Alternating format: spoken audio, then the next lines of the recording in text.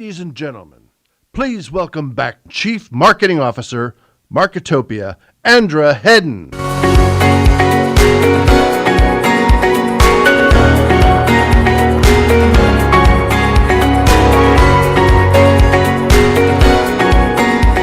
morning. How's everybody feeling? Good, good. Raise your hand if you did karaoke last night. Anyone? I heard it, I could hear it, so I know some of you are guilty of it, or they're just still sleeping, I don't know. But I'm really excited for day 2.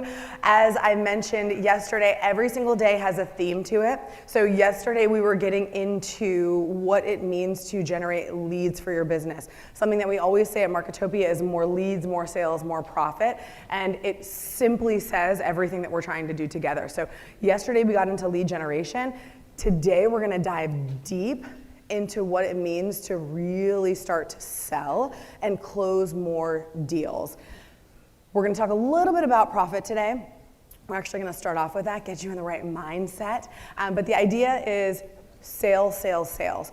So many of the MSP partners that come to us or that we speak with, and again, we talk with thousands of partners throughout the year, that's the number one issue aside from marketing is the sales abilities. And there's a lot of answers for that. So we're gonna talk with you through how to get better at closing deals, how to get better at navigating that conversation, how to get better at understanding what it means to structure a deal and take it to end game, which is closing it, right, and getting more revenue for your business. So I'm gonna take a little look at what is on the agenda for you today. So as I mentioned yesterday, this is our main room. So here you're gonna spend a lot of time, particularly for the morning in here. And then instead of breakouts, which we had yesterday, you learned a lot from these vendor partners that are here to support you. Today we've got workshops for you. So I'm gonna go through this with you. So we're up here right now. I am welcoming you to the day. Next, we are going to be talking about profit. So we've got an amazing individual that I will introduce in just a moment who's going to be speaking with you about profitability in your business. Then we're going to go into a break in an expo for just a short 10 minutes together. Then we're going to be back here, and CompTIA, Carolyn's going to go through new content. So no one's seen this yet. CompTIA has not published it yet. You are seeing it for the very first time. So she's going to talk about trends in the channel and things that you can be looking for now and what you can be looking for in the future. So you will be the first to see that content, so get excited. Then we've got the Earning the Right to Win session. So we have Terry coming up, we've got Jeff Newton coming up, and again, talking about what it means to close deals. Jeff is a pro at this. If you don't know him, you should, and he's going to give you a lot of takeaways. After that, we've got a panel coming up about just that, winning my fair share. How do you get more revenue coming into your business? And we've got a panel of MSPs that are doing it right, that are going to give you some insight to what they're doing, give you some real examples. We want to try to stay away from this high level information in the conference where you leave and you don't really know how to put that to use. So they're going to share a lot with you, what they're doing, what you can start to input into your business, and then find them afterwards. That's the beauty of having a really intimate conference, is you can find them and go deeper on the conversation and ask them specific questions about your business. So get excited for that. Then we got lunch and a book signing. So the individual that I'm about to introduce is a best-selling author, and you will have the opportunity to meet him individually and also get a signed copy of his book. So I definitely urge every one of you to make sure that you do that. The book signing will be right out here in the foyer area prior to going off to lunch. Then we have David Powell. This is a personal friend of ours and a game changer in the channel as well. He will be coming up and he will be talking about doubling your revenue. He's a great storyteller. If you've never seen him speak, you do not want to miss it. So make sure you come back and you're here for that session. Then we're going to break into workshops. So at 1:10, we'll have a quick 10-minute break, and then workshops start at 1:20. And workshops are upstairs. So we have a great workshop schedule for you. I'm going to talk about that in just a second. Make sure that you pop up there. Similar to how it worked yesterday with your breakouts, you've got the choice to do different topic areas. You'll have the same thing. There will be 3 sessions of workshops, so you'll have 3 different opportunities to pick and go into a room and learn something that's going to be pertinent to your business. So get excited for that. Then we're going to come back. We have a couple of awards that we're going to be giving away this afternoon. We did do a little award ceremony yesterday. We're going to be giving out just a quick 3 awards this afternoon, and then we are going to go into happy hour. Happy hour will be in here as we did yesterday, so get a chance to mix and mingle. It was really fun, and meet a lot of the vendors. Tonight, our fun event is taking one of the cruise ships out over in the Clearwater Marina. So many of you that have been walking around downtown, you've seen a lot of the boats. So we're gonna get together after that happy hour and we're all gonna walk over together. It says conga line. We may do that, and I'm gonna pick one of you to be the lucky leader, but we may do that, but we're gonna walk over to the cruise ship and then we're just gonna have a good time. So it's gonna be a sunset, it's gonna be great. So be excited for that, and it'll be right after the happy hour. There's doors on the side and we'll all walk out together. These are the workshops. So they're also inside the app. Take a look at the topics. So they're a handful of different elements of your business that you may be really good on one and you don't need that information, and another one might be perfect for you. So just take a look at it, pick the ones that make the most sense for you. Again, we've got great speakers that are going to be in those workshop sessions. The actual speaker is inside the app as well, and if you have any questions on that too, ask any of the team members from Marketopia that are around to support you, and they'll let you know so that you end up in the right place. So there is a rotation of 3, as you can see here. So the first one starts at 1:20, second at 2:25, and then the next one at 3:30. Awesome. And these will be workshop-y too, so you'll have the opportunity to ask questions, you'll have the opportunity to interact, and the goal is to get a lot out of it. We don't want it to just be speaking at you, we want there to be a conversation and you really to get some value. Thank you again to our sponsors, couldn't do it without you. Kaseya is the diamond sponsor. I know you learned a lot about them yesterday. Make sure you stop by the booth and continue to learn more. Gold, silver, bronze, same thing. You're amazing, we thank you. And then emerging. So as I mentioned yesterday, there are some vendors that maybe you haven't seen. Go and meet them, understand what they're bringing to the table and if it makes sense for you and your business. And then obviously we've got our partnerships. So Channel Pro, CompTIA, who you're gonna hear speak today. Joel from Channel Pro, who we call the mayor, is here and will be here for the duration of the event. Stop by, see what they're doing. See if maybe you can get on the cover of Channel Pro. You never know. And then JS Group. So for the vendor sessions, vendors have content too today. The JS Group is gonna be leading that upstairs for them. The app, who has started the survey inside the app? Anyone yet? Okay, good, because I said wait till Wednesday. Good job. Good job, I love that. So tomorrow we'll be doing the voting for the sweet little vendor awards. So make sure that you do that. I'll say a reminder tomorrow so that we don't forget. Are we ready for the first speaker of the day? I want you guys to get pumped up. So this is an individual, I did mention, he is a best-selling author, but what is even better than that too is, I know there's a lot of events and they're, you know, the speaker, you're excited to see, but the relatability to what you do every day might not be there, right? It's cool to see them, they're talking about things, they try to figure out how they can relate their life story to what you're doing, and sometimes it's a hit, sometimes it's a miss, we've all been at those ones as well. But the thing that's really awesome about this individual is he was an MSP also.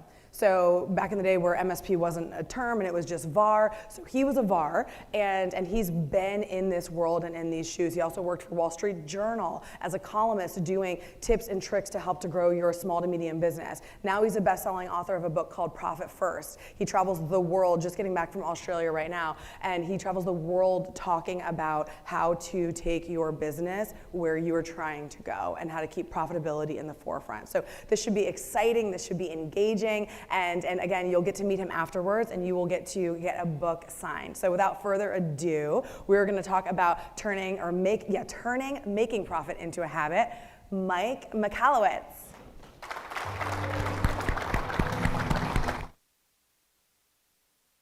Thank you. Thanks, Andra. I appreciate it. I don't need the clicker. Okay, yeah, Thank you. Thank you so much. Thank you. So, thank you very much. So I'm not a betting guy, but when I heard conga line, I'm like, that ain't happening. A bunch of IT dudes, I know some women here, are not doing a conga line tonight, so that's my bet. Hey, who here started your business, just by a show of hands, in part or maybe fully, to be financially free? Did you start your business for financial freedom? Okay, about half the hands went up. That's interesting. Let me just gauge our audience here.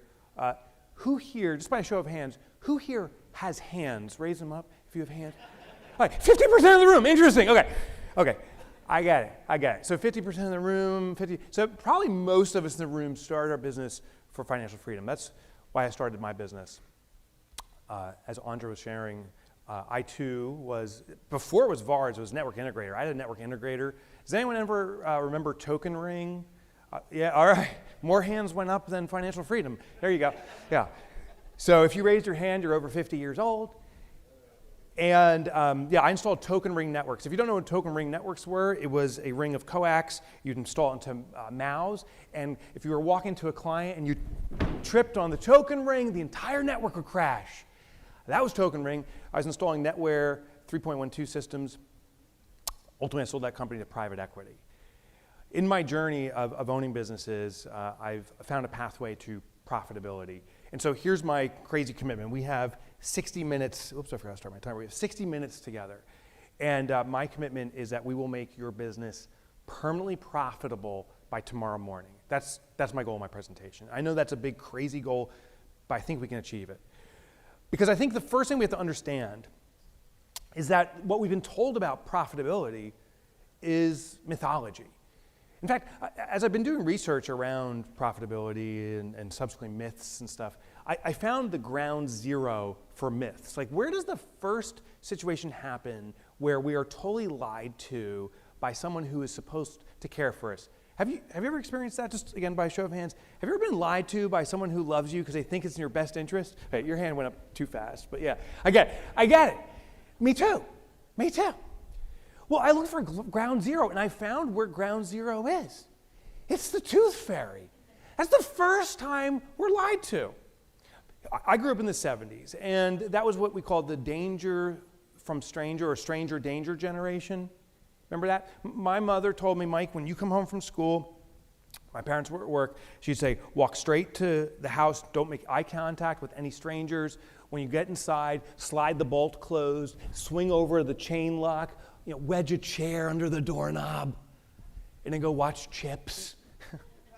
And that's what I would do. And I would never make contact with strangers ever because that was dangerous.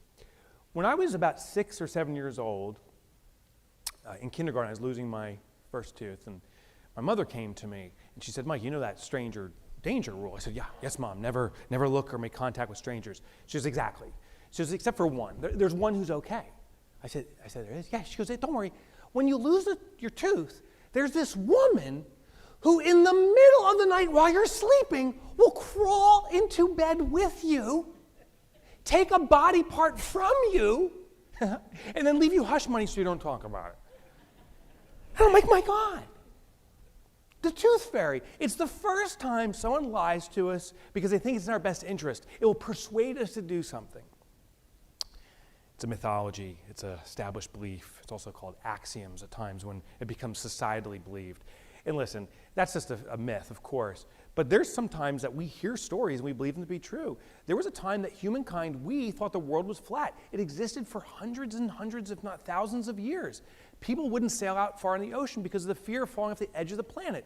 If you remember the old world maps you saw back in the school days with the serpents and sea monsters, they were there to dissuade us from going too far out in the ocean to support that belief. There is another belief that exists, and you have been taught this just as much as I have. It's in thousands of books. The foundational formula for profitability for our businesses is as follows. Your sales minus your expenses results in profit, right? It's in thousands of books. In fact, it's even in our vernacular. We say, oh, profit's the bottom line. It's the year end. But here's the statistic that blew my mind away. The SBA, the Small Business Administration, was conducting a survey of small businesses. There's 35 million of us in the US. A small business is a company that does $25 million in annual revenue or less. It's perhaps a lot of us in the room. It's absolutely my business. This study went to go on to be global. There's 330 million small businesses globally. 83% of businesses are surviving check by check. 83% of businesses are not sustainably profitable, meaning we don't have enough money to pay all the expenses, the rent, the equipment, the purchases, our staff, let alone pay ourselves the appropriate salary, let alone have a regular profit distribution. And if that's not you, surviving check by check, statistically, it's the person sitting to your left and to your right. What confounds me is most of us in this room started your business for financial freedom. But how come most of us aren't achieving it? It makes no sense. What's wrong with me? What's wrong with us? And I was sitting there one day and said, oh my God, the problem is this formula. And here's what the problem is. While this makes logical sense, it doesn't make behavioral sense. It is human nature, when something comes last, it means it's not important. It can wait. If you love your family, do you say, I love my family so much, I've finally started putting them last? No. I love my family so much, I put them first. If your health matters, I put my health first, not I put my health last. And yet we're told to put profit last. And so what happens is the end of the year comes around, there's no profit, and it's like, oh shucks, maybe next year. And we kick the can down the road for profitability. As I was growing my integration business, installing my NetWare systems, it's before Windows even existed, I was in business for about 4 or 5 years. Now it's the mid-90s. And I had never been profitable until my 5th year in business. I got a call from my accountant. His name is Keith. He said, Mike, I have wonderful news. After 5 years of effort, I'm proud to report you have a $15,000 profit. And I don't know if you've ever been there. I felt the butterflies building up. I'm like, payday. It's here finally. Then I asked him a question I regret. I said, Keith, where is that profit? And I don't know if you notice how accountants laugh, but it's laughter that reverts to maniacal snorting. I said, Keith, where is that $15,000? And he goes, you spent it all already. It's an accounting profit. You don't have anything. I'm like, thanks for laughing. That hurt. And I'm like, are you kidding me? He said, yeah, it's an accounting profit. You don't have that money. What I'm going to share with you today is a method to be permanently profitable as most entrepreneurs, as you probably define it. Cold, hard cash waiting for you at the end of each quarter, waiting for distribution at your bank. Money in the bank. Problem is this formula, because it teaches us that we have to wait for profit to come last. What we're going to explore today is our sales, the revenue you generate for your firm, minus your profit, equals your expenses.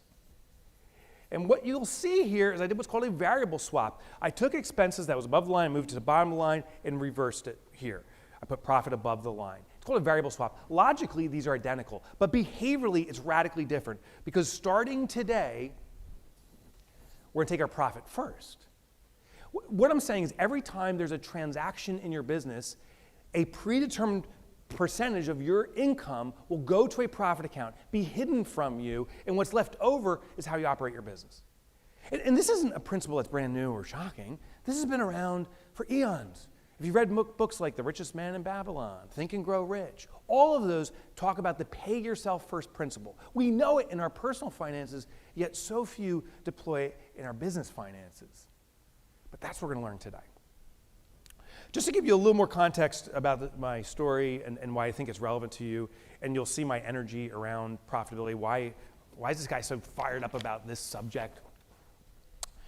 My background, that IT company I built, I sold it to private equity. I don't know if you're familiar with the term private equity. It's new to me. It's rich people bought it. and honestly, I did not make FU money. I made FME money. I don't even know what that means, but it was a good chunk of money. And I said, oh, that old formula works at the end. I was never profitable running the business, but if you pump and dump, you can make some money. I started a second business in computer crime investigation, computer forensics specifically. Happened the Enron trial broke 6 months after I started that business, and we got the Enron trial. My company facilitated the investigation. Just to give you context, we did not do the prosecution. That's the FBI, the ATF. We were the defense representatives, or the defense investigators. Kenneth Lay, Andrew Fastow, if you remember those names, were clients of mine. And my company was quickly acquired by a Fortune 500 called Robert Half International.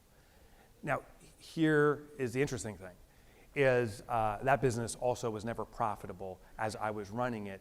It was surviving check by check. I was trying to spend every penny I had to make it grow. I had tons of debt. And so when I sold it, albeit I sold it for millions, I had to pay off a lot of debt. But I also believe that this old formula is the way to grow, and that you simply need to pump and dump your business as quickly as possible. Grow, grow, grow, and sell out. So my third business, and I think this is the interesting one, was an angel investor. I've never done that before, but I decided, if I start one company at a time, I'd probably do better at starting 10 companies at a time. So I decided to start 10 businesses. Now, I've never been an angel investor before. I probably never will be again, because I now call myself the angel of death.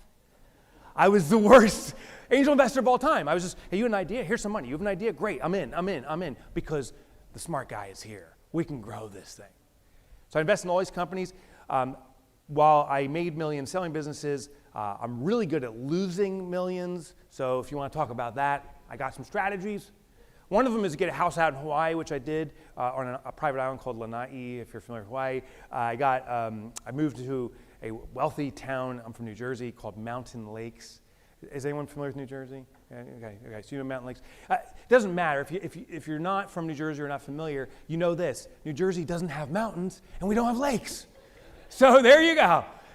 So I moved into Mountain Lakes, and I decided to show my success, I needed to buy a Land Rover, a BMW, and a Dodge Viper, all within 4 hours. And believe it or not, you can do that. I looked up the word. What is the word for someone who has maybe early success, but is now really admittedly arrogant and believes they know everything and has to show off their success? Like this necessity to show my trophies of accumulation. What's the word? And I found in the Webster dictionary, the word is dick. I was a dick. I had become a total dick. I didn't even know it. But I believe there was divine intervention that was due, and it transformed me and turned me onto this formula. On February 14th, which is Valentine's Day, 2008, I got a call from that same accountant, Keith. He said, Mike, I can't believe I'm saying this to you, but we've been going through your numbers, and it is our professional recommendation you file for bankruptcy. I had blown all my cash. And I suspect you may have been in situations like this too, where you see cash dwindling, and you can logically seeing it go, but you don't emotionally accept it. And I saw my bank account emptying, but I couldn't believe it was true. I was like, I'll simply sell another business. That big customer will appear. Investors will save me. But none of that happened. I came home to my family on that February 14th, Valentine's Day. We celebrate almost like Thanksgiving. We have a big meal together. I have 3 children. We all celebrate. We make big cards, I love you cards to each other. I came home. I had to tell my family for the first time, because I had been lying to them by omission. I'm not proud of that, but I was saying everything's going to be okay, that we were out of cash. And the food was served, but I came home late because I didn't know how to express this. I was sobbing and crying as I walked in the door. The food was cold. I sat down, and my wife was like, what's going on? And I said, we're going to lose everything. I decided not to declare bankruptcy. I didn't think it was the responsibility of my creditors. I decided to liquidate our remaining assets, the house, the cars.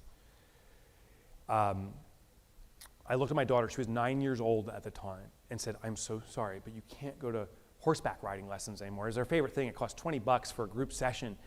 I was broke. And she started crying, and she got up and she ran out of the room. And I do know this. I experienced what I believe to be a traumatic trauma around finances. And I suspect you may have too. And I strongly suspect people in this room have experienced trauma that's far, far worse. But I do know this, is that in those moments, the solution is to run away. I decided to be a provider for my family. My daughter was running away, but my gosh, that's what I wanted to do too. It was brutally painful. My daughter ran away. I heard something in her room, and she came running back even faster with her piggy bank. And she put it on the dining room table and said, Daddy, since you can't provide for our family, I'll start doing it. And I'll start crying. That's my rock bottom moment, where my daughter, my 9-year-old daughter, felt compelled to save us. And you've been there too, these rock bottom moments, and perhaps you've even been there financially. What's interesting is there's a saying about rock bottom moments. As ugly and as horrible as they are, it's a beautiful saying. The only way to go is up, right? Have you heard that? It's beautiful. It's total bullshit. It's total bullshit, but it's beautiful. Because the reality is you get dragged along the ocean floor of disdain and hatred. I started becoming a heavy drinker. It was a medication. I didn't know what to do. But one day, I was watching television, and a fitness instructor started sharing these principles, and it became this aha moment for me. She started to share these 4 core principles: become physically fit, to channel who we already are. It's that don't change who you are, but channel who you are to get outcomes. And what I found is physical fitness translates to fiscal fitness. So we're going to dig into these principles right now. To drive profitability, the first thing we need to do is use this concept of small plates. What the fitness instructor shared is that in the American diet, I don't know if you know this, 300 years ago, back when our country was founded, 350 years ago or so, a dining plate was this size. What we consider a coffee saucer or a dessert plate was an entree plate. Over the last 300 years, plates have doubled in size.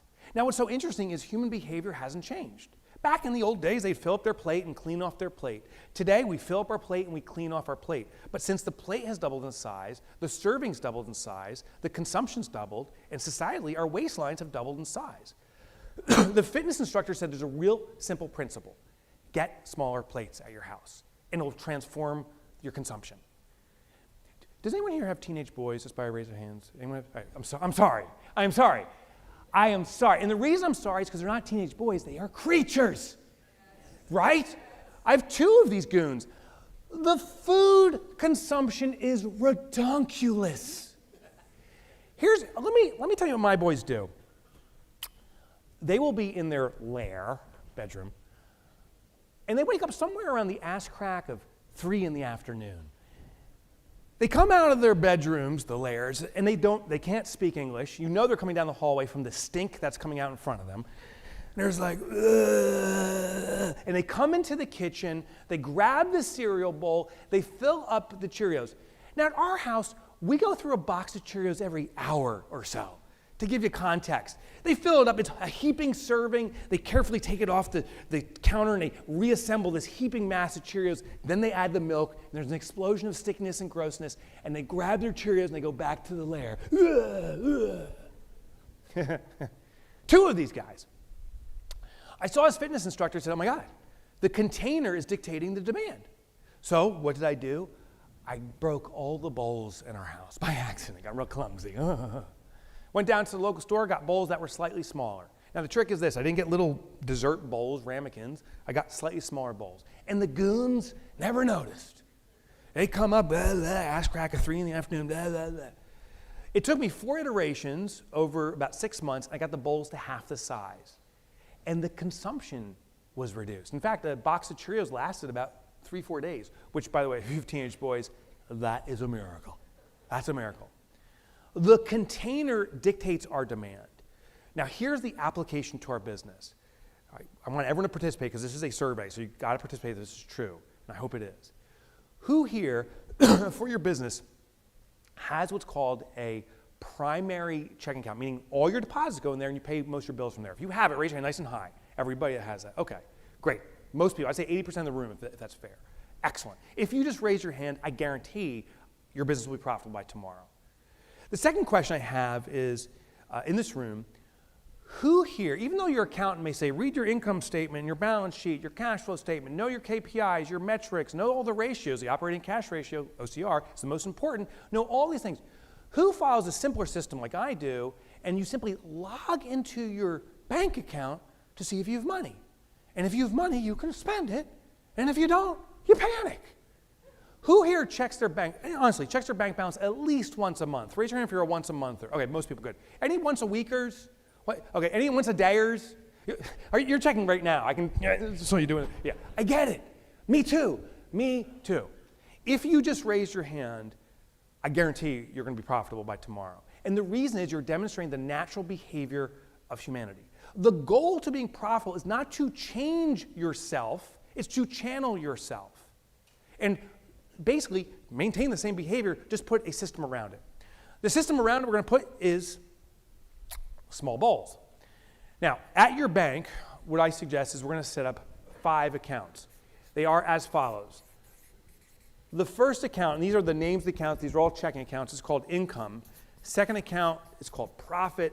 Third account is called owner's comp. Fourth account is called tax. And the fifth and final account is called OpEx. Now, this is how these accounts work. These are at your bank. The income account is it's going to be a depository-only account. What I mean is money is going to flow in, your deposits, and it simply sits in the income account. We never will pay a bill from there going forward. It's kind of like Thanksgiving. We just celebrated Thanksgiving last month. We had about 15 folks at our house. I pulled the turkey out of the oven with my wife. We carve up the turkey. What I didn't say is, hey, everyone for themselves, fight for it. Just grab your knife and fork, and whoever wants the most turkey wins. Now, we apportioned it, and we served it to every guest at the table. You carve it so that everyone can get a piece of the meal. Your income account is a cash turkey for your business. Your business has many cash responsibilities. In fact, these are the 4 primary responsibilities. So here's how we're going to carve up that cash turkey. The first account, or the next account, is called profit. What is profit? I just want to be on the exact same page. Profit is a reward to the shareholder of an organization for taking the risk of investing in the organization. If you own the business or own a part of the business, you are a shareholder in your own business. I own stock in Ford, I own 100 shares, nothing big. Last quarter, they sent me a check for $13.23. I opened up the envelope, and here's what I didn't do. I didn't say, oh, shucks, I don't deserve this. I'm going to reinvest it or plow it back into Ford. Go, Ford, go. And I didn't say, I got to run down to the factory and see how to earn this money. Profit is a reward for taking risk. I don't know if you know this. About 7% of the global population will ever start a business and maintain a business successfully, which means 93% of the population is looking to work for successful businesses, sustainable businesses. If you are an entrepreneur in this room, your job is to be a creator of jobs. In other words, if you're an entrepreneur, if you're doing the job, you shouldn't be. You should be creating jobs for other people to do it. You've taken on extraordinary risk. The value of your business can increase over time, or sadly, for some small businesses, it collapses. As a thank you for supporting our economy, that profit distribution goes to you, which is different than the next account, which is owner's comp. Owner's compensation is the pay that you get for the work you do within your business. I was chatting to some people as I was walking in, asking some of you folks, what do you do? And well, I own the business. I do the majority or all of the sales, the high-end sales. I'm the most technically oriented person. I do some of the integration stuff and the setup stuff. I'm the most motivated. I sacrifice my time with my family, my friends, my personal time just to support this business. You do extraordinary things for the business. And I suspect some of you aren't paying yourself a salary representative of that.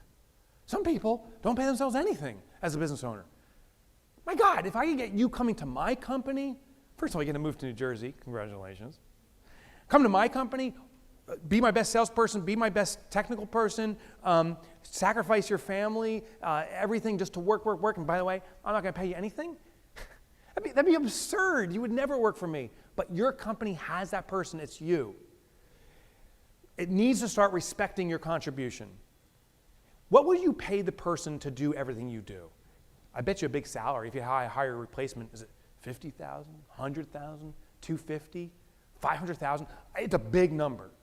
And we need to pay you that. That's what owner's compensation is. Different than profit. Profit's for shareholders. Owner's compensation is for the owner, operator. Taxes. The number one bill associated with operating a business that business owners are least prepared for is the tax bill. Comes around April 15th. My God, I owe how much to who? We better have a discount. Let's do collections, call new customers and see if we can just integrate something, sell something, because we got to pay that tax bill. Your business can and should pay your taxes. It's regardless if you are an S Corp, C Corp, LLP, LLC, hybrid, any kind of business, your company can always pay your taxes, sometimes through a distribution back to you, other times a direct pay to the government. But your business can maintain that liability. And the last part is OpEx. OpEx is the funds used to operate your business. So here's how it looks. Money comes in and it flows out to these different parts of the business.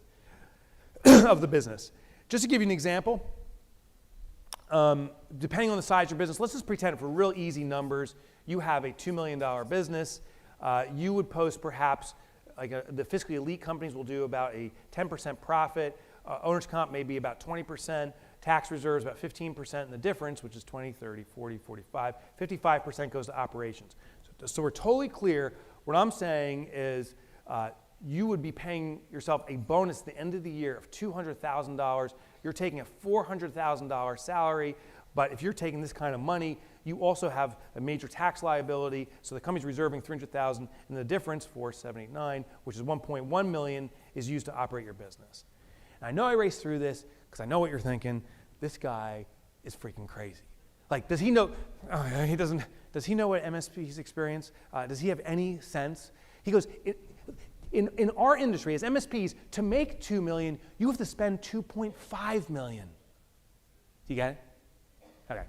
If you didn't get it, my God, you got it. Okay. I will prove this to you. This is absolutely possible.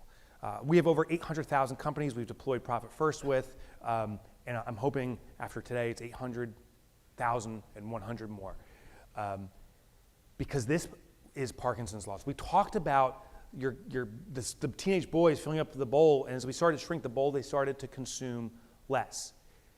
Parkinson was a theorist in the 1950s studying human behavior and found something really fascinating. He challenged the established myth that we've all been taught of supply and demand. And you know this. They say that as demand increases, supply will increase to meet demand, right? The more people want what we sell or service, of course we'll provide more. More competition will spring up. Parkinson studied this and said, oh my gosh, when it comes to human behavior, it's almost always the reverse. He said it's actually supply that is dictating demand. Meaning, the more money we make, the more we consume. The more food put in front of us, the more we consume. And look at your own business. I suspect today your business is making more money in revenue than it did yesterday or in the past. Most businesses over time increase in revenue. But how come it's almost uncanny that our expenses increase at almost the exact same rate? Because of Parkinson's law. Parkinson pointed out something fascinating. He said if we constrain supply, the less that's available, so this is now the new supply line, demand gets reduced. Because there's less supply. It's called forced frugality. If there's less available, you use less. And, he goes, you become highly innovative. You find ways to sustain. You may notice this works with everything, including time. Next time you're negotiating a contract with someone, maybe you say, hey, we'll get the agreement in 1 week. If you're living Parkinson's law, which all humans do, it may take you a full week to get that proposal out. But if you had that same conversation with the same person and said, I'll get you the proposal in 1 day, you'll likely get it done a lot faster. The constraint of time changes our behavior around it. The constraint of money changes our behavior. When you had less money in your life, I bet you found ways to get by. I bet you found ways to be frugal. And what this system does is it forces us back to that forced frugality by leveraging Parkinson's law. And that's why this works. Step 2. So I'm watching this fitness instructor on television. She explains the size of the plates, if we reduce the container, will work within the parameters of what's available. The second lesson she shared around diet was the sequence of how we eat food. Most people, when we're served food, it's our steak, potatoes, vegetables. It's all served simultaneously. And what do? We default to our preference. My preference is the steak, so I'll eat the steak. The vegetables can wait. And sure enough, when I'm done eating, I barely even touch the vegetables.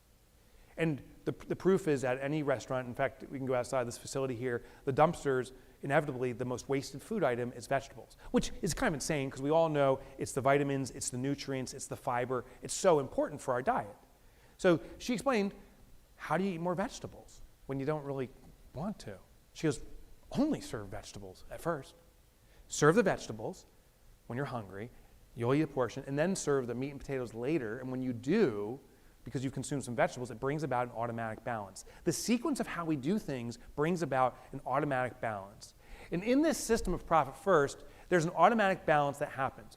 Remember, money comes into the income account. The income account is a serving tray of cash. It's a cash turkey. We're going to carve it up. When we carve it up, we first allocate money toward profit. Now, this is on a percentage-based system. And mathematically, it doesn't matter where you put money first because it's all slices of the same pie. But behaviorally, it matters. When income comes in, the first thing is we allocate money toward profit. So the first thing you're going to do tomorrow, when money comes in, we're going to allocate money toward your profit account. And what happens is there's a serotonin and dopamine release in our brain, the joy chemicals, if you will. And it's like, my gosh, perhaps for the first time ever, you have a cash profit sitting at your bank for you. Reward mechanism. Next thing we're going to do is allocate money to pay the most important employee I think that companies have, or are the owners in almost every circumstance. Now we're going to allocate the compensation you deserve. Another reward mechanism. Then, after that, we're going to allocate money toward taxes. Paying taxes is not a reward. But it does protect you from going to jail or anything like that, or penalties. So it's reward, reward, protect the business. And the last thing is we fund the operating account, which serves the business. So the behavioral componentry is reward, reward, protect, and serve. Reward, reward, protect, and serve. By allocating money in the sequence, we start to build our profit muscle. That's the key, our behavioral profit muscle. The third principle this fitness instructor shared was to remove temptation. I don't know what your temptation is when it comes to food items. For me, it's chocolate chip cookies, addicted. Can't stop eating them. And about a year ago, my youngest son, teenager, he goes, "Hey Dad, do you want to do a Spartan race?" I don't know if you know what a Spartan race. I thought that was just like, run 5 miles or something. I'm like, yeah. I don't know if you know what a Spartan race is. Yeah, it's running 5 miles while you get electrocuted and beaten by other people with mud splashed in your eyes. Yeah, sounds fun. So I, like an idiot, I signed up for this thing. I'm like, oh, I'll do the Spartan race. Once I found out what this thing was, I immediately hired a coach. And I said, I'm doing the Spartan race. And he goes, "Are you fucking crazy?" I guess apparently so. I said, "What do I do?" He said, "Well, we got to change your diet." He goes, "The first thing is we got to cut out the carbs, and there's tons of other stuff." And he goes, "Anything that you eat, the bad carbs." And I said, "Yeah, for sure. Chocolate chip cookies, I love them." I said, "I'll just stop eating those." He goes, No. You can't stop eating them because you can't have them in your house. Remove the temptation. The only way to prevent it, because most of us try willpower. I'm not going to take those cookies. And then over time, that willpower, like a muscle, fatigues and we cave in. What we need to do is to remove the temptation of borrowing from ourselves. Here's how this system works. We allocate money to the different accounts. We fund the OPEX account. And I know the moment's going to come, you're going to look at this account and say, "I don't have enough money to pay my bills." Here's the golden lesson. If you don't have enough money to pay your bills, that's your business saying you can't afford your bills. There's something fundamentally flawed in your business. But what most entrepreneurs did, and what I did for years, is I said, "Wow, I got some money in profit. I'll steal from myself." It unwinds the system. Listen, if you want to have a 10% profit, if you want to pay yourself appropriately, if you want your taxes paid, this is what you must run your business off of. It forces a hard truth right at your bank account level. But the temptation's there. I'll just borrow from the profit account. So what we're going to do is we're going to hide 2 accounts. We're going to hide the profit account. Whatever bank you work with today, I'm going to call this Bank 1. You can set up this system. And then we're going to find a Bank 2. I do want to tell you, I just feel compelled, regarding Bank 1, I have found a bank that I love working with. It's called Relay. It's an online banking platform. They are outside. So if you're not thrilled with your bank, if you're getting fees for, say, multiple accounts, if you want this automated, that's what they do. They are giving away free books. I did speak with them prior to this. They don't have enough books for everyone in the room, so if during the break you want, you can just claim your book and get it, and I can gladly sign it later. But there are free books out there that teach this entire system to you, if you want. What we're going to do is whatever bank you choose, that profit we're going to transfer over to Bank 2 to hold the money. So I'm going to call it profit hold, and I'm also going to call this tax hold. We need the money out of sight, out of mind. I was at an event in New York City. This is about 10 years ago when I was initially teaching Profit First. This guy came up to me after the event, and he goes, "I don't believe in your system." I said, "You don't have to believe in it. It's cool." He said, "I'm skeptical." He goes, but I'm going to do it. I'm like, well, why would you do it? He goes, well, I got an $8 million business. I'm like, well, whatever. I hope no one ever judges a business based upon revenue. I'm like, okay, whatever. I said, tell me the profitability. He goes, well, we lost $500,000 last year. I said, oh, I get it now. Well, how was the year prior at least? And that was $700,000 in loss. I said, okay. He goes, I'm going to try this out. I'm skeptical. I don't believe in it, but I need something to turn this around. I'm desperate. And his name is Pete. Peter and I became excellent friends. We talk actually every week now. He told me a story that I want to share with you. He had his current bank. It was convenient, easy to access. He knew he had to hide money from himself, so he didn't tempt himself to steal that money. He found a second bank. He's in New York. He found a bank in Pennsylvania. It's a 3-hour drive away. I call it the drive of shame, honestly. And he found this bank. He went in there and said, hey, I'd like to, and by the way, use this line. He went to the teller and said, I'd like to set up some accounts here. And they said, oh, that's wonderful. Why would you like to set up accounts here? And here's the exact line to use. He said, because I like to store money at your bank. I don't know if you know this. If you ever say, I like to store money at a bank, there's like a secret alarm system, a silent alarm. They hit it. But not the one that calls the police, the one that calls the manager. Because the manager came running out, fixes his tie. He's like, oh, welcome to the most convenient bank in America. And he goes, we'd love for you to store money with us. And they go, we have online banking, starter checks. God forsake, we have a limousine that will drive cash around wherever you want. Peter said, that's funny you're the most convenient bank in America because I'm looking for the least convenient bank in America. He goes, I don't want to access this money. He goes, so much so, I want to put money in this account, and when the only way I want to access it is by driving out here. That's why I call it the drive of shame. No online banking, no starter checks. And he said, when I ask for a withdrawal, he goes, I like you, the bank manager, slap me in the face a few times to make sure I'm only taking the money out as a profit distribution, not to fund my business. Again, if there's not enough money in here, there's something fundamentally flawed in your business we need to fix. Wrong profit margins, inefficient, pricing's off. There's something fundamentally flawed. Just one final thing about temptation. I was in Iowa. This is a few years back. And I was sharing the system. I was talking about my addiction to chocolate chip cookies. Same size audience, about 100 people or whatever. And this one entrepreneur, it's a woman, she picks up the phone during the conference and she's like, yeah, can you do that now? Oh, great, it'd be awesome. It was kind of weird, but listen, if opportunity strikes, jump on opportunity. That's far more important than a speech. It was kind of weird. I thought she would step out. 10 minutes later, the door swings open. It's like a cowboy movie. Like the steam rolls in, and some dude walks in with these pizza boxes, 3 stacked high, and he comes in, he's like, did someone order this? And that woman's like, that was me. And he goes, where do you want this? And she goes, it's for the speaker guy thingy. That's me. And he's like, okay. And he comes to the stage, he puts down the pizza boxes, and it ain't pizza. Because he opens it up, it's fresh baked chocolate chip cookies. True story. And I'm like, are you kidding me? I just told you my addiction, and you're like, here you go, pal. I asked her, I said, what if I told you I was addicted to cocaine? I just tried that joke in Miami. Did not go good. Did not. It was bad. It was bad. Okay. That's a true story. And of course, I eat the chocolate chip cookies.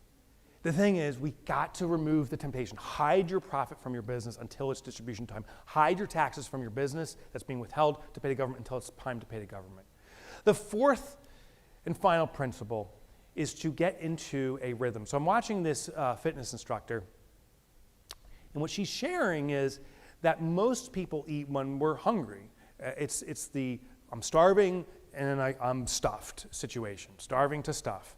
So maybe this morning you're running a little late for this, you missed breakfast that was being served, and you're like, oh, by lunchtime, oh gosh, I could eat a horse. And so what do? You eat tons, and then right after, you're like, I've eaten too much. Well, in businesses, we do the same thing. We go through this gluttonous phase, and then we go through the starvation phase. And I know you know it. All those deposits come in, it's like, oh, yes, finally we've arrived. And the next day, all that money's gone because you pay all these bills, and you're like, oh, we're starving to death, and panic ensues. It's this bipolar experience we have with finances. And the fitness instructor shared this real simple solution. She said, eat 5 meals a day. And I'm sure you've heard this, eat 5 small meals a day so you don't ever go into that starvation mode where you overeat. Well, we can get into a rhythm too where we have this regularity. And here's how you do it. We call it the 10-25 rule. That's the 10th and 25th of the month. Those are not necessarily magical numbers, but I will share the power of it with you. This is the income account. Now remember, the income account is our cash turkey. We're going to carve that money up and allocate money to different parts of our business. Today is the 5th. So the next trigger day following the 10-25 rule would be the 10th of the month. Then the next is the 25th, 10th, 25th, and this repeats on into perpetuity. What happens is today, on the 5th, money will come into your income account, deposits, right? It's a depository-only account. You don't touch it. It just sits there. You allow the money to accumulate until the trigger day of the 10th. On the 10th, every dollar that's in the income account gets allocated out in the sequence, reward, protect, serve, on percentages, 10%, 20%, and so forth. Then the temptation's removed, profits hidden away, taxes hidden away. Owner's comp supports your lifestyle. OpEx supports the business's lifestyle. So on the 10th, everything in the income account goes to 0 as it's allocated out. Then starting on the 11th, money comes in, and on the 25th, we allocate all the money out again. And it triggers a pattern that may look something like this. Now here's the thing.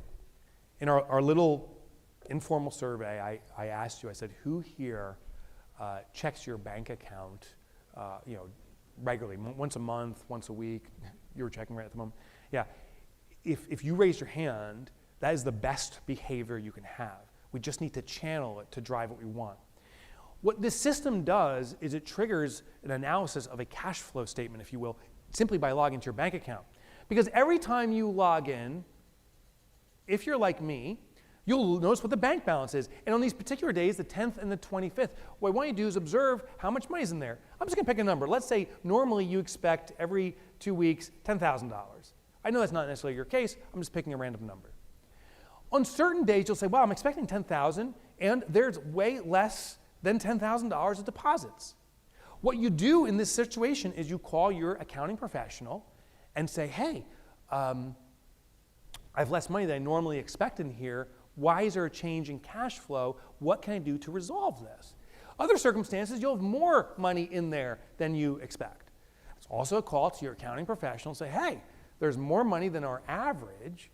What's happened and how can we amplify this or sustain this? You know, that's exactly what a cash flow statement is supposed to do. It's supposed to show you the delta in cash flow. I don't know how to read a cash flow statement properly. I question if Keith, my accountant, knows how to read a cash flow statement properly. But I do know how to log in my bank account and look for my average expected number.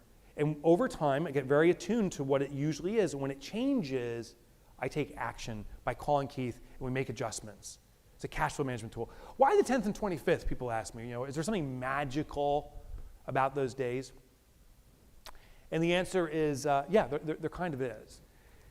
When you do this on the 10th, all the money that's in here gets allocated out, profit and taxes hidden away, owner's comp is support you, OpEx is funded.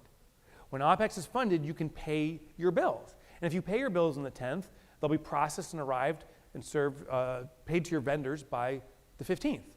Usually half our bills are due mid-month, so those are paid. When you repeat this again on the 25th, this is funded, you pay bills on the 25th, it arrives at your vendors by the end of the month. That's usually when the other half of your bills are due. So it gets you into a rhythm of honoring your obligations to your vendors, just like you should be paid on time too. But as importantly, more importantly, you start to understand your cash flow. Now comes my favorite part. That's the 10-25 rule. We also have the 90-day rule. Every 90 days, we do a profit distribution. So every 90 days, the money that has come into the profit hold gets distributed back to the shareholders of an organization to reward them, you, for taking on the extraordinary and exceptional risk of starting and running a business. I just want to drive this point home a little bit more of how significant what you're doing is. I do a lot of research, a lot of studies. This one study, actually can't remember the source exactly right now, pointed out that 17% of the population ever starts or operates a business. In my kindergarten class, there was 30 kids. 17% is about 5. So that means of 30 kids, if you had the same size class, 5 of them, and you were one of them, ever started or operated a business. But the crazy statistic is this: only 20% of people that start and operate a business sustain a business for over 5 years successfully. And that's probably everyone in this room. Well, 20% times 17% is 3%. That means 3% times 30 kids, that's 1 kid. That means there's 1 kid from your kindergarten class who's made it. That's you. That's a big deal. You, 3% of the population, is supporting 90% of the population by providing great jobs. As a thank you for operating a small business and supporting our economy, you deserve a profit distribution for taking on this extraordinary risk and actually pulling it off. I told you, I'm a shareholder in Ford. I am not necessarily a fan or admirer of mega corporations like Amazon and Google and Ford and all of them. Congratulations on their success. I love small business. But I do admire the fact that big business can only get there with absolute fiscal discipline. And the number one definition of fiscal discipline is to reward the shareholders consistently. Google has 100,000 employees. They have to pay everyone's salary and pay everyone that's invested in them, and they do it every quarter. And the reason almost all public companies do quarterly profit distributions is because it behaviorally is the best way to keep shareholders engaged.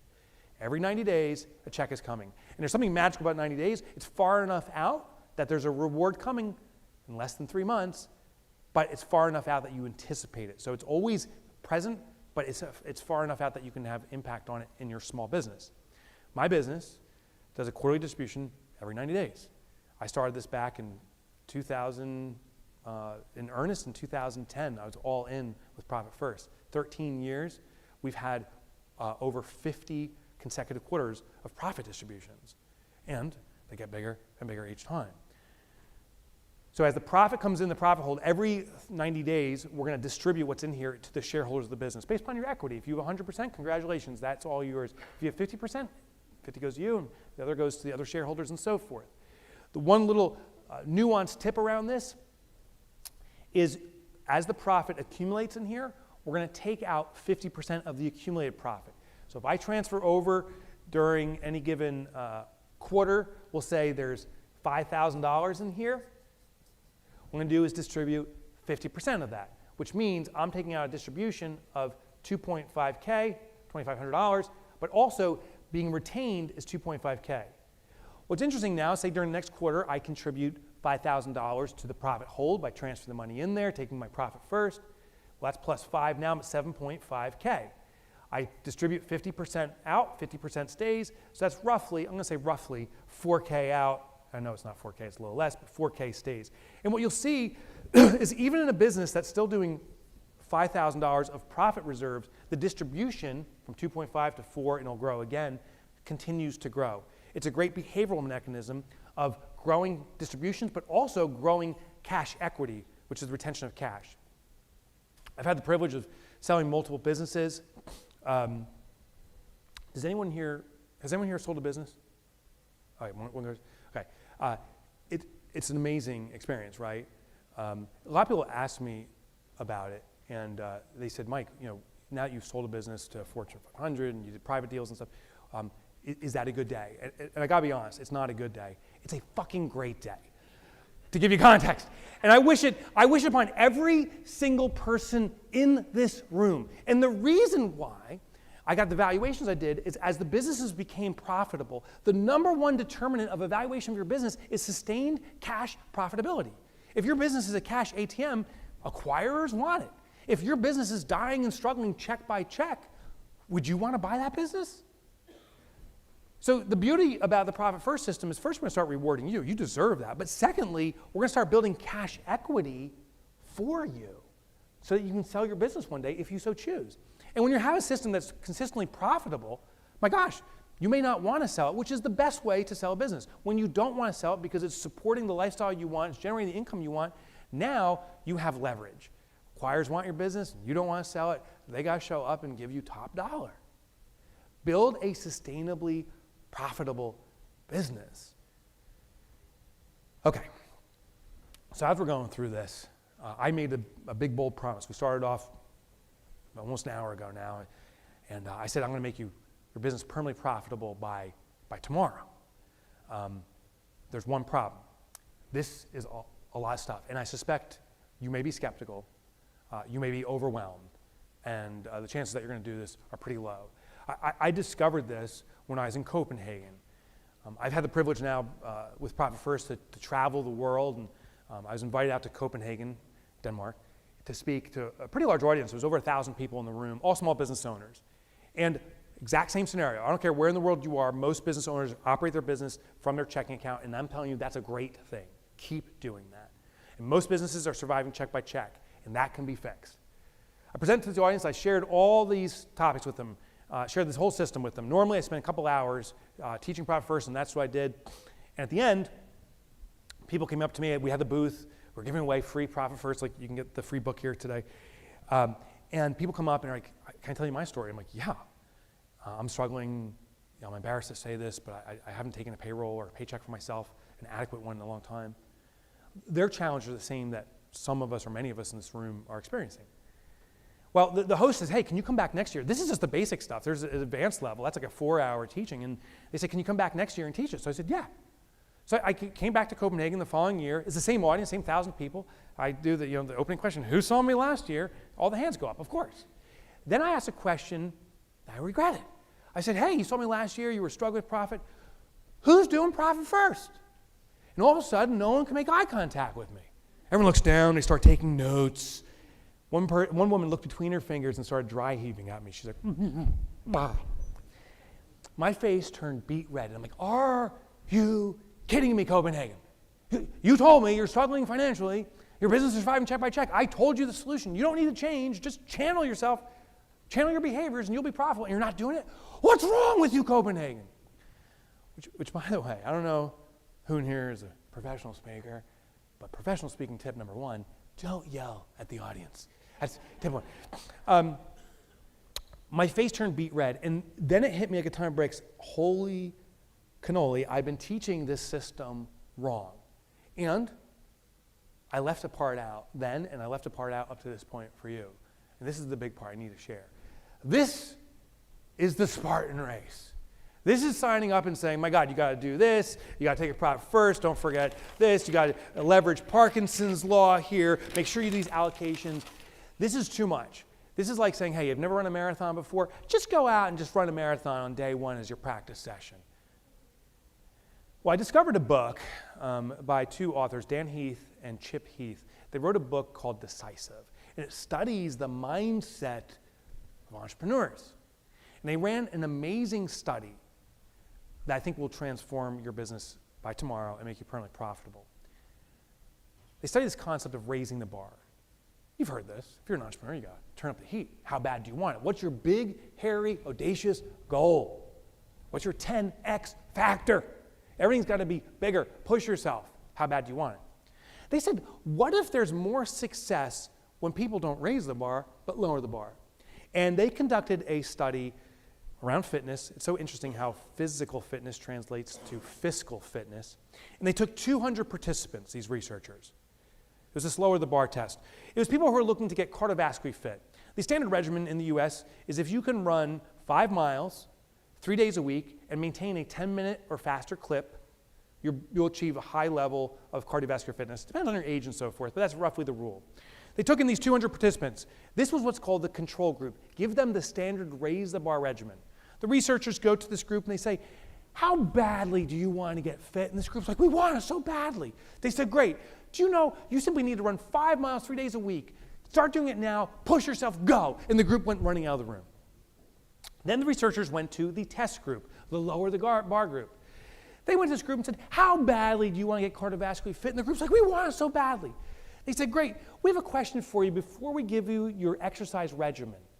They said, do you like to watch television? The group's like, yeah. Like one guy's like, Ted Lasso, awesome.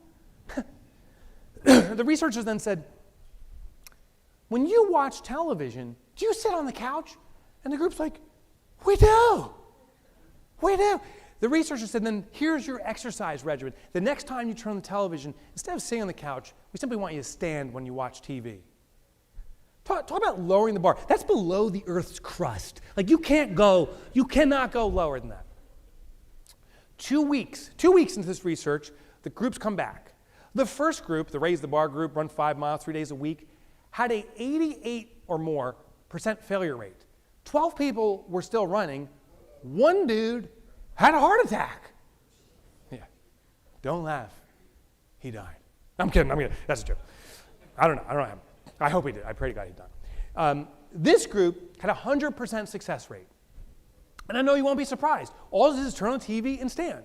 The research continued. The researchers went to the last 12 and said, you're the last 12 standing, represent the group, push yourself, run 5 miles 3 days a week, go, go, go. And they go, hobbling out of the room. The test group, they said, hey, since you're now standing when you watch television, would you be willing to march in place for the next couple weeks while you're watching television? You're standing already. Lower the bar. 1 month into this experiment, 100% failure rate with the control group. No one could sustain it. And my tip is if you're not cardiovascularly fit, let's not start running 5 miles 3 days a week for the next month. You could have a heart attack, apparently. Let's not do that. The test group had a 98% success rate after 1 month, which does beg the question. There's 2 people. Like, did he say march in front of TV or sit back on my lazy fat ass and eat Cheetos? I couldn't hear that. But whatever, the tests continue. Marching in front of the television became doing calisthenics when commercials came on. Then it became, next 2 weeks, is run out to the mailbox, touch the mailbox, and run back in when a commercial hits. It did take these small incremental steps, but after 6 months, over 50% of the people were able to run 5 miles, 3 days a week, at a 10-minute clip or faster. The majority succeeded by lowering the bar, and everyone failed by raising the bar. That's the part I was missing. I've been teaching the system, like, go raise it, go push yourself. And the failure rate was massive. Like I told you, we have 800,000 companies that are doing profit first, and there's hundreds and hundreds of new businesses every week that are deploying it. Once I figured out the missing piece that I want to share with you, you will be permanently profitable by tomorrow if you do 2 things. And I'm going to set the bar so low, you have no excuse except to say, I reject it. But if you want to get a cash profit starting tomorrow, here's what you do. Step 1 is to call your bank, or have your assistant do it, or contact Relay right out there, and set up 1 account. Call it profit. 1 account. Make a checking account, it's fine. Call it profit. Step 2 is allocate a mere 1% of any deposits into that profit account. If $1,000 comes in today, I'm saying take 1%, that's $10. Because if you can run your business off a $1,000 deposit, you can run your business off a $990 deposit. I don't think there's any consequence there. But what's highly consequential is for the first time perhaps ever, you have a cash profit, cold hard cash, $10, sitting waiting for you. And the next day, maybe that $10 becomes 20 or 30, and you keep doing it. And maybe 3-4 months from now, you're like, oh, I actually have cash accumulating. Let me try a 2% profit allocation, and let me set up these other accounts. Of those businesses doing profit first, the vast majority started slow, and they let the system grow. It takes them a year or 2 to get fully deployed in the system. Oh my God, they are profitable starting tomorrow. I have one final thought for you, but I just want to remind you, because I know some people walked in, if you do want a free copy of Profit First, teaches the whole system, it's out there waiting for you. We just don't have enough copies for everybody, I believe, so just it's first come, first serve. Please pick up your copy.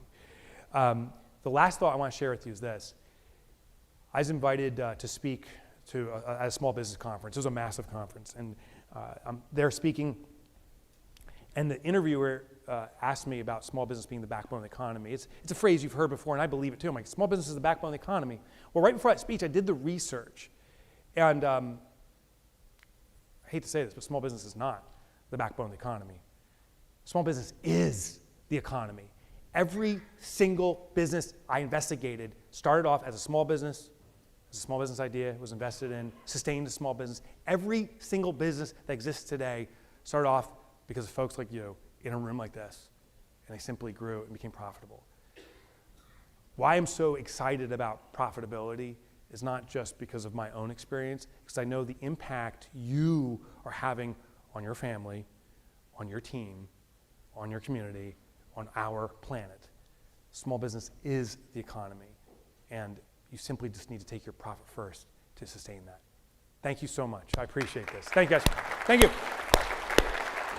Thank you. Thank you. Ladies and gentlemen, Please welcome back Chief Marketing Officer, Marketopia, Andra Hedden. Oh, thanks, Brian. I really appreciate that.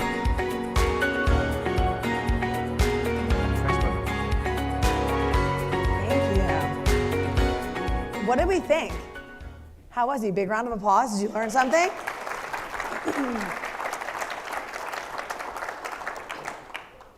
I loved that, and that could not have been a better way to tee up this day. I hope that each of you are in the right mindset and you're thinking about things that maybe you know you need to be thinking about but really haven't taken the time to put pen to paper and go back to the simplest form of planning how you're actually going to achieve what you're dreaming of and what you're trying to go towards. It's so imperative to take that moment. And so I really hope that you got a lot out of that. I think he's amazing.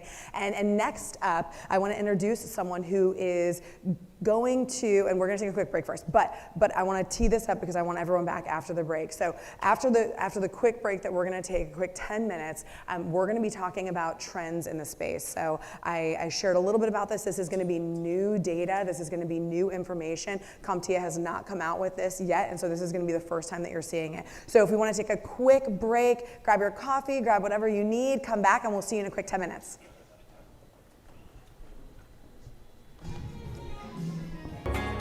Hello again. All right, everybody take your seats, get excited. We're gonna start to dig into more content prior to lunch. I teased this a little bit before we left for break. But this morning's session was fun and energetic, and Mike is wonderful. Going into, again, tactical things to take home with you. Now we're gonna take it a little bit more high level, and we're gonna look at industry trends. So many of you are interfaced with or are members of CompTIA. So we are going to have an individual come up and talk about what CompTIA has come to the table with and is about to publish. Again, you're the first person to see it, individuals to see it, for 2024.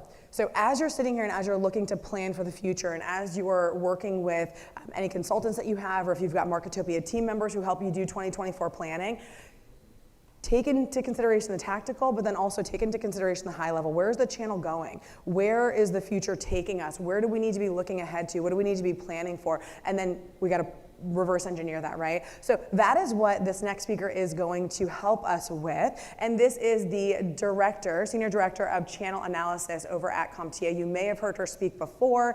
She's wonderful. And so she's going to give you the 2024 outlook in IT. So without further ado, let's bring up Carolyn.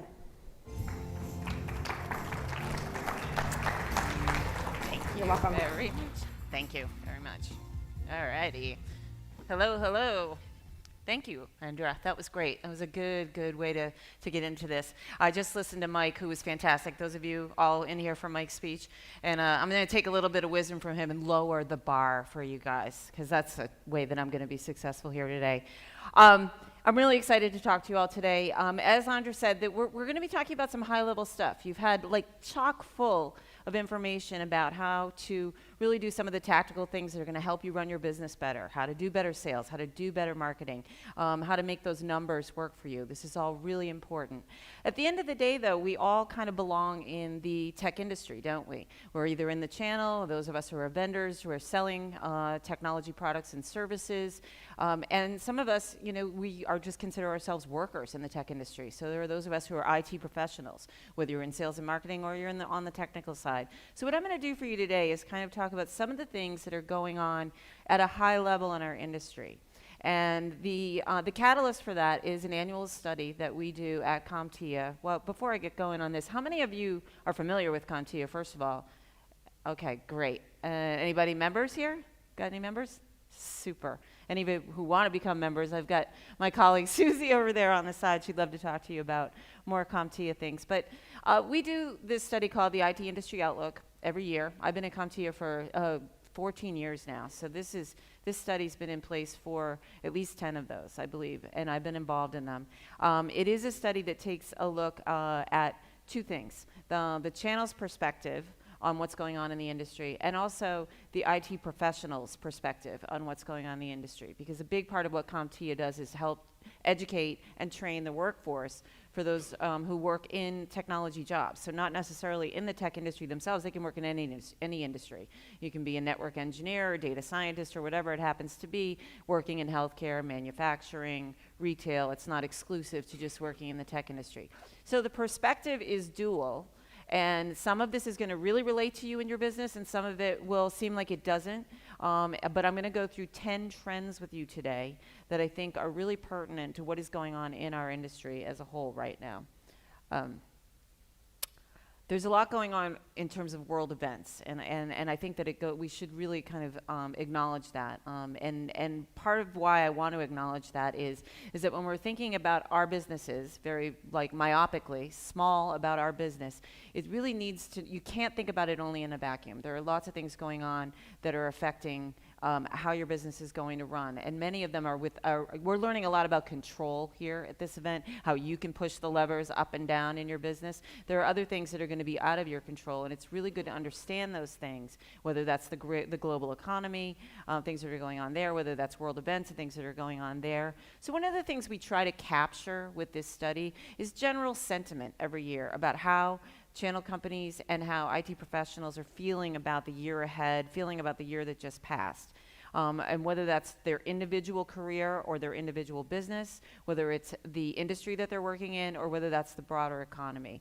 And I'm pretty happy to say we've kind of come out of the pandemic of the last 3 years, and that really skewed everything. That kind of threw off the sentiment of everybody's feelings pretty wildly, and we've kind of come back to a more optimistic take this year on where the future is headed. So both channel companies that we talk to and the IT professionals we talk to are pretty much looking at life as a glass half full right now, which is great and good to report. Very few were really doom and gloom and pessimistic about what they thought their prospects were going to be for the year coming up.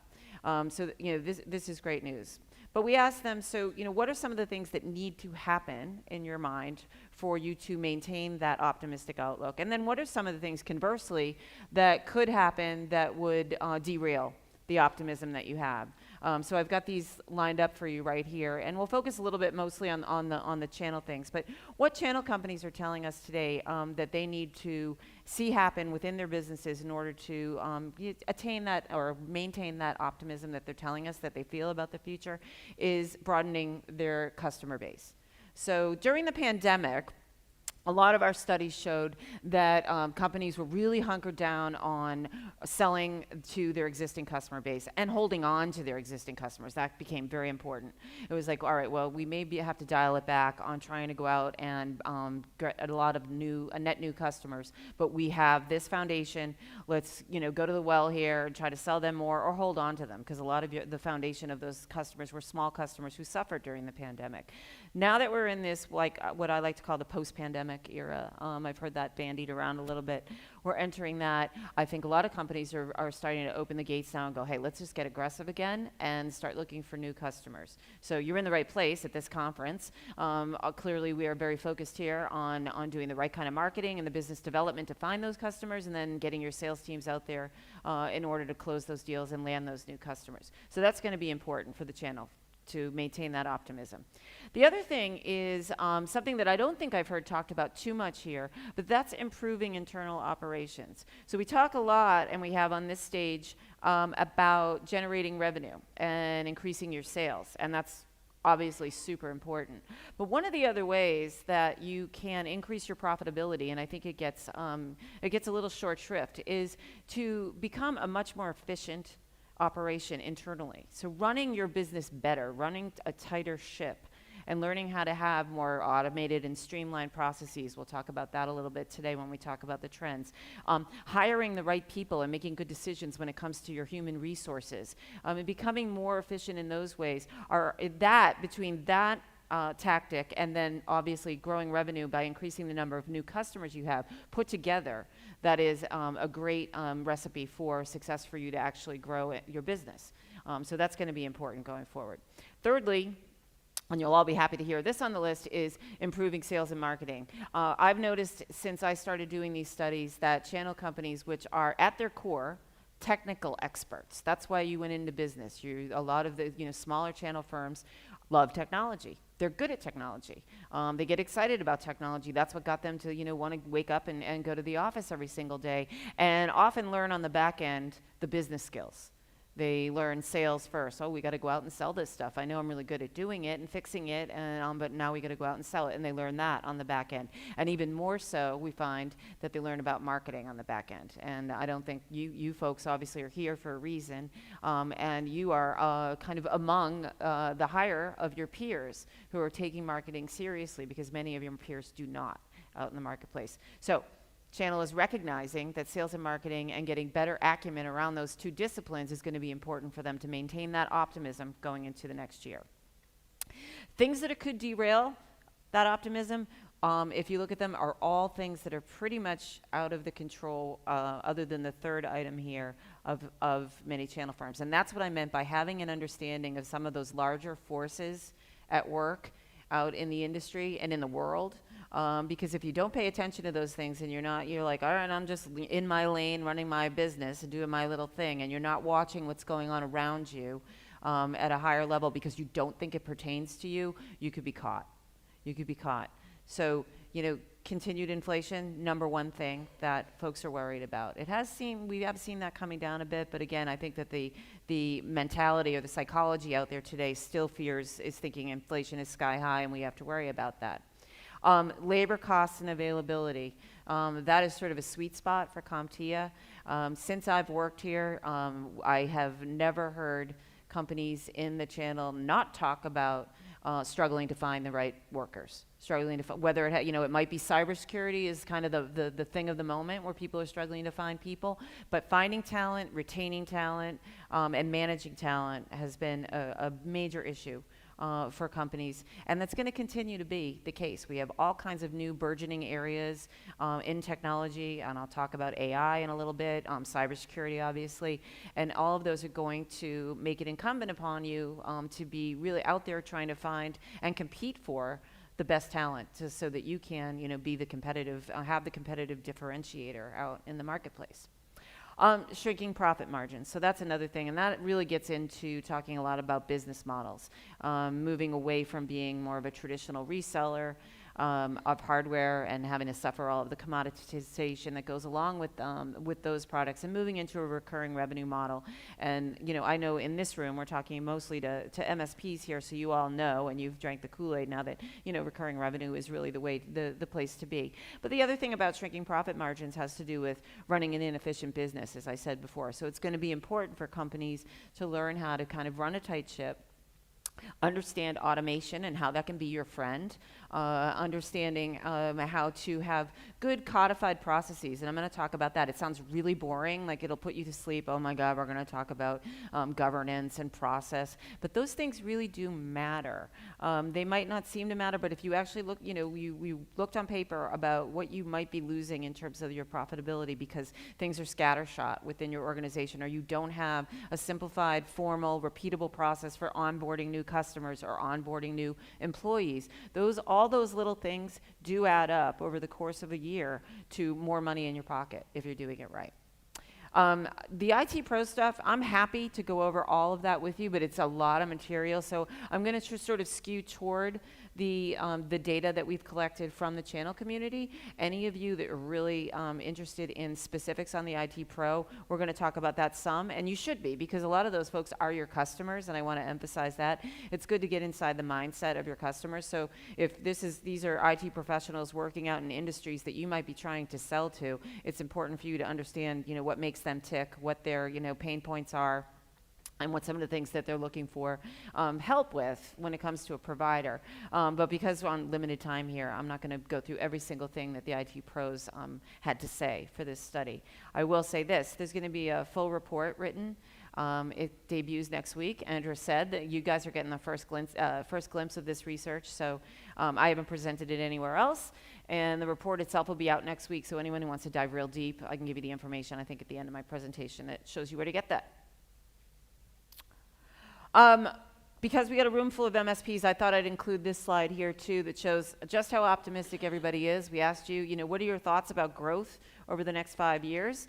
And typically when you ask people this in a survey, they are going to say, we expect to grow gangbusters. So take that with a little bit of a grain of salt, that optimism usually is the way people go when they're answering a survey. However, this is a higher expectations for growth than we've seen in years previous. And I think there was kind of one of the kind of silver linings to the pandemic, and I hate to say that because it sounds like a horrible thing to say, was a lot of MSPs did benefit. And they benefited in the fact that we moved to a remote work environment so quickly, so overnight. So many end customers were overwhelmed by that they had, centralized offices, and all of a sudden their employees were all working at kitchen tables, and they didn't know how to make sure that worked okay. Did the employees have the right devices? Did they have the right network set up? Did they have the right security and VPNs and all of those things? And how many of you as MSPs had a little bit of a surge in business from companies saying, we don't know how to do that remote work stuff? Right. So I think that is what is reflected here in this really high level of optimism for growth over the next few years. So the other thing that happened is that we asked a profitability question is, what's driving profitability for you? And a lot of the companies that we surveyed said it was a successful business model transformation. So it meant moving their business model chiefly from that reseller model to an MSP. So those of you who are already there, that's fantastic. A lot of the companies who just took our survey were just in the middle of one of those transitions or had finished it, and it was successful for them, and they directly attribute better profitability to making that transition. So bravo to all of you who have made it over to recurring revenue, because that seems to be where the profits are. So these are our top 10 trends that we come up with, and we sort of, it's not just me, it's myself and a colleague, and we put our brains together as best that we can and take a look at what we're seeing out in the marketplace. We talked to a lot of people over the course of the year. We talked to technology people, we talked to sales and marketing people, and we try to come up with what we think reflects some of the things that we're seeing trend-wise in the marketplace. And they tend to fit into 3 different buckets. And again, they are trends that are applicable both to very applicable to channel companies and vendors in the tech industry, and also what's going on with people in IT careers. So you'll see a reflection of both of those topic areas in these 10 trends. But as far as the breakdown of where they all topically lie, they're either technically oriented, the trends. So I've got I'm going to talk to you about AI a little bit and cybersecurity, or they are very focused on business strategy and tactics. So we're going to talk about one of the trends has to do with marketing, which is very apropos here. And then the other pillar that we focus on with our trends is about workforce and skills and careers, which I worried a little bit, is that applicable here? But it really is, because you really have to understand, for those of you who own a business, hiring and what you need to be looking for and what some of the tactics are for finding the right people. And then conversely, you really need to understand what some of the career aspirations and skills areas are for your customers and the IT departments that you may be working with. They have needs too, and if you understand some of the gaps that they may have where they do not have the right skills, that is where you can insert yourself and work with them. So understanding how those companies and their IT departments run are just as important as understanding your own workforce in many regards. So let's kick it off. So this is trend number 1. And the thing that I want to say about AI, and I've got 2 trends on AI, is we could talk exhaustively. And I noticed yesterday that it didn't come up at all. And I'm thinking, I haven't been anywhere where nobody brought up AI in a really, really long time. And I was kind of relieved in some ways because it is sort of the topic du jour, and it can be scary. I don't know where you fall on the side of AI is like the machine's going to take over the world and obliterate humanity as we know it, or AI is going to change all of our lives for the better, and none of us will have to work anymore, but we'll still reap all the rewards. You're either somewhere in the middle is where I'm going to encourage you to live right now. But what we're seeing is we saw a tremendous amount of hype, right? The beginning of the year especially, ChatGPT hit. I think that was literally about a year ago. And everyone was like, whoa, what is this, cool new tool? Even though AI as a technology has been around for a long time, this was the first kind of consumer iteration of this where it was coming to for all us regular folks out there. Wow, I mean, this is an amazing tool. And I used it, and it scared me. And I come from a journalism and a writing background, and I thought, this is it. This could be the end of my former career as we know it. And, for creatives out there, it is a little bit scary, but it just created so much hype. And I wanted to say the hype had died down, and then all of this stuff with OpenAI and their CEO and the board happened in the last month, and then all of a sudden the hype is ramped up again. But that's more soap opera hype, I think, than anything else. So we wanted to get practical. It's like, okay, so there's all this hype around AI. How is it really being used from, in the channel today? What are some of the ways that you can use it? Because I think that there were companies out there in the channel who initially were like, oh my God, I got to get on the AI bandwagon, right? How? What am I selling? And if you think about it, there's really not like an AI product set that you're out there that you're going to push out and sell to your customers. As we see it, AI is really going to become more of an enabling technology that's kind of baked in to other products, or it's going to be a tool that you use within your organization. But it's not, it's not you selling a specific router or a desktop or something like that to your customers. So we talked to a lot of channel companies, and we've done some research specific to AI, and one of the things that we found is the really early use for you as a channel company is to leverage AI internally to make your business run better.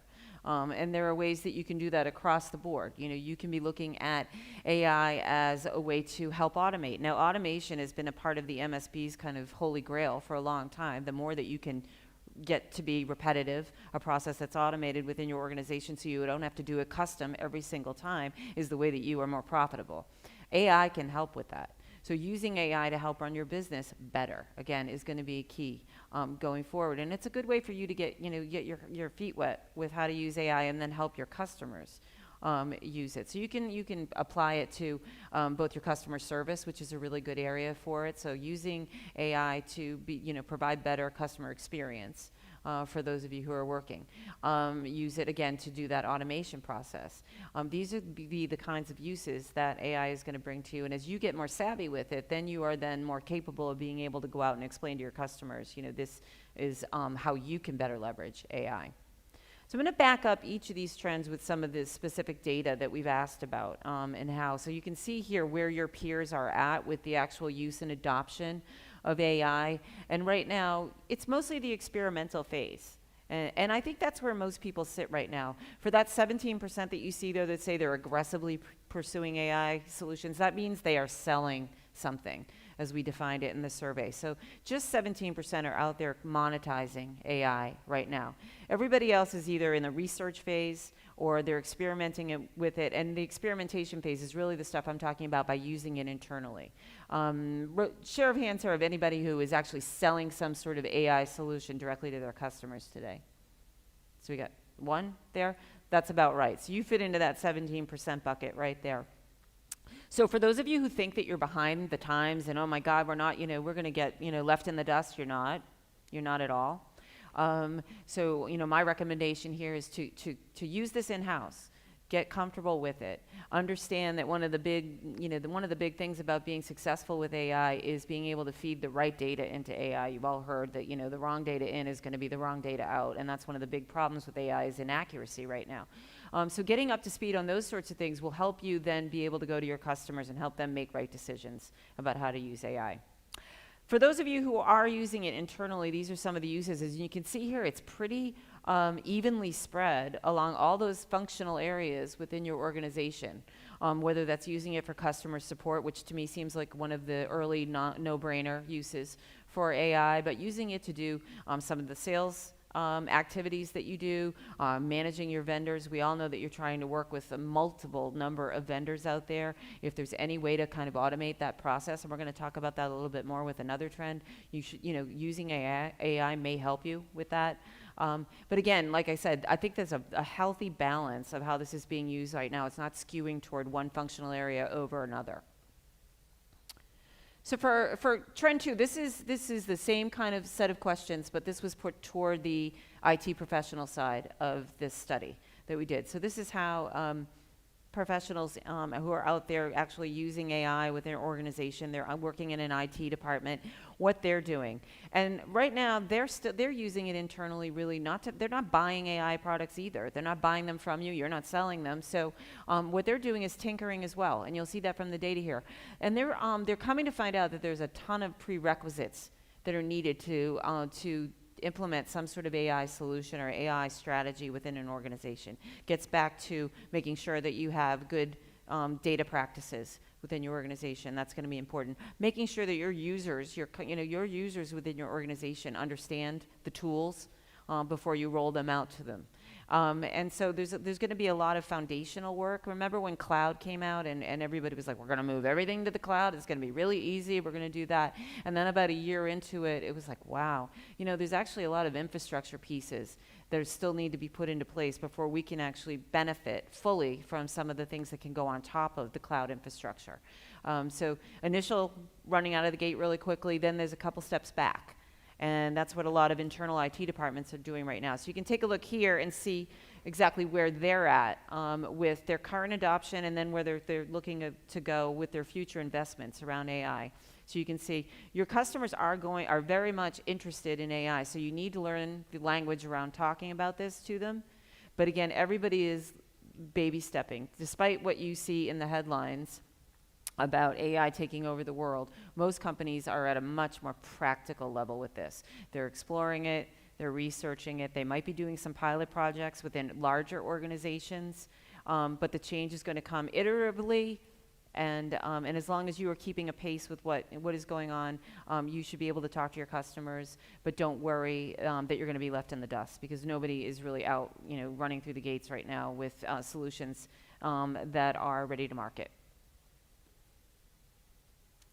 So my second set of trends here, trends number 3 and trends number 4 have to do with cybersecurity, which is pretty much, until AI kind of took over the headlines this year, cybersecurity is and really will continue to be the number one issue for most companies in the technology arena, either selling it and managing it for your customers, and for customers who are worried to death about data breaches, worried to death about ransomware, worried about what that could do to their company. So this is definitely topic du jour. And what I've seen channel companies have to figure out over the last few years is providing table stakes only cybersecurity. So going in and it's like, we're an MSP, we're going to provide you all those horizontal technology solutions that help you run your business. We're your help desk, we're your network engineers. And yes, we do security patching for your applications, and we offer an AV service and a firewall service. That's not enough in many cases today. We are seeing a real drive for companies in the channel to become much more fluent across the board on a higher level of cybersecurity. And what do I mean by that? I mean by getting an understanding of risk management, getting an understanding of a zero trust approach. How many are you familiar with a zero trust approach to cybersecurity? Fantastic. That's great. Because I could have asked this question a couple of years ago and a lot of people didn't know. But understanding that level of sophistication when it comes to cybersecurity is going to be very important, so that you can go in and then you really truly are that trusted advisor to your customer. You can allay some of their concerns. Like, we got this. We understand the way that you need to approach cybersecurity. Takes a lot of work on your part, though, and this gets into hiring the right people. So you may not have people on staff right now that have these capabilities. So you're either going to have to take one or two approaches. You're either going to have to go out and hire them, or you're going to have to train internally. Both are going to cost you money, and we're going to hear, and we have heard a lot here, that you got to pay to play, right? You need to take risks, you need to spend money in order to improve your business and improve your revenue growth and your profitability. This goes for cybersecurity, so you need to double down and make the investments. The other way, though, is if you're not going to hire, you're saying to yourself, listen, I do not want to be a cybersecurity expert.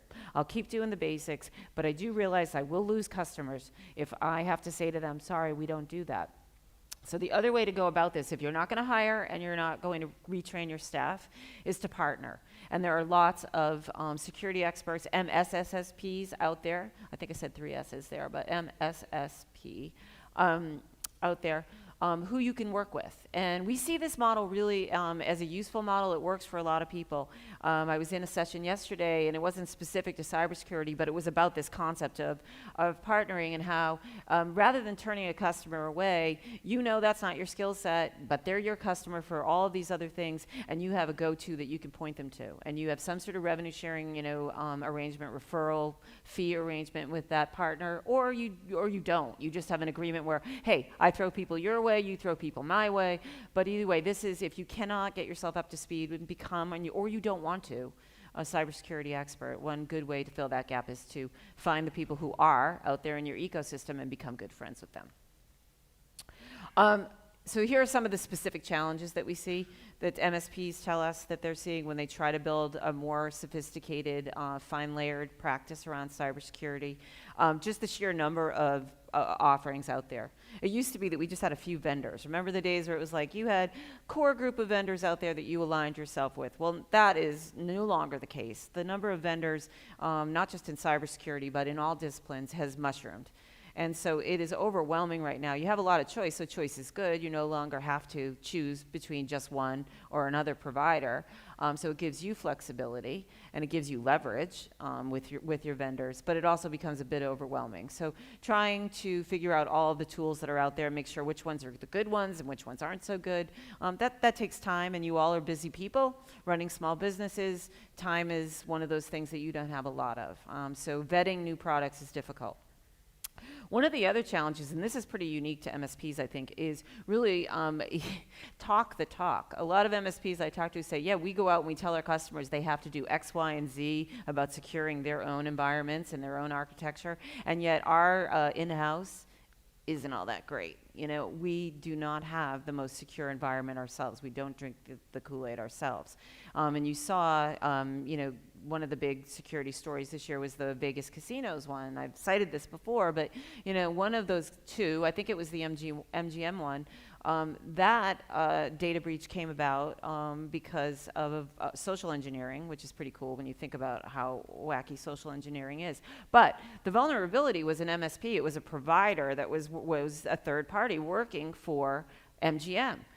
So these people presumably are experts, right? They're supposed to know better, and yet they were able to be breached through a social engineering thing. So getting your own house in order, and that means training your people, again, making an investment there is going to be super important. And it also, it gives you some credibility when you go out to your customers and tell them how they should be doing things, if you can actually point to the fact that you're doing them as well. I won't go through all of these here. Again, I'll make the slides available, and the full report will be available so that we can move on to the next couple of trends. So this is the cybersecurity take from the point of view of the end customer, so the IT pros. And I know the word governance probably makes everybody's eyes glaze over, but it's important.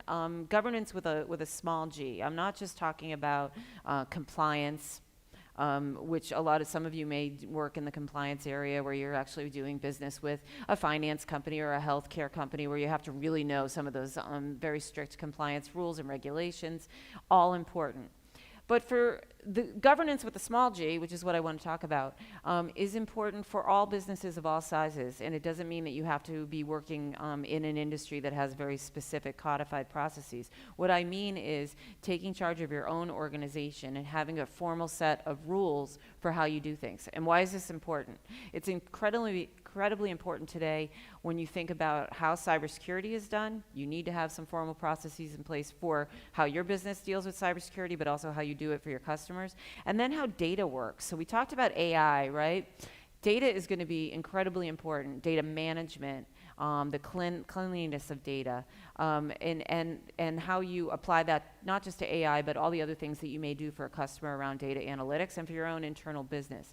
Having good foundational practices that everyone in your organization understands. So this is how we do X, and we take step 1, 2, 3, 4. That's the governance part of this. And we follow that process and we do it repetitively is going to be important. It will help you be a more secure organization.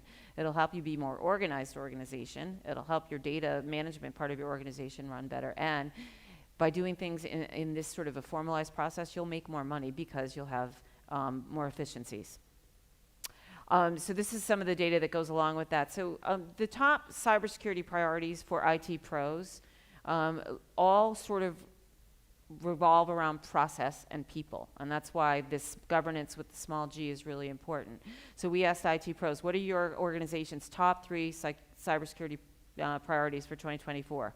Nowhere do you see here, don't have a data breach, or we want to buy the right product. It really had all to do with looking at the people within their organization. We want to make sure that our users don't screw up, because the number one reason for a data breach within an organization or some other cybersecurity failure is not the hackers on the outside and the bad actors trying to break into your system, although that does happen. It's usually somebody who works for you innocently messing up. So this is going to be really important. So if you are deciding about a cybersecurity practice, one thing to consider is how you can sell services doing user education. So don't just sell, oh, we got these great cybersecurity tools for you. It's going to make everything work better. You're going to be so protected. And then if you don't teach the users within that customer set how to use these tools or how to follow processes that apply to these tools, it will be for nothing. So these are going to be some of the priorities that your IT professionals and the IT departments that you might sell to are going to be looking for. So when your salespeople are out there trying to talk to them, or you're building marketing collateral about how to appeal to your customers, think about these things that you can put into your messaging. It's like, we can tell you how, we can teach you how, teach your employees how to be educated around this stuff. We can help you improve your processes when it comes to cybersecurity, both preventing a cybersecurity incident and also responding to one, and how we can properly deal with that. So governance with a small g, just remember that. That's very important to your end customers. Trend number 5. Okay, so cloud architecture. This is another one that's a little bit wonky. But cloud, when I first started at CompTIA 14 years ago now, we were a much smaller organization. We're one of those companies that's gone from, I think we had 120 people or so when I first started there, and now we're over about 400 maybe or over, so it's very different. But when I first started there, cloud computing was the AI of the moment. Everybody was talking about cloud computing, and everybody in the channel was sitting in rooms, and I remember sitting in rooms like terrified of this thing, like, what does this mean? Is this going to disintermediate us, to use a word that I actually don't like very much?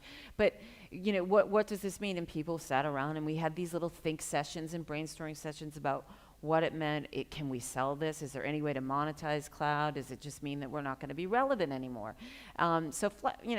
Fast forward all of these years later, 14 years later, and I think we're still talking about that a little bit, but I think we've really reached a point where we can say, look at the numbers around cloud solutions and what we're selling, that we are reaching a maturity phase with a lot of this, but especially around the infrastructure.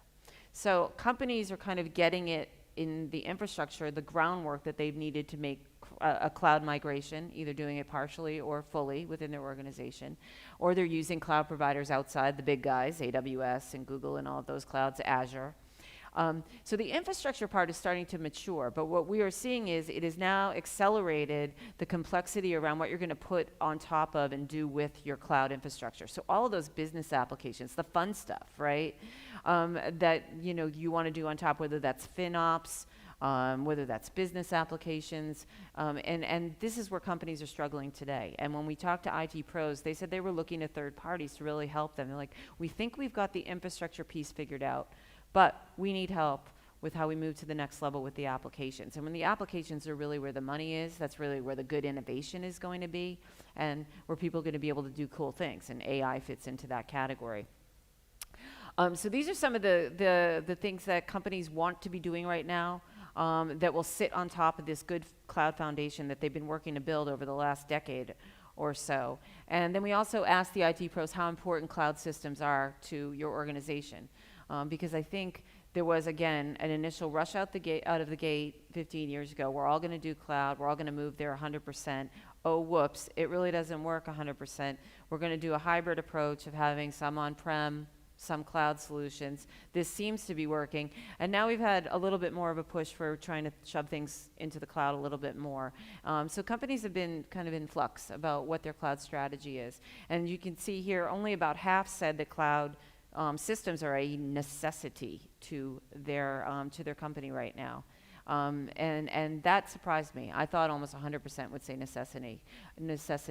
And on the right-hand side or the left-hand side, whichever way you're looking, are some of the application usage that your customers are looking for to put on top of their cloud infrastructure. So if you're working with companies to do digital transformation, you've helped them do cloud migration, the next thing for you to think about are the applications that are going to sit on top of that, and how you can help your company there, your customers there, working with the things that are actually driving their business outcomes and their business goals. It's not the infrastructure that needs to be in place, but it's everything that you put on top of that. So number 6, we're going to talk about distribution a little bit. And distribution's role has really changed, and they've been working hard at changing their role over the year. Clearly, they were, the hardware fulfillment engine of the channel, and I've been working in the channel for a very long time, and that's what they did. They were very good at pick, pack, and ship. But they've been morphing, and they have to tie this into the cloud era. They've really had to figure out where they fit in when it came to cloud services, and also where they fit in when it came to multi-vendor solutions.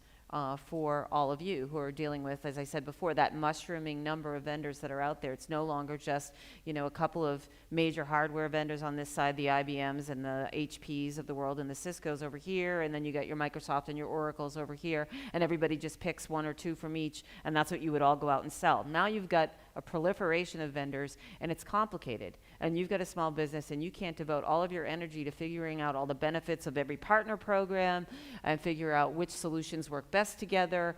So distribution has a unique sweet spot here where they can help you out. And one of the ways that they can do that is they've kind of built their own marketplaces. They've got their own online marketplaces that you're able to use, and we're seeing more and more channel companies taking advantage of this. They're either using the distributors, the way that an end consumer would use an Amazon or use a Google marketplace to put together and buy their own technology directly.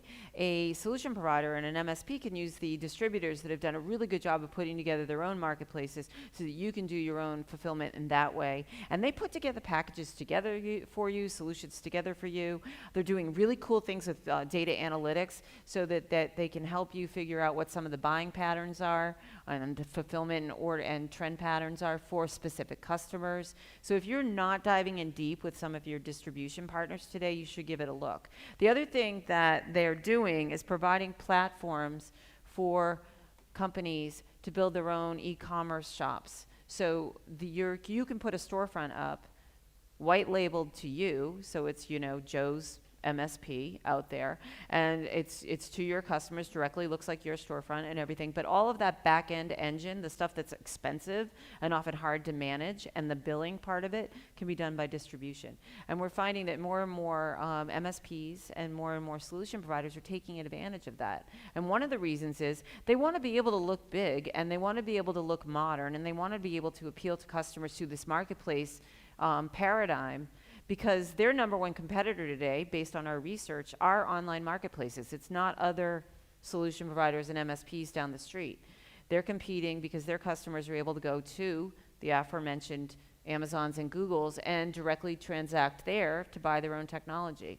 And so they want to figure out, well, how can I play in that game? I'm never going to be able to compete directly with those big guys. So I can try to build out my own storefront, but use the power, scale, and the might of distribution to help with some of the things that I just am not, from a resource perspective, able to do.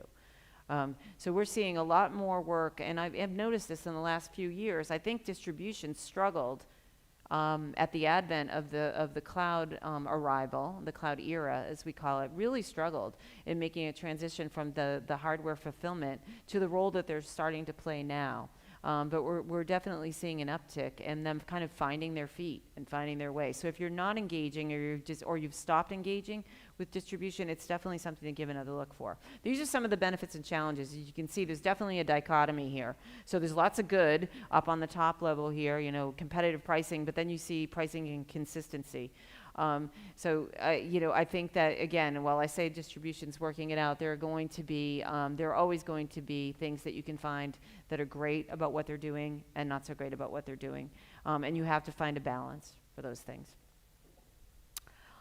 Marketing. So this one, obviously near and dear to the crowd that we have here. Finally, I think marketing is having its moment among more channel companies than I've ever seen in the past. They're finally beginning to get it, that it isn't an afterthought, that you might actually have to have somebody on staff who is a dedicated headcount to marketing. We're seeing seeing companies actually begin to hire in that discipline. And one of the things that's really important, if you're an MSP, like I mentioned, the good old days where you aligned yourself with either one of the big hardware vendors or one of the big software vendors, you often went to market then with their name on your business card, and you were selling yourself as, I'm a certified HP reseller, and this is how, the marketing was their marketing, their branding, not your own. Today, that is not what works. Today, your company is what you should be out there leading with. Your brand, your reputation, what you do. What the vendors are abstracted on the backside. That's been one of the other, byproducts of a cloud era, is the abstraction of some of the vendor products. So it's really all about you. So you need to get better at it. You need to understand, work with companies like Marketopia, get professional at marketing. And we are seeing, more channel companies tell us today that they consider marketing to be one of the strategic formal pillars of operations and business functions within their organization, not an afterthought, not a part of sales, not the thing that the owner does, but it's something that has become much more professionalized. And when I talk about marketing, we're talking about a broad range, as your Marketopia friends can tell you much more about this, but it's not just one channel. You need to obviously be in the game across multiple channels in today's digital world, whether that's social media and search engines and other types of marketing, but all of those are something that you need to get familiarity with, so sticking to just a couple of things isn't going to work for you. This is just some money that bears it out. We ask you, what are you investing? And I'm telling you right now, we've asked this question for years, and the less than 5% used to be a really big piece of this pie. And so now you're seeing the majority, many, many more channel companies today are plunking more of their own dollars. So this question was exclusive of money that you get from MDF, from vendors. So this is money that the percentage of revenue you're allocating to marketing from your own money. That's it, not whatever you get from vendors. And really, really heartening to see that nice 36% and then another 14% and beyond who are looking to go above that 10% threshold with their marketing investment. And looking ahead, more of them are looking to continue to increase that spend going forward than not. So that's good. I'm getting tight on time, so I'm going to speed through a couple of these here. And again, we can chat after, and there'll be a full report. But one of the things about digital transformation that we have discovered is the main driver for it is to make people more productive. So we've been selling all kinds of things to help people digitize their organizations. You've been out there helping them, you build up and spin up really cool web pages, move to the cloud, start doing e-commerce websites, everything else that will kind of bring companies into the digital age. The ultimate goal, though, is to make those companies more productive, and that means making their people more productive. So deploying a bunch of whiz-bang technology and whiz-bang tools into your organization and into your customer's organization without bringing people up to speed on how to use those is going to be a fail. It will be a fail. So if the goal here is to increase productivity through digital transformation, one of the key things, and it kind of takes me back to one of the things I talked about at the beginning, one of the key things you need to think about doing is making sure that people are as up to speed on the cool things that you're bringing into the organization as you are. So training is going to be important. User education is going to be really important. These are things to consider when you're thinking about your business. They might seem sort of tangential, but the work that you may do after the sale and helping your customers get their workforces up to speed is going to be critical. And it's a great selling point for digital transformation. Digital transformation sounds cool, but no one really knows what it means in an end user community. If you ask the average person who isn't in the tech industry, what does that mean? I know I'm supposed to do it, but they won't know. But if you talk in terms of people, making them more productive, this means that everything in your day-to-day is going to move this much faster. Your people are going to get this much more done. Those are things that companies really can understand. Those are tangibles that people can understand. And if you can put a dollar amount to that, even better. Quickly going to scan through. These are both workforce related. As I said, things are broken down by technology, by business practices, and by workforce. Skills is a big focus area for CompTIA. It's also a big focus area for a lot of companies today who are looking to find the right people. It used to be the categories for job roles for technology were fairly narrow. You were like a hardware network specialist, you were a software developer, and then you were a manager above those people. Today, if you look at the taxonomy for the types of job roles out there, just take a look at any job posting site. It's insane. I mean, there are more jobs out there with that begin data and then fill in the blanks, scientist, engineer, you name it, that are out there. So what does all this mean? And when you're trying to hire, it gets confusing. When your customers are trying to hire, it gets confusing. So one of the things that we advocate is instead of looking at just those titles, looking at the degree the person may have gotten, a career trajectory for somebody should be about the skills that they attain and the skills that you need within your organization, and having a clear discussion path with potential employees when you're doing your hiring, and for those for existing employees as they're trying to move up the chain within your organization, having a good line of communication open, knowing that you didn't just hire them because they were good at X when you hired them, they had the right pedigree, they went to the right school, they've worked at the right company before they came to you, and then you never talk to them again about what is going to be needed for them to move up. What ideally you do, and this goes back to the governance with the small g, is that you have some formality in place about the skills that they will need to move up. This gets you over some of the tricky parts of things like tenure. It's like, well, just because Joe's worked here for 10 years, does he automatically get a promotion? Well, should he? When Sue has worked here for 3 years, but she has been increasingly working on her skills, and she's gotten this certification or that certification over the years. And truth be told, Jill's the one who really deserves to get this job, not Joe. But you have got this antiquated thing in place about tenure. Well, if you move to a skills-based transparency and skills-based working with your employees, this is a way for you to get around that. And you'll run a more efficient company, and hopefully you'll be more profitable and you'll be more competitive because you'll have the right people with the right skills in the right places. All right, I think I've reached 10 without, this is more data on how to do this skills-based transparency, and again, the slides will be available.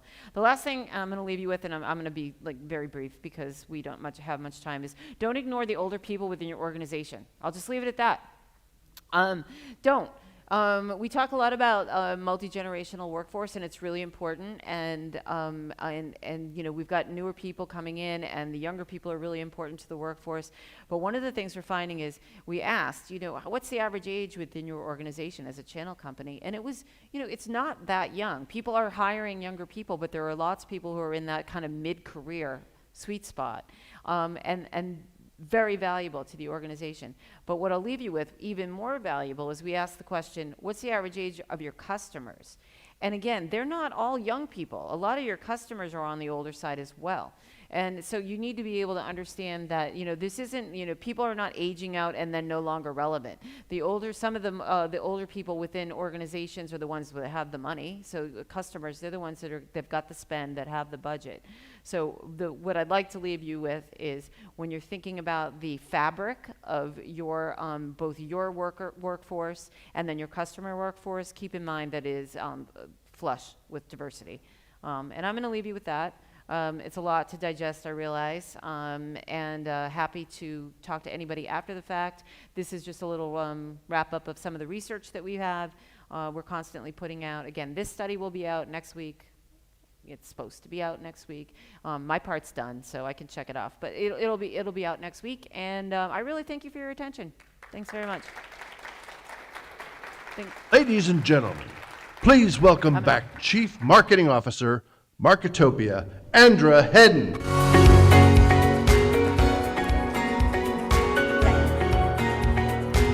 you. Absolutely, thank you. Big hand for Carolyn. So I really appreciate CompTIA, and if you're not a member, you absolutely should be. I think if you're taking anything from many of these sessions, it's the amount of resources and information that is out there to help you grow. So they have obviously tons of great research, tons of great certifications, and more than enough information to help guide you in your business. So next up, we are going to dig into how to win and what that looks like. So I'm going to be bringing up a couple individuals who will help you get there and have a good conversation around it. We're going to be doing a little workshopping too. So without further ado, I'm going to bring up Terry Hedden with Marketopia and Jeff Newton. Come on up with Riotech. Come on.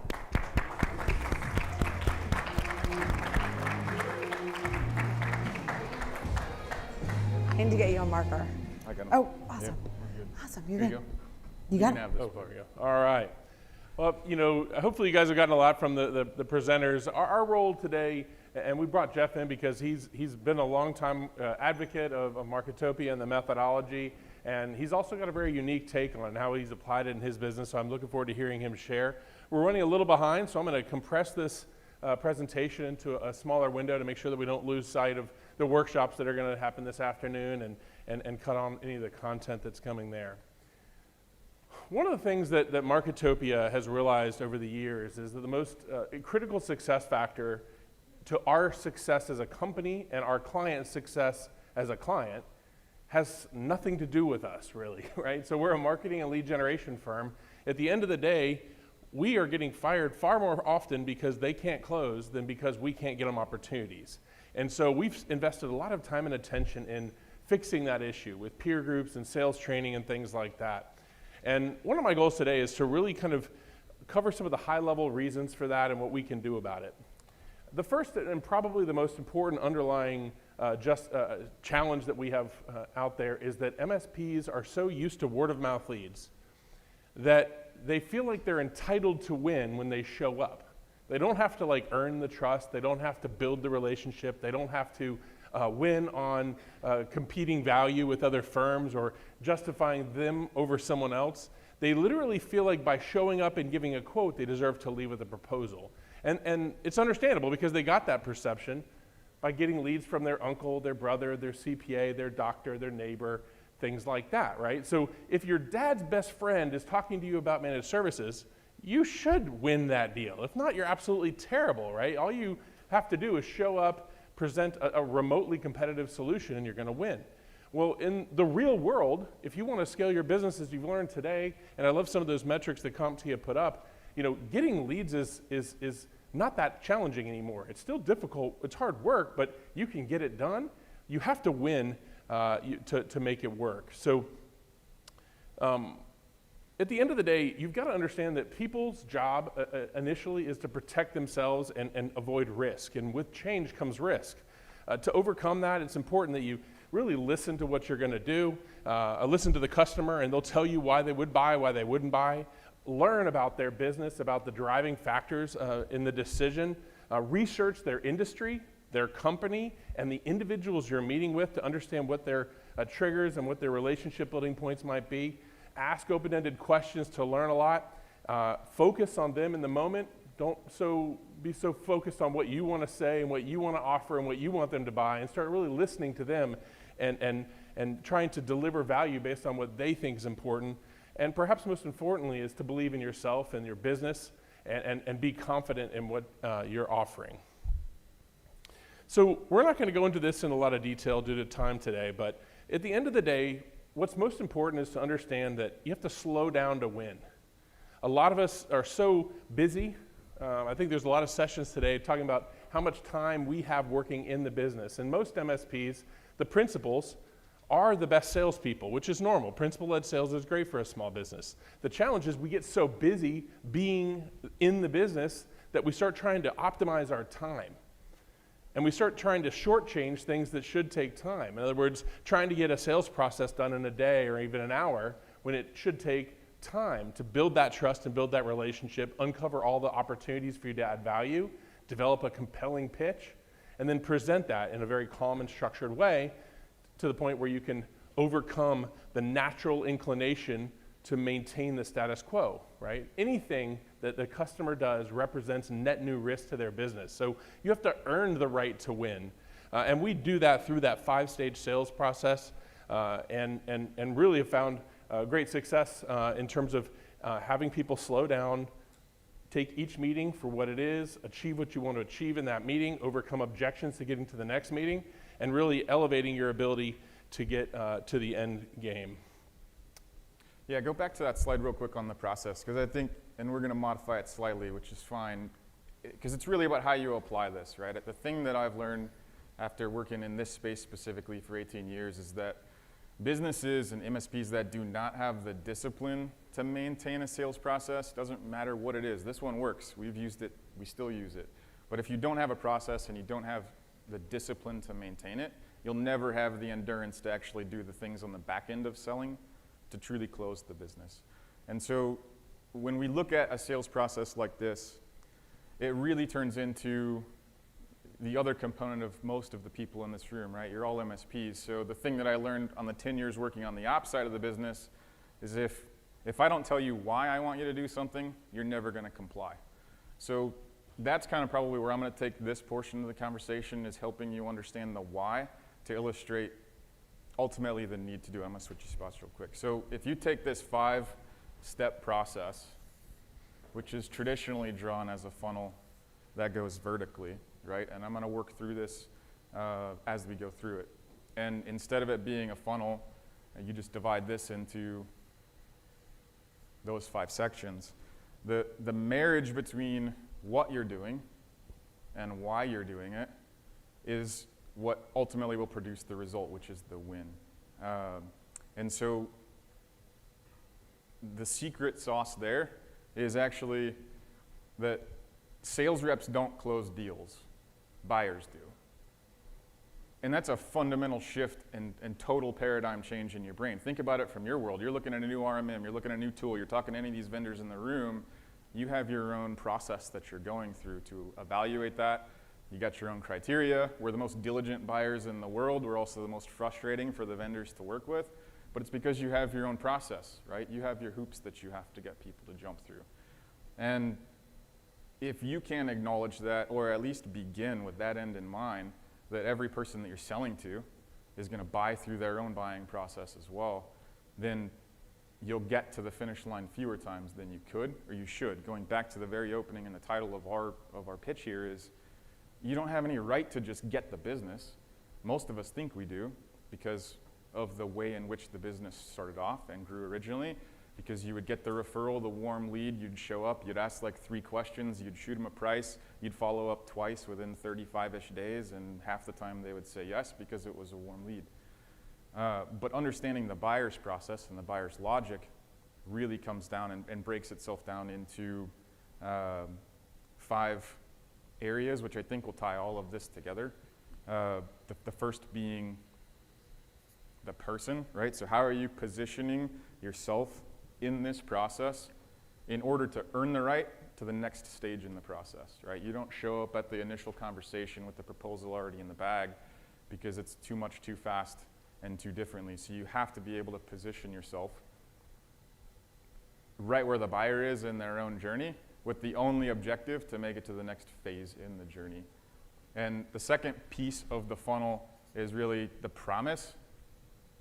So what is it that the promise of your organization is to that end user, or to that customer? So from Marketopia's perspective, their promise to us as the MSP is leads, right? More leads, more sales, more profit.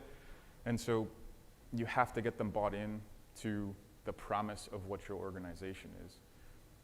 How you differentiate yourself from everyone else in the room, so take notes, is the process by which you deliver the promise that you just made to them. This is really ultimately the secret sauce of your company, and you got to define that and build it out in such a way that can illustrate it in a simple model like a triangle. But the process is going to be the differentiator that gets you the rest of the way. And then you'll get to the point where you're at price. And once you get to price, then you're at the proposal stage, right, of your sales process. And ultimately, you're just trying to get people in that funnel to proceed, right? I want them to buy, and I want them to buy now. How you do that, and we can't go super deep into it, but how you get people from the position at which they see you and first interact with you, all the way to having them jumping up and down screaming, I need it, and I need it from you, and I need it from you now, can be choreographed, because it's really just rooted in psychology and persuasion, ethical persuasion. And so I'm going to tie some other things back to this as we go through. But the most important piece is, if you don't have a process that you're following currently, how do you know what to fix, and how can you measure your own success? And then the second part is really what we'll anchor to here. I think what Jeff said that I really want to reinforce is that each step is designed to bring you to the next step. It's not designed to win the contract. The end result of the steps in the process is to win the contract. You have to build to that. So many times we tend to see an opportunity, maybe slip in a proposal and get it signed. I've heard people take great pride in, I got them to sign in an hour, same day signature. And I literally think to myself, I wonder what you didn't sell them that you could have, or I wonder what profit you didn't make that you should have. It's all about running a system that's designed to win more than your fair share, right? Because the average MSP on a normal marketing lead has a close ratio of less than 5%, right? So if that's your goal, do what everyone else does. Show up, throw up about your business, throw a proposal in front of them, and ask them to sign it. And guess what? You're going to be competing on price and price alone. If you slow down, follow the system, you can start seeing better results. First conversation is simply to get into a real sales conversation, right? Stop trying to present your business, stop talking about yourself. Your goal is to say as little as you possibly can to get the real assessments going, which is the intense business conversation first, and then that technical assessment twice, or second. All right. Second is that technical assessment. We now call it the technology and risk assessment. There's a lot of conversation about cybersecurity. There's a lot of great vendors out here like Cyberhawk and Datto and others that have really done a great job of providing a great tech stack to solve some of those cybersecurity challenges. And it is all about risk. It's a huge part of what we are. It isn't everything that what we are, though. A lot of us have kind of lost sight of the fact that price still is a factor. It's a big factor, especially when things are tight. Customer service and how good you are at what you do is also a factor, right? A lot of people leave MSPs not because their cybersecurity stack isn't sufficient, but because their customer service isn't what it used to be or it needs to be, right? So you've got to go in there and have that risk assessment conversation, but don't lose sight of everything else in that business conversation. Are you happy with your copy print vendor? Do you feel like you could lower cost there? Is responsiveness what it needs? Are you looking for a partner who's bigger, smaller, closer, further away, right? It's not all about the security stack. Next conversation is a technical assessment. That's where we go in there and run like a network detective type of tool. There are others out there. I don't want to be too brand specific, but that's my MSP where we're really leaned on. The reality is you got to go in there and find the things that the skeletons in the closet. Every one of us has it, and all of our customers. If you did an audit, you'll find that some of your customers' billing for Office 365 may not be right, the patches may not be applied, backups may not be running. We all have skeletons in our closet. That technical assessment is designed to uncover things that the customer doesn't even know about. So those tools, as well as an engineer going in and uncovering things, is very important. Then and only then do you actually have the justification to win the deal. You understand the business reasons, you understand the technical reasons, you've heard and listened to what the customer knows about, and you've discovered what they don't know about. Then and only then are you armed with what you need to provide a compelling reason why they should take the risk of hiring you versus the devil they know in their current reseller, their current IT department, or whatever the current solution is. That is the leader in the clubhouse is the incumbent, not you. Right? They know what they know what they know, and they know what they don't know. And the reality is no one ever got fired for keeping a company, but they definitely have gotten fired for picking a new vendor that didn't go well, right? So you've got to be super compelling in your presentation of value, because there's a 99% chance that doing it right like you're going to do it is going to cost more than doing it wrong like their current company's going to do it. So you've got to be very convincing in your logical arguments about why they need to hire you. So that slowing down and uncovering that through those first 3 meetings is how you create a compelling value proposition and a compelling proposal. Yeah, the process at which you go through that, right? And we're going to wrap up in the end. I'll bring back through like the objections, right? The objections are the piece that most people fail to overcome, which is why you don't get the W's. And what Terry was talking about, the 2 most common objections that I see in this world are happening at this level, back where we're at, the person in the positioning and or the promise that the company's making, and you didn't differentiate it enough. And ultimately what you're fighting is the objection of indifference or apathy, right? You couldn't get them to make the decision at all. You couldn't overcome that pain that what if I get this wrong? What if you suck as much as the current provider, or any other excuse there? And the nice part is it will give you a model to figure out which area of your process do you need to adjust or do you need to solve on. So if you're getting stuck with just the indifference objections, odds are you're not doing a good enough job positioning yourself as the authority, the one person that they should trust more than whoever their current trust is held with, or the promise of your organization is not differentiated enough to look any different than the 3 other proposals that they have on their desk when they're shopping you, which ultimately dumbs you down or waters your proposal down to just competing on price alone. And if you're competing on price, and if price is the primary objection, then it's because you didn't tackle the first 3 phases of your actual sales process appropriately to get them to think about the decision you're trying to have them make differently. We talk a lot about the close ratio, and what you got on the screen right now is our goal for leads that come into the customer. And a lot of people look at the numbers and they're literally kind of dumbfounded. And the reason is because so many of us have head trash about why, or what it is we want to sell, the services that we want them to buy, without kind of understanding that that is a small fraction of the purchase decision, right? What you choose to present will determine whether they buy or not. But if you open your mind to dating before you get married, or selling a project or even a piece of hardware before you try to pitch them a 5-year managed service contract with no out clause, you will find that you'll win a lot more. So our goal with this, for every 100 appointments that you secure, and it shouldn't matter, at Marketopia you have clients who get 100 a month and some that get 100 a year, or maybe even every 2 years. The reality is our goal is for 90% of those to get past the initial conversation to that business technology and risk assessment. Of those, 90% go to the technical assessment. Of those, 90% go to proposal presentation. And of those, 25 to 50% close. So for every 100 held appointments that occur, we want you to leave with a check between 18 and 36 of them. 18 and 36% of the time. And we have customers who do that quite effectively. Nitor, I don't know if they're in the room, it's hard to see with the lights, but there he is in the back waving. He will sell anything to anyone. He understands that the hardest thing to sell a customer is the first thing you sell the customer. So he'll sell a memory chip, a monitor. He'd probably sell a mouse pad. I don't even know what else he'd sell, but he'd probably sell a lot of things.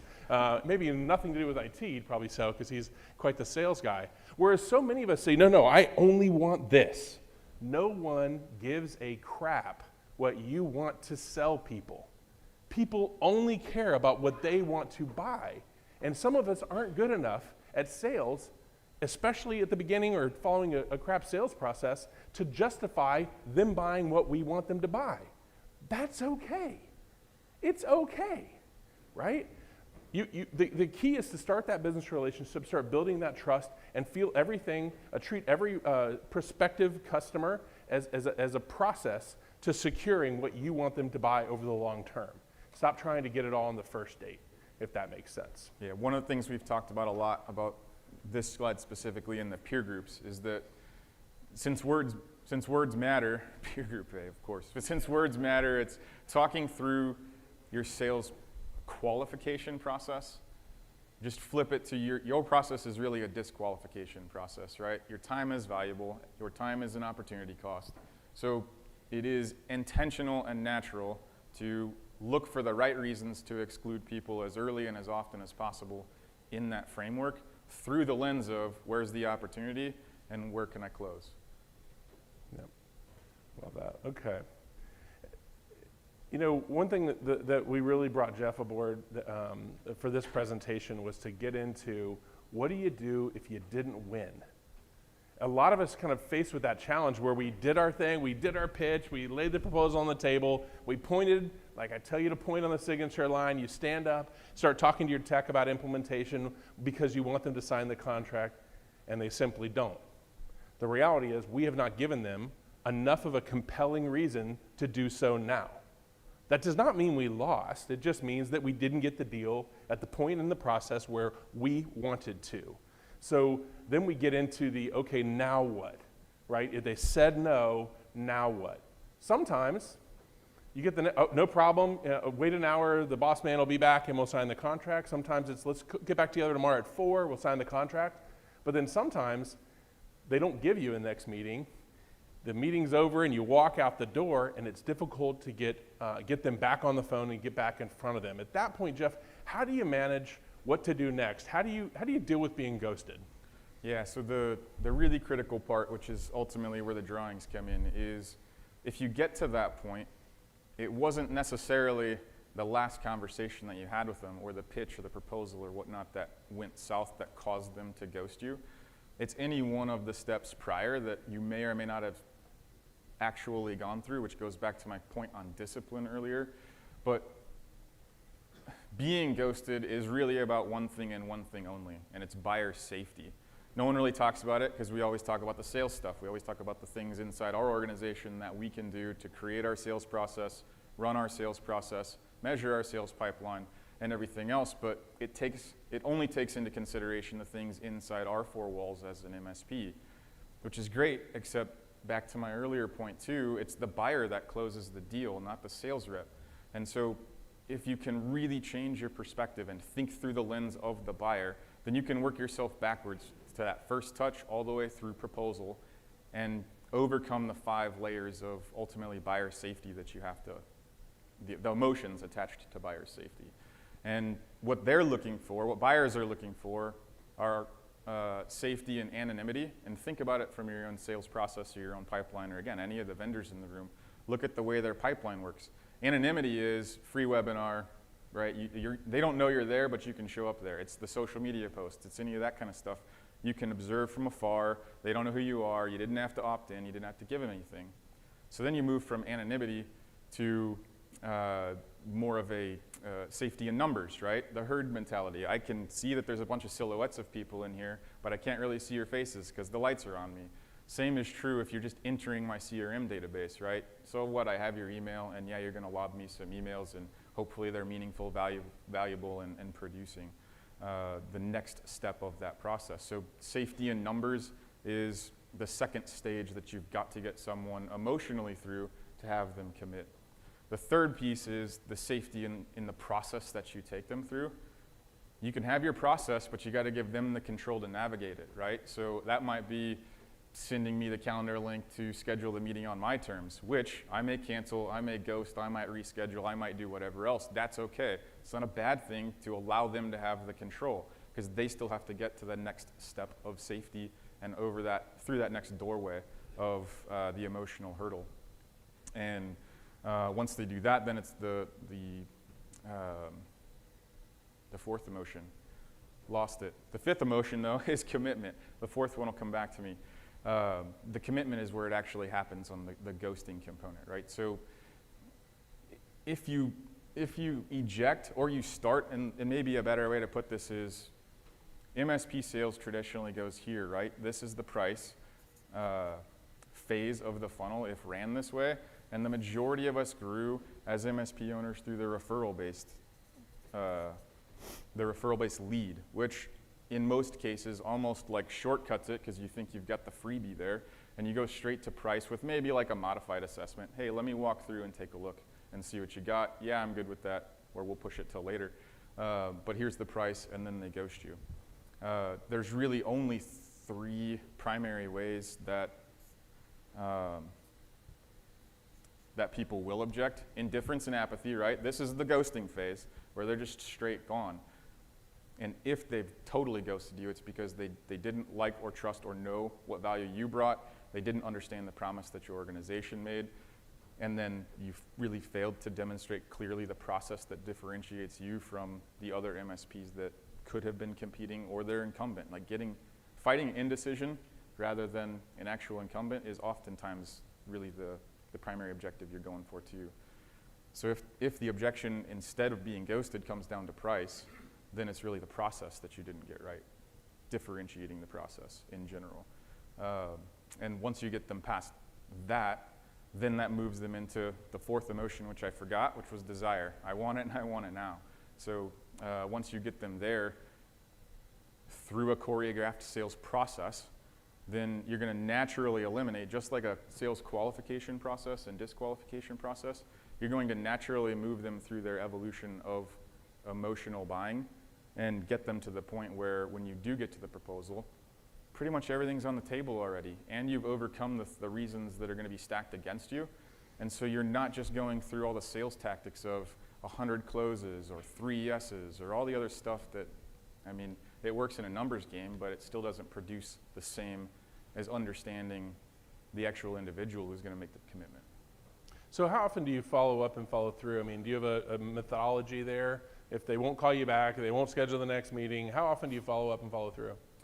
It is more often more often and a lot longer than you think, right? So what I've seen in this industry is about 3-ish emails, maybe a phone call, that actually go out after a proposal to try to pin them back down for an answer. And then it dies off after about 2 weeks because sales is just one of those other things that is a hat that an owner or a principal-led person or someone else is operating off of, and it just dies off, right? At least in the data that we measure, about 73% of the deals are won after that 30-day leg of being ghosted. So you sort of just, you miss all the opportunities because you let them die on the table, right? Because you didn't relentlessly follow up. And there's tools that you can use to do that. There's plenty of things that you can do to set yourself up to eliminate that problem. But at the end of the day, it's really going to come back to the discipline to follow the process and the endurance to chase it down till you get an answer. So in our world, it's like 34 touches is a traditional sales cycle. And then there's about another 25 on the tail end of that that's literally just getting to the signature. So, and one of the things that I remember working with you personally was the percentage of leads that you lost that you ended up winning in the 12 months following. That was the thing I was going to say. So what often gets lost, especially if you're trying to justify the cost of marketing and sales to owners that don't understand it and hate it because they've been burned by it in the past, is measuring upon 2 different timelines, right? So we have a 90-day sales pipeline and a 90-day sales cycle that we measure, and it's visible to anyone who wants to see it. But we also measure an 18-month cycle. Because in our world, which is your world, the MSP sales cycle is an event-driven thing, right? And there was a session yesterday that talked about this, but the event can be one of a handful of things, but it's going to come down to that handful of things. It's going to be someone screws up, someone gets fired, someone leaves, there's an incident or a breach, or an internal person leaves or whatnot. And so the key to that is working through your sales process all the way to proposal, even if you know their timeline may not be right now. It literally ends up becoming a game of 3-card monte of business cards at their top drawer, right? Your proposal is just a leave behind, if you will, to where when the event happens, they call you, that thing closes in less than 2 weeks. And so 18 months is the secondary layer that we measure for a secondary sales process. So no just means not now. Yeah. And he called me many, many times. Remember that deal I lost last year, last week, last month? I just closed it. We're going to finish up our session here, but I wanted to invite you to talk to Jeff if you have any questions. One thing I always found very interesting about him, and I think the reason he was so successful, was he didn't fall into the trap of always blaming someone else for whatever happened. He would be very analytical and critical of himself, his process, his methodology, and he built this over many, many trial and error. It's not like he came in, whereas so many of us will literally be quick to blame the lead or blame something that has not ourselves, and that is what keeps us, I think, from that continuous improvement cycle. None of us are perfect. All of us make mistakes. We can always get better, and if you take an analytical and a critical look on yourself and just focus on yourself, and say, okay, how am I going to get to that 36 wins out of 100 appointments? If that's my goal, how am I going to get there? And Jeff had an uncanny ability to do that, and I think he's built some great methodologies and some great thought processes. I would encourage you to have a drink with him tonight and learn all you can. Thank you, Jeff. I appreciate you coming in. All right. I'm going to bring back Joe Panettiere. He's going to come in and wow us with his intellect, his looks. I mean, he's like a GQ model today. I mean, it's a great outfit there, Joe. Wow. Yeah. You're going to Sorry sing for the for us. letdown, folks. All right. Good deal. Good to see you, Terry. Thank you. Nice to see you. Thank you. So we're going to bring up a fantastic panel for you in just 1 second. But before we do that, can I ask everyone to stand up and stretch just for a minute? Take a stretch. And I wanted to give you one great financial tip that ties together this morning's sessions and then builds a bridge to an afternoon session today that Arlen Sorensen is running. Arlen's going to talk about business valuations and what your business is worth. And the thing I learned from Arlen like a decade ago is he always talked to me about the valuation gap. What you think it's worth, what it's actually worth, and then how to close that gap. The extra piece I've since learned from Arlen and others, I'm part of a peer group with Arlen, with people who have sold their businesses. And One of the gentlemen in the room gave me this fantastic financial tip. You all can sit down now so you can write down this financial tip. This is not an endorsement in terms of like, I'm not an investor in this company. I'm not even involved in the company. I just use their tool. Empower.com. If you want to know your net worth every morning through one simple email that hits your inbox, that scanned all your finances and tells you everything that's going on with your personal and business, Empower.com and their personal dashboard. It's free. And it's really changed my life. My wife and I are on the same page every day in terms of how we are financially short-term, long-term, business, life, et cetera. So Empower.com.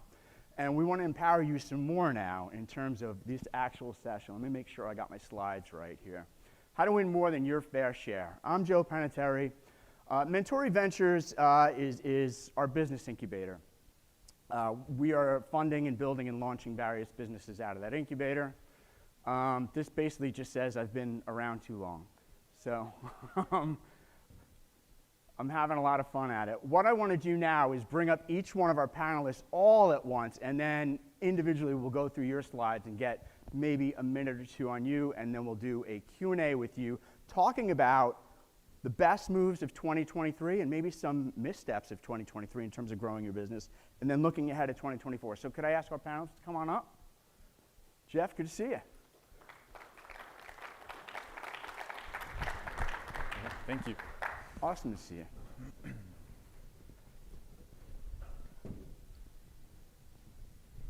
Is Sean also with us?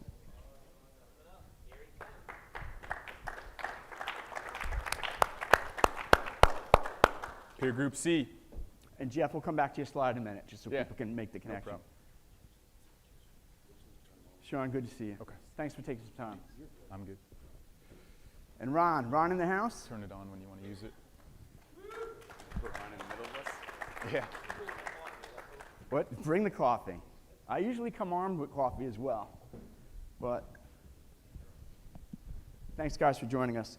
Let me go back a little bit. We'll get just a little bit of time from each person on their business history and their focus. So, Jeff, could you just give us 30 seconds in terms of the business history? What's been your focus? Where are you based?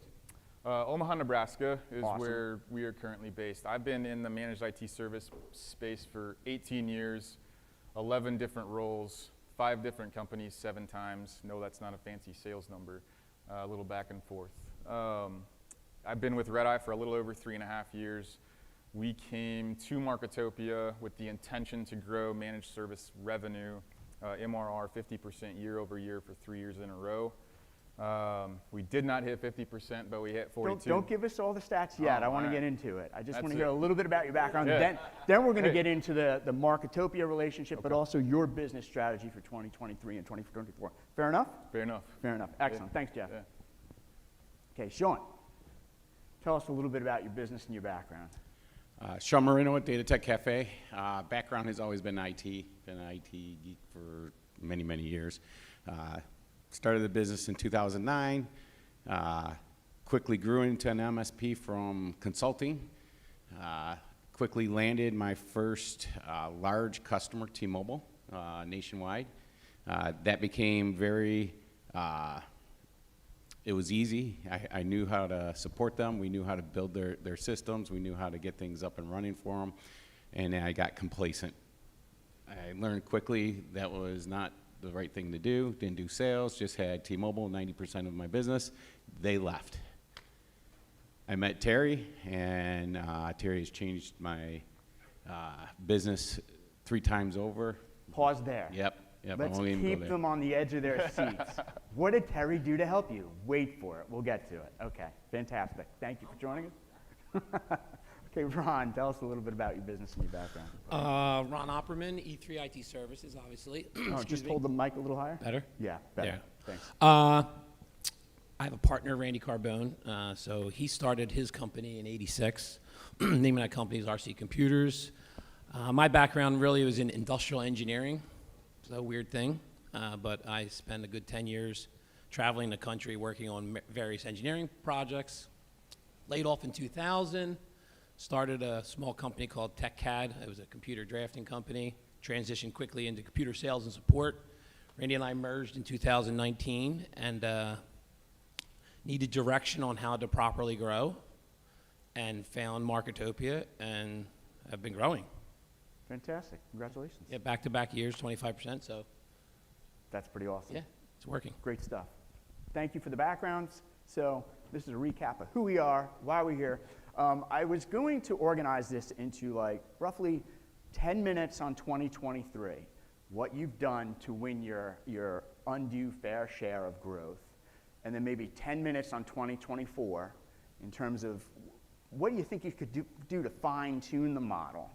But I don't want to leave out those edge-of-the-seat teasers you just shared in terms of like, hey, one of my secrets to success has been this alignment with Marketopia. So if you want to jump in, I don't know if we start at 2023 or not, because your stories may predate that in terms of that aha moment in terms of, I got to get growth right. Did you have an aha moment in terms of, I got to get growth right?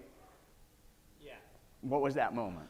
So that moment was February of this year. Okay. I was talking with that guy over there with the fancy jacket, and he was holding me accountable. Okay. And that was the aha moment, because I am a co-owner, so Randy holds me accountable, but I wasn't really holding myself fully accountable to a number and then achieve that number. Right. So when that happened in February, things really kicked this year. Okay. Congratulations. I want to hear more about the numbers in a few minutes, but have you guys also had aha moments? So I'm going to piggyback at what Ron said. So December, I met with Terry, same thing. It was a life-changing moment for me because I really never held myself accountable, held everyone else, did the, hey, it's everyone else's problem, not like Jeff where he takes accountability. So I did, I learned a lot from that little talk, and we held ourselves accountable, me and my owners, my partners, and we turned the business around. We were struggling. We tried some things in 2022, and 2023 has been the most successful year I've probably had outside of T-Mobile. Okay. Fantastic. And I want to hear about what these secrets were for 2023 success, but it's good to hear that there was a moment. Was there a moment for you as well? Yeah, my moment predates 2023, but similar in this regard. So my accountability moment came in 2020, the height of the pandemic, joined Red Eye Tech, had never spent a dollar, right, or a labeled dollar at least for sales or marketing, and then had the task of growing with the numbers that we did. So it was a really easy call to Jeff Law, said, hey, put the deal together for me. That we had a sales process, but I needed opportunities, I needed leads. Mm-hmm. And so put that together, had them commit to a 3-year deal up front, right? So it was from $0 spend to a hefty one in their eyes to get to the goals that we had. And then subsequently, 2 years into that 3-year deal, as my slide indicated, we broke operations to the extent that we stopped completely selling outside sales, period. And so that was my 2023, was de-escalating a team graciously and rebuilding and collaborating with operations to build it so that when we flip that switch again, it scales with us and ahead of my team ultimately. Right, yeah. Right. One thing I wanted to follow up on, tying together yesterday, which was certainly all about growth, today, which was about growth, but then a lot of added injection of profitability this morning. And one of the things that I learned through Arlen and others in the industry was you got to have the profit model right before you turn on that growth engine, because if you're just growing but losing, you're just losing ground even faster. Yeah. So as you thought about 2023, did you optimize for profitability? Were there sort of growth strategies in your lead gen, in your marketing, and your sales, but you had to make sure that you were hitting a certain profit margin on it? Yeah. And how did you do it? Yep. So that was ultimately how we rebuilt for 2023, right? We had some operational things that we had to get right in order to sustain the growth. It wasn't like we had customers leaving left and right by any means. We didn't really have that much attrition, thankfully. It was more or less just having the wherewithal and the personal accountability to say, look, I don't want to be responsible for torpedoing the ship, but that's exactly where it's going to go if we keep bringing on 4 to 6 clients a month and you don't have the fulfillment engine there to support it. And so really tough talks. That would have been May of 2022, so tough talks at the end of year planning for 2022 into 2023. But it really came down to installing an accountability system across the rest of the organization, where it was, okay, what is the revenue number? What is the net income number? What is the margin percentage? What is it? And then breaking that down by department so that kind of everyone had a number and leveraging that system. We have some of the industry components of that too, SLI and OML, all that stuff. But at the end of the day, it was, where are we all going? We're all in it together. What do we want? What's the North Star? What's that 5-year picture? And what's 2023 going to be to set us up for? I want to be Jeff. Yeah. I want to be like Jeff. But aren't you a little like Jeff? You've had you had a great. For 3 years, yeah. Yes, a little So bit. how are you becoming more like Jeff? You know, Well, because I I've let heard my a lot hair- I about- let my hair I've grow heard a lot little about bit for this. Joe MSP in this session and Joe this and Yeah. Joe that. How are you like Jeff? All right. So one thing I did do is I adopted some new beliefs, and one of those is that people don't buy things; they're sold. So that was something that changed it for me. So I have to sell our services and our value differently than I was before. Like, here's a proposal, buy my stuff. Yeah. So I am a diehard marketopian. I really drink the Kool-Aid and do the process, and the process works. But it was sort of like, Tell me more about the Kool-Aid. You drink the Kool-Aid. What does that mean? Like, Chris, Hold that. so a prime example would be the It's not earlier. Kool-Aid. Yeah. this bracelet's from 3 years ago. This one's from 2 years ago. Yeah. I mean, and they say things, right? One of them says, I got today, says, say less, do more. So a lot of people know me, and some people here know me, some people don't, but I like to talk at times. But in sales meetings, I figured out, shut up. And I started doing that and winning more. So continue to do that. It's a process. So a lot of those basic principles, but really following the process, I think the client values that more as I get deeper and deeper into those relationships. And then I get ballsy. So then I start asking for prepays and things like this, and they say, sure, and then it starts working, right? Build trust. Well, that was another one of my beliefs. I have to believe in my product or service. I really need to believe in it. And that was a complicated thing for me because I'm sort of trying to strive for excellence all the time. And you maybe see little, you hear things going on in the knock, and you're like, shut the door, put the headphones on, right? I don't want to know that stuff because then it sort of stops me from hunting. So we've cleaned up a lot of that and put in processes to fix things and have a better plan. And that has really helped me believe more, which has helped me sell more. Got it. And Sean, from your vantage point, I think it sounded like a deeply personal story about this aha moment, and now 2023 has gone dramatically better. Can you walk us through sort of both a little bit of the emotional side, but also the Sure. actual blocking and tackling and the things you did to succeed? Absolutely. So it was emotional. Truly, we had operation issues, we had sales issues, we had things that I needed to dig deep into and really own. And as an owner, you think everything's going good, you're just great, life is good, and you kind of run away, right? As we were talking about earlier with Mike, and how we really want to dig in. So I had to dig in, and Terry really coached me into, okay, here's the things. Profit, you gotta look at profit. You're not profitable, so what do we gotta do? We look at it. So we looked at profit.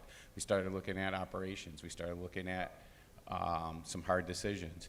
So we really started looking at process. You guys talked about process earlier. You talked about the sales process. It's really understanding your process, making sure you believe in your process, and being able to turn that around. We quickly identified areas where we needed to fix that cost us revenue. So we looked at that. Is it going to be profitable? No, let's get rid of it. We don't need it. We then looked at sales. What do we need to do at sales? So Marketopia, what do we need to do? How do we get better? We talked to Terry. We talked to our success coach. We got us on track. We need SEO. You need to do this. We need to work with our caller. We need to make sure that we're maintaining these numbers month over month.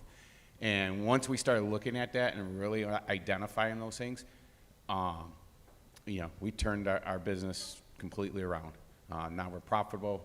You know, we're at a point where things are good. People are looking at us. People are looking at our numbers. They're wowed by them. Ron and I gone back, and Jeff, all the time we talk about how we get there, and it's process. Yeah, I was going to say, you know, and to Terry's presentation earlier today, that whole slow down, you know, my business partner always used to say, it's a marathon, not a sprint, Joe, slow down. And she always gave me great advice. But I want to take it a step further. Tell me about how you're winning deals, because it's like Marketopia, it's almost like they bring you to a lake where the fish are. Yeah. And they show, here are the fish, but ultimately it's up to you to reel in the fish and retain that business and grow that business. So what do you do when you're at that last mile, that last step, as I mix a bunch of metaphors here, to win that business and retain it? Well, Jeff talked about it earlier. It's believing in the process, having the process, and showing that process to that customer. Why you're different from everyone else, and getting them to believe in you. Right. You know, believe in that trusted partner. The hardest thing is to get them to believe in your process and get them to understand why you're different than the next person.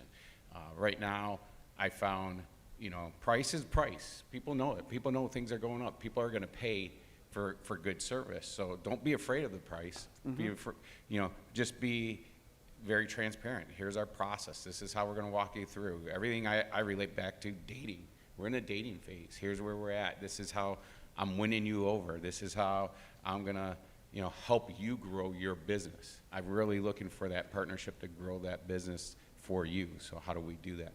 That's working for us, and identifying the process up front to that customer, and not just saying, oh yeah, we can do this, here's the price, and move on and try to sell them on that. That doesn't work. It's got to be a process all the way through, showing what you did, the assessment, understanding, hey, we see your problems, here's how we're going to fix it. It's not going to be fast. Be honest with them. We can't go overnight get you a new firewall, right? We can't get you that overnight, but we can get it in a week. We're going to get it there, and identify and be honest with them. Gotcha. Okay. I want to pause there. I want to do a time check. We got roughly about 10 minutes, give or take, to go. I want to look forward to 2024. Before we do, I want to remind you of some stats to help, again, frame the profit conversation. Some of these stats are from me. Some of them are from service leadership. I'll give you the service leadership ones first. So as we mentioned yesterday, 25% of MSPs in the market are either break even or losing money. And actually that 25%, a growing portion of that 25% is losing money lately. The middle piece of the market, the middle 50%, your average MSP that's doing pretty well, roughly EBITDA margins of 8 to 10%, right? It's a great healthy number. Best of breed MSPs, 20% EBITDA margins, 20%. There are now, throw in my own number, the MSSP space, margins 11 to 13% for the average ones and doing well. There's a thesis that AI-centric MSPs will take their EBITDA margins to 30% and above. I don't know if I quite buy into the thesis. I do see robotic process automation and tools like that helping to boost the margins. But if you have any questions, I'm not the expert on this. I'm really good at throwing out stats from other people. Always ask me, where'd you get that stat? And I'll tell you where I got it, and I'll lead you to the right source. I think Arlen's in the house already. He has a session later today where he can tell you more about what he sees with what those, the more important part is, what does that profit mean for either your family, keeping the business long-term, and your team members, or perhaps a sale? What does that EBITDA margin mean on terms of a multiple? And you'll hear about that from Arlen. But back to this, for 2024, what did you learn about 2023? The one thing you learned about 2023 that maybe you could have done better, and what are your priorities for 2024? What's the one thing you could have done better this year in terms of this getting your unfair share of growth? Well, I stopped using the word follow-up, right? Because I'm really bad at that at times. It's one of the hardest things I find is follow-up, and that's one thing I'm trying to perfect for 2024. Better follow-up, even though I'm pretty good at it. Yeah. But there's always room for improvement. Back to my engineering days, when we were designing packaging lines and material handling systems, it was always about continuous improvement, right? And so trying to implement more of that in our business. The process always can be fine-tuned. So. Right. That's what I'm trying to do for 2024. Okay, all right. And then when you say follow-up, does that mean, you're going to go to some sort of standard process? After a sales meeting, the follow-up date is always X, and the message is always Y, or what's the process? Yeah, well, I'm going to use that growth machine as well to help me in that, using that CRM. But as far as, trying to shrink that sales cycle. Sometimes I did a deal the other day in 3 weeks. I was like, wow. Right. And then some take a year, or they're on the board for or longer, Right. And the ones that are up there a little longer, maybe I get a little tangented to another deal because, deals start rolling in. So 2024 is going to be just, fine-tune that process. Just keep continuously improving you got that board on the wall. You at least got that scoreboard every day Absolutely. that you can look up at. Yeah, with green checks and then red X's, and I don't like red X's, so try to get green checks. Yeah. Well, one of the biggest things that you mentioned, Ron, even, and this is maybe more a point that Joe would make, but in a tangential industry like ours, the average sales duration, sales cycle, increased by 27 days in 2023. And if you even just look at that stat and then compare it to the process that you're running, and then look at the implication of, well, what does that do from how many days in the year do I have to sell? How can I collapse my pipeline, my process, and everything else to drive more production in a smaller period of time? And I think there's arguments to be made as to why the average sales cycle increased by that amount of time. I think there's ways to cheat that and to get through it by doing it in a more effective way. But on the whole, that also should be encouraging because that means your competitors expanded quite a bit too. One of the very first things that we did back in 2020 to get us to breaking in 2022 was condense the sales cycle, and by that I mean the work and the effort that we do to get to the point where we're at a proposal from roughly 3 months to 3 weeks. And that was really just by reassessing and reevaluating how we're doing it, what we're doing, and getting to the point where then you can follow up and drive the rest of your pipeline and collapse it that way. And so from what's happening in 2024, to answer that question, I think I love the analogy that you use because I use it often too, which is which butchered analogy did I use? The fishing one, right? The fishing one, yeah. Because I think the thing that we're carrying into 2024 is a fishing analogy, and that is, are we showing up to go fishing or are we showing up to drink beer, right? Like, what's the purpose? What is the specific goal that we're going after? And breaking that down with specificity, because it all comes down to expectations, right? Fishing to some people is going and drinking beer. Fishing to other people is fishing. When you look at that through the marketing lens, you can keep going with that analogy. Which lure are you going to use? Which one are they biting? Which one aren't they biting? Is it live bait or not, right? You can go so deep with just that one analogy alone. Are you even in a pond that has fish? Those are the important questions that you really have to challenge yourself to do, and you can't fall victim to the trap of doing the same thing you always did, or doing it because you always did it that way, right? Like, you've got to be able to shatter some of those molds if you want a different result. That's 2024 for us. Gotcha. Sean, the one thing you'd fine-tune from 2023, and then what do you want to nail in 2024 in terms of growth? Yeah, so we're still fine-tuning the process, right? Okay. We still are fine-tuning. You're always improving process. You're always going and looking at what you can do better. To Jeff's point, bringing that sales process in, right? The other thing is, so 2024 is profit first. Profit first. 100%. Okay. 100%. We've been talking about it for the last 6 months, prior year, profit wasn't first. So now it was great. The talk earlier, it was like, man, that's exactly what we're looking for. That's what we're trying to do, profit first. And, always fine-tuning that sales process, our operation process. So those two things are what we'll be focusing on for 2024. Got it. Yeah, and to build on that and also tie back to the earlier keynote this morning. The earlier keynote, Mike was talking about, if you want to run a marathon or get into shape, that doesn't mean you go run 5 miles every day when you're completely out of shape. Just do little goals. And I would compare that to profitability. If you are break even or 2 or 3% EBITDA, don't try to become 20% EBITDA tomorrow. Because if suddenly you get approached about a deal, the buyer is going to look at that number and say, you got 10 years of break even to 2% profit, and now you're suddenly 20% EBITDA overnight? There's something fishy about this. It just doesn't add up. So 2%, 4%, 6%, 8%. What are you going to do that 1 to 2% EBITDA incremental improvement every year? You guys feel like you're going to be able to do that next year?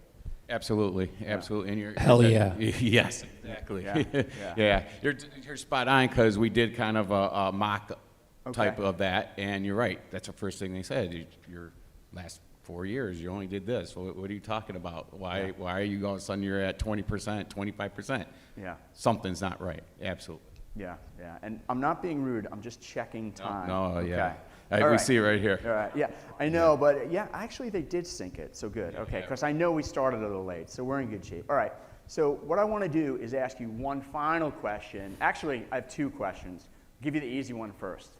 You guys available post-panel, around lunch, afternoon, if our attendees have questions for you? Yeah, Excellent. absolutely. All right, great. Always, All right, great. always available. Fantastic. And then anyone who wants to reach me, I'm around this afternoon. And please, LinkedIn with me. I'd love to hear more about your businesses. I'd be happy to tell you what I'm up to, but I'm far more interested in what you're up to. You guys have been so great to me over the last decade plus, to say the least. Final question for you. If there's one thing you would change about your business in terms of that growth rate, is there absolute one dial you can turn to do better, or is it multiple dials on the dashboard?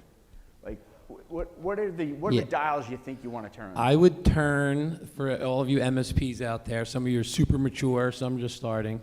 I would turn the dial back all the way like 10, 15 years ago, and have started this process so much longer. I did it too late, in a sense. I figured it out. Luckily, I did. I'm glad I did it now. Then, I'm 51, so I'm not new to this. But I wish I would have learned all this a long time ago. Yes. That's the dial that I would turn. So if you're hesitating on starting the journey, start it. Like, Get on the journey, Yeah. build the confidence, and then have that behind you. Okay. And any dials, whether it's personal or on the professional dashboard, that you'd turn for next year? For me, it is, and this would go across the organization, but it is shortening the distance between the decision being made and the execution happening. We leave so much on the table because of the inaction that lies in that space. Yep. That once the decision's made, there's no reason to not be executing. Executing is, the execution dial is like the easy button that we're going to be slamming on in 2024. Yep. Repeatable, scalable onboarding and retention. Yeah. Got it. Sean, from your vantage point? My one dial is, again, we're going to be focused on profit first, right? But the one dial that's going to help with that is turning my business from more sales organization and less being in the business and working the operations and things like that. So that's my one dial, is to work on the business, be in the sales part of it, turning that organization into a sales organization. Fantastic. Okay. So just a time check. You are not dismissed. What I want to do is two things. Part one, please thank the panel. Appreciate it, guys. Really do appreciate your time. Number two, please give a couple minutes of your attention to Andra. We'll have her come back up. There might be some housekeeping things before we go out to lunch, or off to lunch, excuse me. Guys, thank you again for your time, and thank you all for your leadership over the years and everything else. Take care. Ladies and gentlemen, please welcome back Chief Marketing Officer, Marketopia, Andra Hedden. Thank you. Great job, great job, great job. Good job, guys.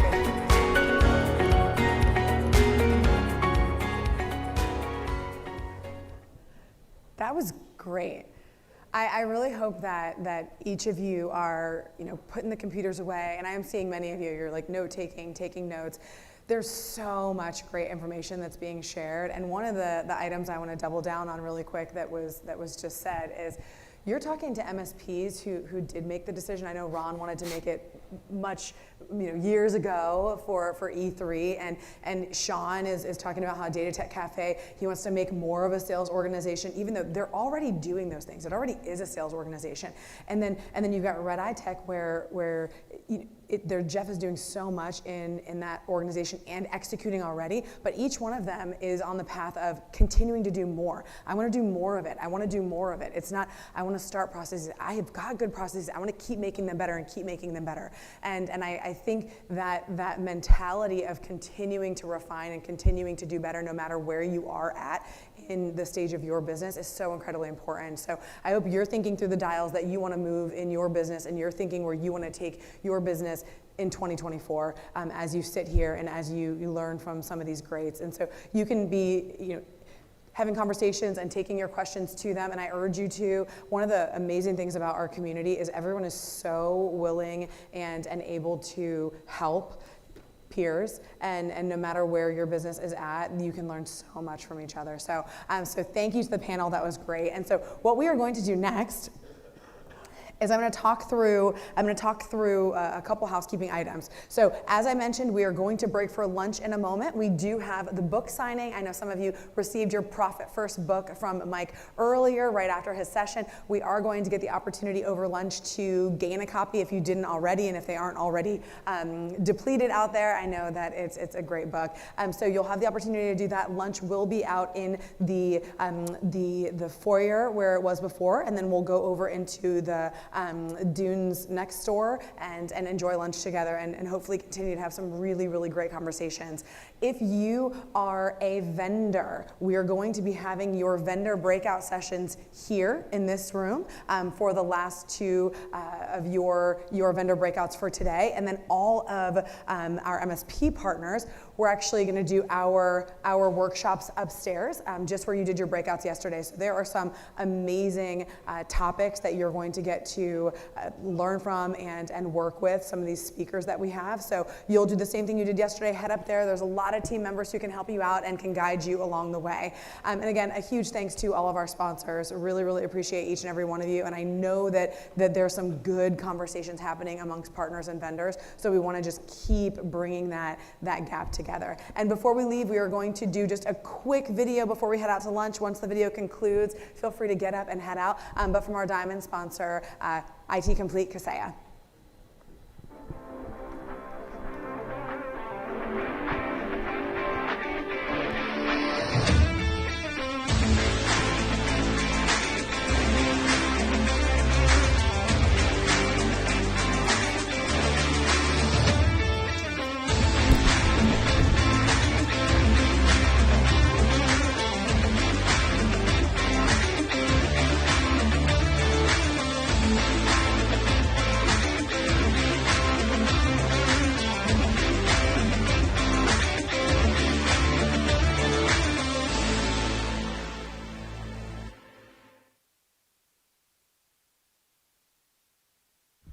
All right, everybody enjoy lunch.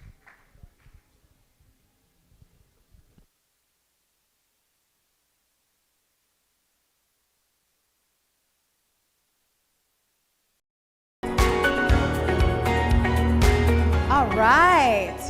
I love that we've got some great conversations still going on, and I'm really excited to get into some of the sessions we're going to have this afternoon for you.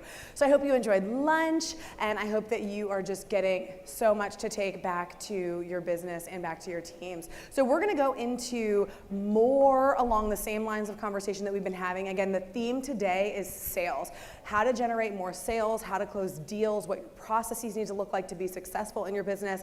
And we've talked a lot about that this morning. Now we're going to go into doubling your revenue. We had a great session this morning from Mike. He did talk about profitability and how to set your business up tactically and strategically to get to the numbers that you're dreaming of. Now we're going to have an individual come up who's a great storyteller, close friend of mine. I'll let him talk a little bit about himself and what he's doing right now, but he's influenced a lot of the game-changing vendors in the space, and he's been on some really amazing teams, and he's led some pivotal change on those teams, many of which have had great events in the last few years. So without further ado, I'm going to bring up a friend of mine to talk with you about doubling existing revenue per client in 90 days. Welcome to the stage, David Powell. There you are, sir. Hello. So I'm David Powell. I live in Birmingham, Alabama. I am a fan of the Alabama Crimson. I'm a fan of the Alabama Crimson Tide, so if there's any FSU fans out there, sorry, not sorry. Andrew, I think only, he's the University of Florida, Terry is, which if you haven't paid much attention lately, they're more like a JV football team than a professional one like the beloved Alabama Crimson Tide. So great to see you all. Flew in from Birmingham this morning. My background a little bit, just to kind of set the stage, is I have a background with big MSPs and then over on the vendor side. So I was at a company called TechLinks. where I built the managed services practice there. We went from $300,000 a month when I started there to $3.6 million a month in my time at TechLinks, and went out to Logic Monitor, where at Logic Monitor I ran the MSP business unit there before we exited to Vista. Then I went from there, and a PE firm in Philly wanted to do a roll-up of MSP, so I advised them on their investment thesis, and we rolled 4 different MSPs together. We were looking at like 10 million of top line, 2 million of EBITDA. Secondary markets was our investment screen there. Then I went from there to Perch. I joined Perch in May of 2020. We went to raise our Series B round of funding in August of that year, and we were so hot that ConnectWise bought us outright. I went to ConnectWise for 4 months, then went out to California to be president of a software company out there where I sat out my non-compete, came back to the space in November of last year for a cybersecurity software company, and then in April of this year, Nick Hetty over at Pax8, who's a friend of mine, came and said, hey Dave, you know, we need you over here. There's a couple of things our partners are struggling with, and we feel like you could help us. I was like, Nick, man, I just started this other gig. I mean, you'd have to make me like an offer I couldn't refuse. He's like, I can do that. I'm like, oh, okay. So I joined Pax8 in April of this year and have been there since, and it's been a good, fun ride with them. So Terry gave me this, doubling existing revenue per client in 90 days, which seems like a pretty impossible task, almost like Florida being relevant in football again. But I'm going to see if I can give y'all a path forward, you know, for this. So first off is that your existing customer base is literally a rocket ship waiting to take off. When I go talk to partners, I literally go talk to Pax8 partners all the time. I was up in Pennsylvania last week. I'm going out to Denver tomorrow morning. So I talk to them all the time. When I talk to partners, what I tend to hear from them is like, hey man, we've got our existing customer base, but we're kind of struggling with where do we go from here? I mean, they're doing a great job. We're servicing them well. But you know, if you guys, again, I've sat in your seat, managed services is hard, right? No one ever calls your support desk on a Monday morning. It's like, hey guys, everything is working fantastic today. We really appreciate y'all, right? And your existing customer base has like the shortest memory ever, right? And so you come in, their environment is a total, complete disaster. You save the day, you get things running better, and then like 6 months later, somebody on their board asks like, what are we spending all this money with this MSP for, right? And like, oh, well, they handle all of our technology. And they're like, well, our technology works fine, because they don't remember how bad their lives sucked before you got there, right? So it's this little bit of a sense where they don't remember, they don't ever call to thank you. However, they do business with you, right? So they send you checks every month. You already have a great relationship with them. So how do you tap into your existing customer base to get more revenue? So again, I'm tweaking my talk track just a smidge based on recent events with Alabama winning the SEC championship game Saturday. I was there. I have season tickets to the SEC championship game. Surprisingly, Terry's never called and asked for those tickets because they don't go that often. So, but, you know, now that we have gone to the, and I'm just going to keep taking digs at Terry the whole time, just so y'all are ready. But, you know, one of the things that I think our team is thinking about now that we're in at the expense of Florida State, right, is that you didn't come this far to only come this far. So if you look at where you are and say like, okay, that's it. I've built a good business. Finally, our recurring revenue is exceeding our committed cost. We're making profits, all this kind of stuff. That's not the time to rest on your laurels, right? We got into the playoffs, but we're going to have to go play Michigan, which seems a little right? I mean, it's like the class cheater became the valedictorian, which seems a little odd. Yeah, isn't that awesome? Isn't that awesome? Yeah. Well, I think Michigan's lost 6 bowl games in a row, so they're a model of consistency in these uncertain times, so I like our chances. So all that to say, right, is that you didn't come this far to get this far. So you can't look at where you are and be complacent. You can't look at where you are and say like, okay, this is as far as I want to come. This is as big of a company as I want to run. You know, there has to be something next. There must be growth. So how do you go from here? Where do you go next? Right, so one thing I want to point out is I know that we all like the magic bullet to certain things, but there's not one for this, right? So you don't need to try doubling your revenue with your existing customer base with just one single thing. just like anything else, you want small improvements in lots of different things. So what you really want to create out of this is you want to create a new cocktail, right, where you put a little bit of this and a little bit of that and a little bit of this, and you get something very tasty, at the end. So what are the different ingredients that you can pour into your existing customer base and get new and different results, from them? So the first thing is, man, nothing is better than cybersecurity right now. Right now, the PAX 8 book of business across our 29,000 partners, if you look at the funnel going into Q1, 40 to 50% of our partner funnel going into 2024 is cybersecurity, right? So there's some key things on that, and I've got a session coming up after this with Wes Spencer. We're going to talk more about building your cybersecurity stack. So just a quick little preview on that is cybersecurity insurance is driving consumption in this in ways that we really couldn't anticipate, right? So what you're seeing is cybersecurity insurance is becoming table stakes. There are companies right now that, everyone's got general liability, everyone has E&O, and now cybersecurity insurance is going to become the thing that everyone has to have. So you've got a tremendous lever here that you can pull to go have those conversations with your clients. And we're going to talk again, Wes and I are going to talk more about this in a little bit, but what cybersecurity insurance companies do not have are actuarial tables. If you're not familiar with what an actuarial table is, it's these big, massive databases and data sets that insurance companies have that they factor risk on. So if you drive a Dodge Charger, most likely you drive like an idiot.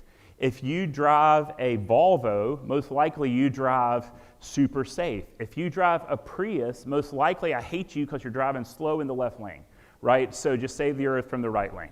So, but all of those carry different risk profiles. So if I call up an insurance company and say, hey, here's David Powell, I'm a 51-year-old male with this kind of health background, they can accurately predict that I'm going to die at 77 in 6 months. I mean, they have these billions of data points to look at. But you know what they don't have data points on? Cybersecurity payouts, right? Because it's too recent.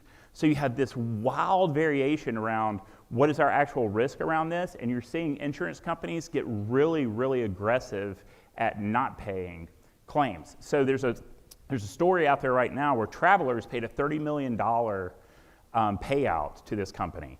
So they paid out the cybersecurity insurance claim, $30 million. Subsequent to that, in the incident response time, they're going through all the data, and in the incident response, they find that there's this SQL 2008 server that does not have MFA enabled. It had nothing, zero to do with the security incident, zero to do. But on their security questionnaire, probably 42 pages, they had attested that all devices would have MFA enabled. So as soon as they don't have one that's enabled, then that is a false claim. And so now they can go and they're litigating to get their $30 million back. This kind of stuff's happening everywhere. I've talked to some customers where they're like, hey, people downstream from us now have said we have to prove that we have cybersecurity insurance to do business with them. So it's becoming this thing. So again, a little preview of what's coming in here in a little bit is you might ask them, what do we go sell? So I've talked to a bunch of different cybersecurity insurance companies, and just like if you have a car, there's two things you gotta have, seatbelts and airbags. Now, if you have a fancy car, it may have collision avoidance and lane keeping assist and all this kind of stuff. But every car has seatbelts and airbags, right? So what are the things that cybersecurity insurance companies want to see in their customer base to mitigate their risk is 5 things, right? Number 1 is advanced threat protection, because they want to, it's a little cocktail of different things. Maybe that's a VPN, maybe that's an improved Microsoft license, something like that. Second is MFA. Third is EDR. Fourth is security awareness training. And fifth is segregated backups. So those are the 5 things that cybersecurity insurance companies want to see your customers have to make them underwritable from that. Dirty little secret on that real quick for you guys is that I talked to a cybersecurity insurance company, and they have this very sophisticated piece of software that they enter your questionnaires into. And when they enter your questionnaires, there's 14 little dials at the bottom that have to turn green to make you underwritable. If you click MFA, 12 of the 14 turn green, right? So 12 of the 14. So you get 85% of the way there just by having MFA pushed out to your customers. But the good news for you from a sales tactic is you get to play good cop, and the cybersecurity insurance providers get to play bad cop. So you can do what's in sales called appeal to the authority of the third party, which is where you can go in and say, I'm not saying you ought to do this. Cybersecurity insurance company is creating basically what amounts to a standard that you guys are going to have to adhere to. So that's where, to me, most of this, like the 5 things, depending on the tools you use to sit underneath that, that's about $35 to $50 per user, right? So if you're going out and selling the 5 things, depending on the tools that you align to those different items, $35 to $50 per user. The question, though, kind of comes to, are you talking to the right person about the right things? Man, this is really common with MSPs, is they're positioned a little bit with the wrong folks. So, I'm sorry, what's your name? Mike, and what's your name? Robert?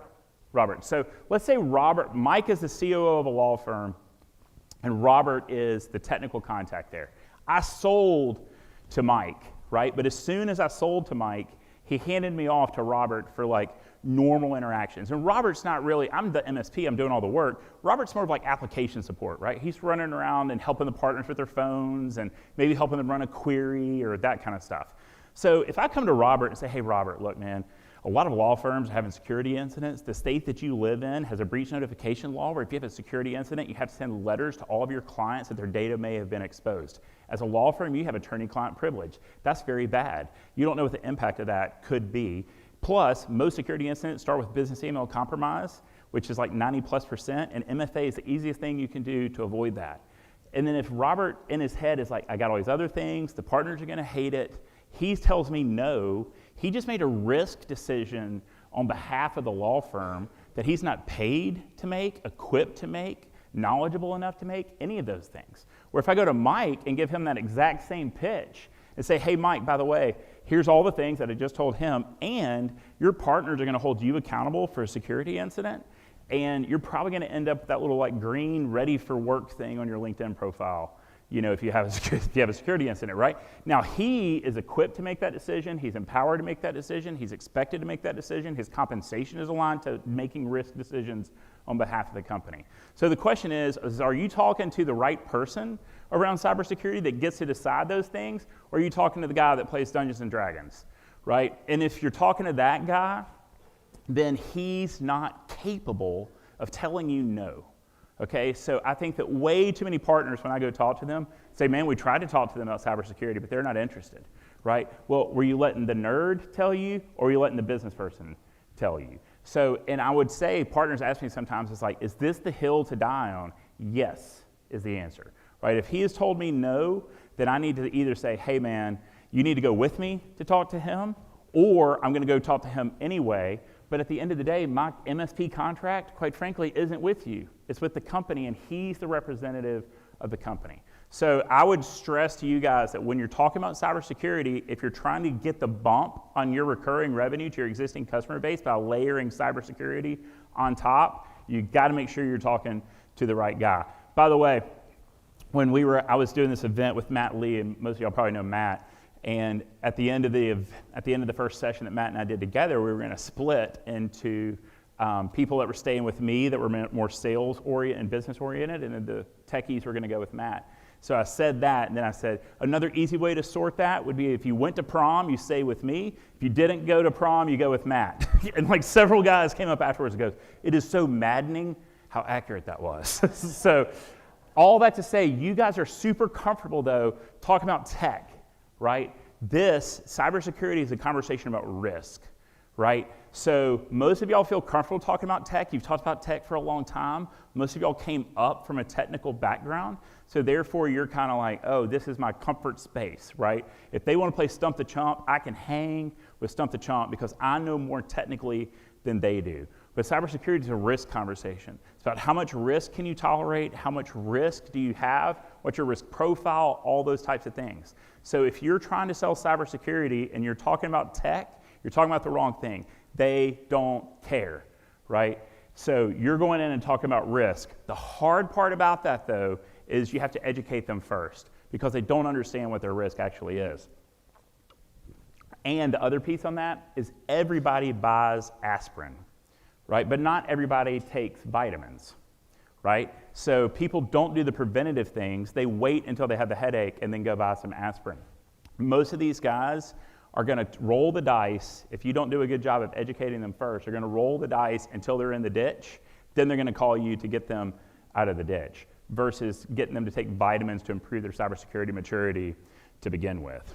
The other thing that I'd like to talk about is, this may be obvious to you guys, but the price of everything has gone up, right? Gas, bread, milk, all those things are going up. Just had a very fun conversation with my Uber driver coming over here about how these prices have all gone up. But inflation isn't just for those things. Y'all's expenses have gone up too, but the problem is most of y'all are too shy to go ask for more, right? And there is this sense to where if your costs are just continue to go up and you're not passing that along to your customer, why is that okay for gas stations and for Publix and for Kroger and for Wonder Bread and for Zaxby's and for Chick-fil-A and for whatever beer, it's okay for all of them to have their prices go up, but you're supposed to sit on this cost basis that could be 5 years old, that's no longer relevant or applicable, and you just accept the margin erosion while everything else in your business is going up. That's just not right,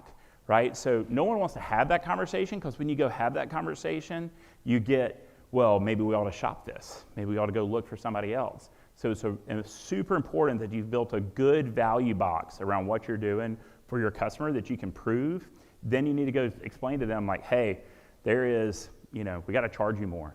You've seen it at the gas pump, you've seen it at the checkout counter, all that kind of stuff. And now we have to have that conversation with you as well. When you go into a business, there's lots of stuff in there. I kind of usually try to break it down into like 5 things. Is that no matter whether you're talking to the biggest customer or the smallest customer, they have 5 things, right? They have applications with users, they have servers, they have infrastructure, which is all the blinking lights, they have security, and they have cloud. Those are all things that you can sell into. What I like is in the co-managed space, if you're trying to sell into those, is that MSPs for a long time have tried to avoid the phrase outsourcing, right? We were like, we don't like outsourcing, we're a managed services provider. But if you start going upstream a little bit, and maybe you have some accounts like this where you've got a limited service delivery to them, now you can look at like, what are the other things? But my pitch on this used to be, it's like, hey, we're doing these 3 things for you, but we're not doing these 2 things. Let us outsource these 2 things. What I usually kind of pitch was like, tell us what you suck at, right? So there were places that we were doing security for, we weren't doing anything else, so then we would go in and try to get additional services. Can we do your help desk? Can we do your infrastructure? Can we do cloud for you? Or we were doing help desk and those things, but for whatever reason, they'd carved out certain aspects like cloud or security. Now can we go back in and grab those things? Also, in your typical office building, there's all this other stuff that sits there. It has a recurring revenue opportunity around it. There's printers, right? No one likes that necessarily. Doesn't seem that sexy, but it's a consumable, right? And people are rolling that out all the time and cranking through that. So there's printing options. Everybody has a phone on their desk. Most of them don't use them quite as much. I mean, all of us have pretty like pivoted to this. I mean, if you walk around most offices, you'll see people sitting at their desk on their cell phone when there's a really nice whatever phone, sitting there on their desk. So what people have realized is we still need the desk phone. We just want that to be as cheap as possible, right? So how can you go through and add that into your service and optimize that type of thing too, which is already a part of their current spend. Another thing on that is consulting.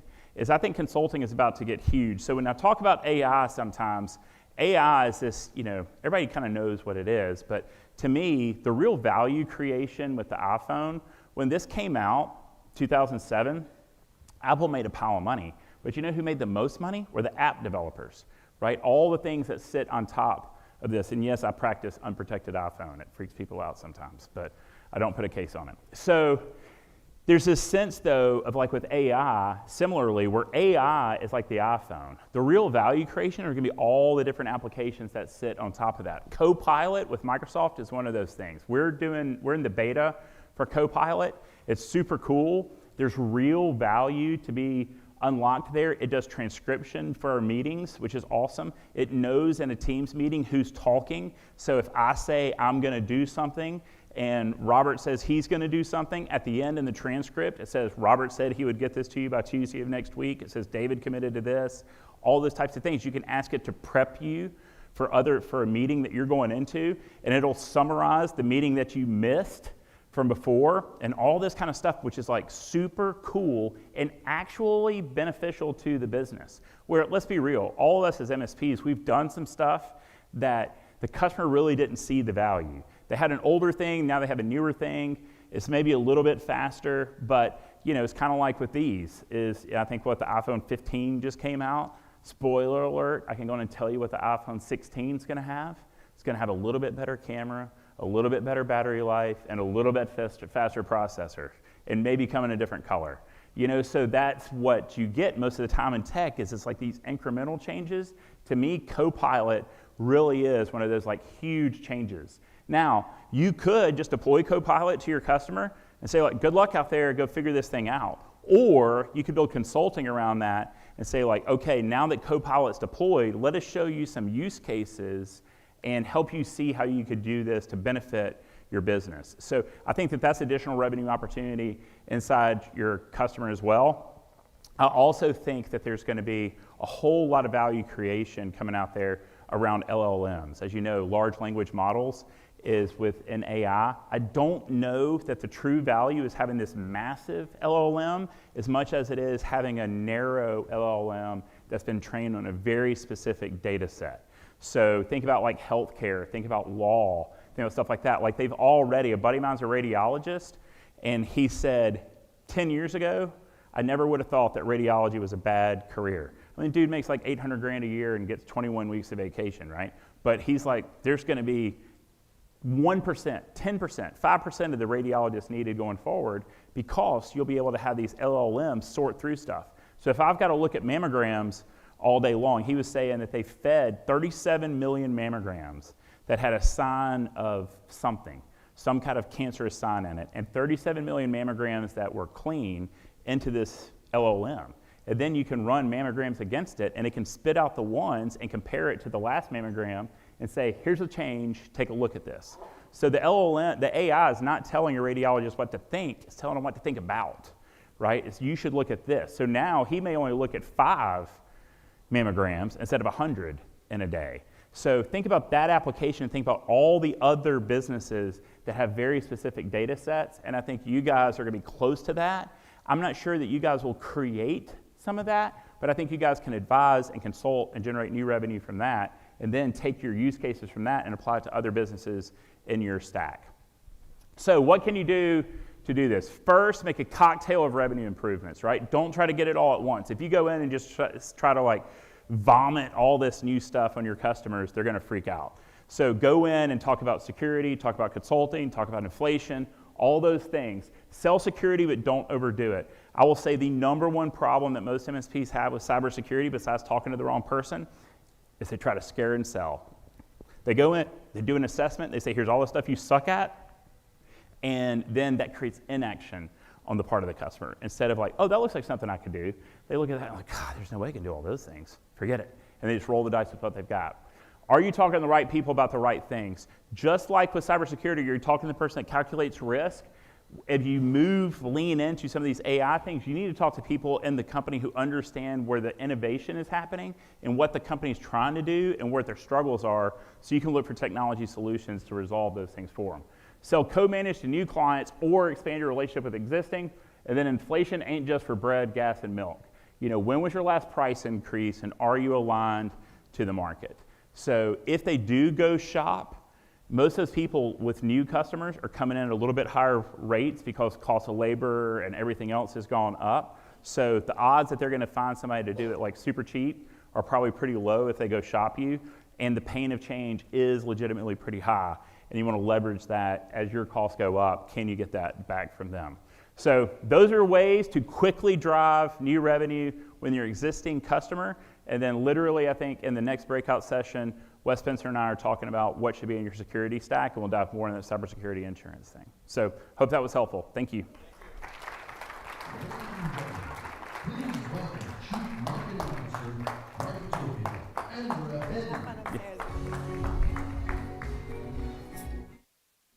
All right, thank you, David. Really, really appreciate that. And I know many of you have already had so many conversations around security and what and how you need to be having and tailoring those conversations. Make sure you chat with him post breakout gather as much information as you possibly can. He has a wealth of knowledge. So what I'm going to do at this point, we're going to break. So if every MSP partner in the room wants to gather up your items, we are going to do the workshops upstairs. So it's the same place you had breakouts yesterday. Pop over to elevators or stairs. It'll take you up to level 3, and then you'll have 3 options for breakouts. Choose those accordingly. And again, the team is there to help you. If you are a vendor, we're going to be staying in this room, as you know, so everyone can come up to this section once partners are out. And then we are going to kick off with some really, really great sessions from the JS group. All right, so partners, have fun, and you're welcome to break. We've got things to talk about. Okay, great, perfect. And then I know, obviously, once some of the partners start exiting to head upstairs, we'll get started. Awesome. So for those of you, vendor teams, I see you coming in. Again, sit up here. Let's make it intimate. Let's talk with each other. All right, I'm going to introduce to you, I know if you were in some of the vendor sessions earlier today, you've had the opportunity to meet Meredith. They did go over some great content earlier this morning in the 9 and the 11 o'clock sessions. So Meredith is the president of the JS group. If you're not familiar with the JS group, hopefully you're taking the time to understand what they offer to the channel space, whether it's program planning, consulting, different strategic ways to grow your business. They're a great resource. So make sure that you learn a little bit more about them and then obviously connect afterwards. So without further ado, I'm going to hand it over to Meredith. There you go. Thank you. Hi, everybody. I'm Meredith Karam, president for the JSG, and we also are known as JS Group. I would say the JSG. And we are the ecosystem acceleration company, consulting firm in the industry to help vendors and partners come together in harmony. And we help with their channel strategy, we help with their partner programs, we help with partner activation, finding the right partners, legal contracts, like everything that they need, that y'all would need to come together to grow revenue. And that even includes the marketing element of it, where demand generation kits and social selling, so that you can connect with the new buyer of today, because it's very different than what we're all accustomed to. And so how you market to them in the past and how you got to market to them now is different. And today I was invited to talk about AI. And before we jump in, though, just a little background on me. Well, first of all, Patrick, thank you for sitting in the front row. So I appreciate that. I want to call you out and give you a shout out. And then in case we haven't met, I was at AT&T for about 20 years. I built a reseller channel, and then I went and worked inside of a tech enablement company, and then a smaller UCaaS company to kind of round out my portfolio on my journey of really big, medium and small business. And then Janet and I were talking on the phone one night, and then she called me the next day, and she was like, hey, let's work together. And so, so I've been on now with JSG for about 3 years. And today we're going to talk about AI. And as we dive into the future, this is the one mega trend that really stands out. And it's one that we really need to study, because the impact for it touches every single industry we can possibly think of. And when we hear the word AI, sometimes I think there's a misunderstanding of like what it really is. And so I thought first, when we dig in here today, let's first talk about like what's understanding and what the understanding of it is, and then where is it going. And so basically there's 3 terms that you need to add to your cocktail vocabulary. There's artificial narrow intelligence, there is artificial general intelligence, and then artificial super intelligence. And the first one, ANI, you probably also hear of it with an unflattering term. They call it weak AI. And it's really the only AI that exists today. That's what everyone needs to understand. It is the only AI that is real, it's realized today. The other 2 are more theoretical. And so that is, people are working on it. We hope that it's going to be there, right? But today, if we focus on narrow, narrow is where you have a task, and it might be something that we as humans can't do as well, right? And when we do that, this task is performed outside of normal work. And so it still requires us as humans, though, to train it, right? So think about your ChatGPT, your OpenAI. Something's got to feed it, and then it's predictable. It knows what phrases you're going to type in next, what words you're going to type in next. That's an example of narrow AI.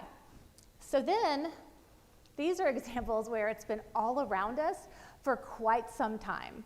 When we think about personal assistants, lawyers, doctors, autonomous drivers, investors, facial recognition, and all that wonderful stuff, it's been around for a while. But if you think about, like if we fast forward a little bit and think about the next 7 to 15 years and what it's going to look like when we actually reach to the theoretical AIs, and let's start with general, we know that with general, it goes beyond narrow AI. So it's kind of like if you were to take a dumb human, right? So it gets to where you're less dependent upon the human to train and for the human to do things. And there's all these underlying models that basically say that what's coming with AGI is that it can do a lot of things that humans can't do. And such as like not having a specialist anymore. So just like if you were to go to Ross, right, for AI lawyers, where you're going to have them help you with legal contract modifications. And so AGI actually wants to learn to perform that new task. And it can be a little unsettling, but what's more unsettling is when you talk about ASI, which is artificial superintelligence. And so again, if we think about it in terms of 7 to 15 years, what do we do? How would we respond if it's going to go from a dumb human to accelerate to the next level of Einstein? Like that's what people are talking about here, again, in theory. And so whenever we are making judgments, having feelings, right, everything about that we would possess as humans, that's what people are predicting, right? Researchers are predicting for this ASI category. And so if we can just like park those two for a minute, or those three things, I want to dig into some of the functionalities of AI. And so I mentioned again how narrow AI is known as weak AI. And there's two functionalities really that are again very reactive. And so this is more around, do y'all remember back in the 1990s when IBM had a Deep Blue computer that actually beat this grand, you know who I'm talking about? This grand chess master, right? And so that was about, you know, the model, like studying the moves, right? Studying the game and predicting what was going to happen. And so Deep Blue actually beat out the grand chess master. Like it was absolutely unheard of. And so there's that's an example of like where you can take a very focused, specialized task and feed it with data that is going to give you more insights. The next one we have is limited memory AI. And so this is one where it can recall past events. So this is a good example of your OpenAI, of your ChatGPT, where it's very predictive. It just serves as like an AI chatbot, right? And so the context is generating and it knows what's coming next. When we move back into general AI for functionality, again, this is known as the strong AI because it's taking more capability as a human, right? And so with this one, the functionality is theory of mind. And so it's really cool because it basically has the ability to personalize a lot of emotional needs and takes the data to actually respond to human feelings. And so it's very, very different than what we have today. And there are factors that could limit AGI, and a couple of those, there's 3 of them, power, data, and intelligence. And the first 2, power and data, those are really simple. The third one's a little more complex. But the idea of power and performance has actually already been solved. And so if we look at something and we say, okay, if every person on Earth completed 1 calculation per second, if every person on Earth completed 1 calculation per second, it would take us 305 days to do what the IBM Summit can do in 1 second. Everybody knows what the IBM Summit is? IBM supercomputer. It's the 5th supercomputer fastest in the world, right? And so you just see here the magnitude of how important that is. And so we know that power is not limiting us.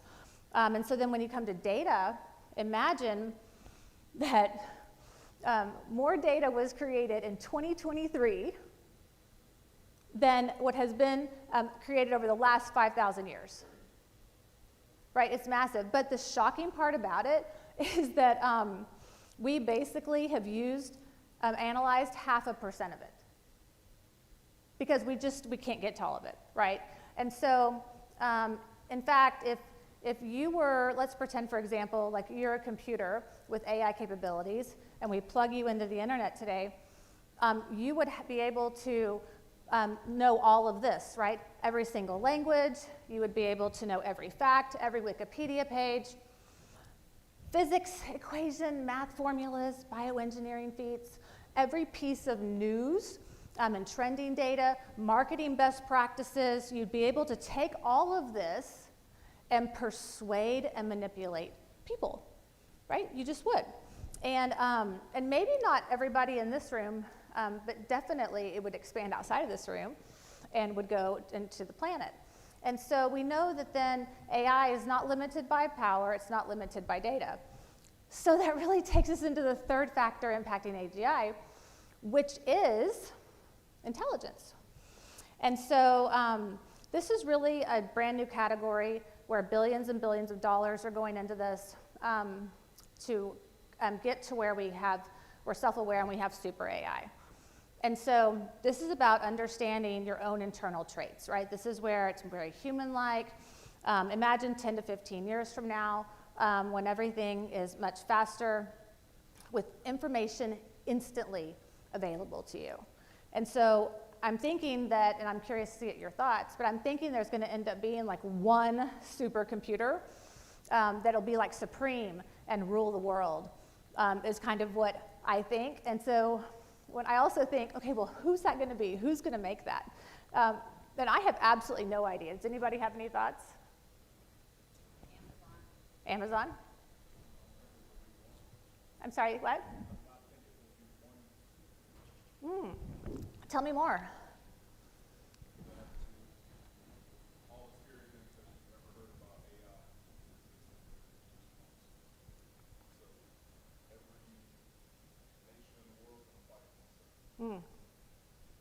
And so in your practice today, have you already built into your business model to prepare for that coming? No. Yeah, you sound really smart and like you know the answers. That's why I was like, maybe you know something and you're connected to somebody that I'm not. And then Janet mentioned Amazon. Anybody else? Okay, so now that we have an understanding of AI, then you sit there and say, okay, so what does that have to do with the channel, right? Like, what does that have to do with all of us? And so there are many benefits to us in the channel. And so JSG, we joined forces with a next generation research firm, A&S. And Dr. Ashton Silva is also our VP of research. And so we joined forces to pull and survey and do a research report to really understand what are the benefits. So this is not just stuff like we made up. This is stuff that the entire channel ecosystem provided to us. And so the channel's moving forward with the advancement of generative AI. And one of the primary benefits is to reduce customer acquisition costs. And the acquisition cost reduction isn't just for vendors. It isn't just for partners. It's actually for both.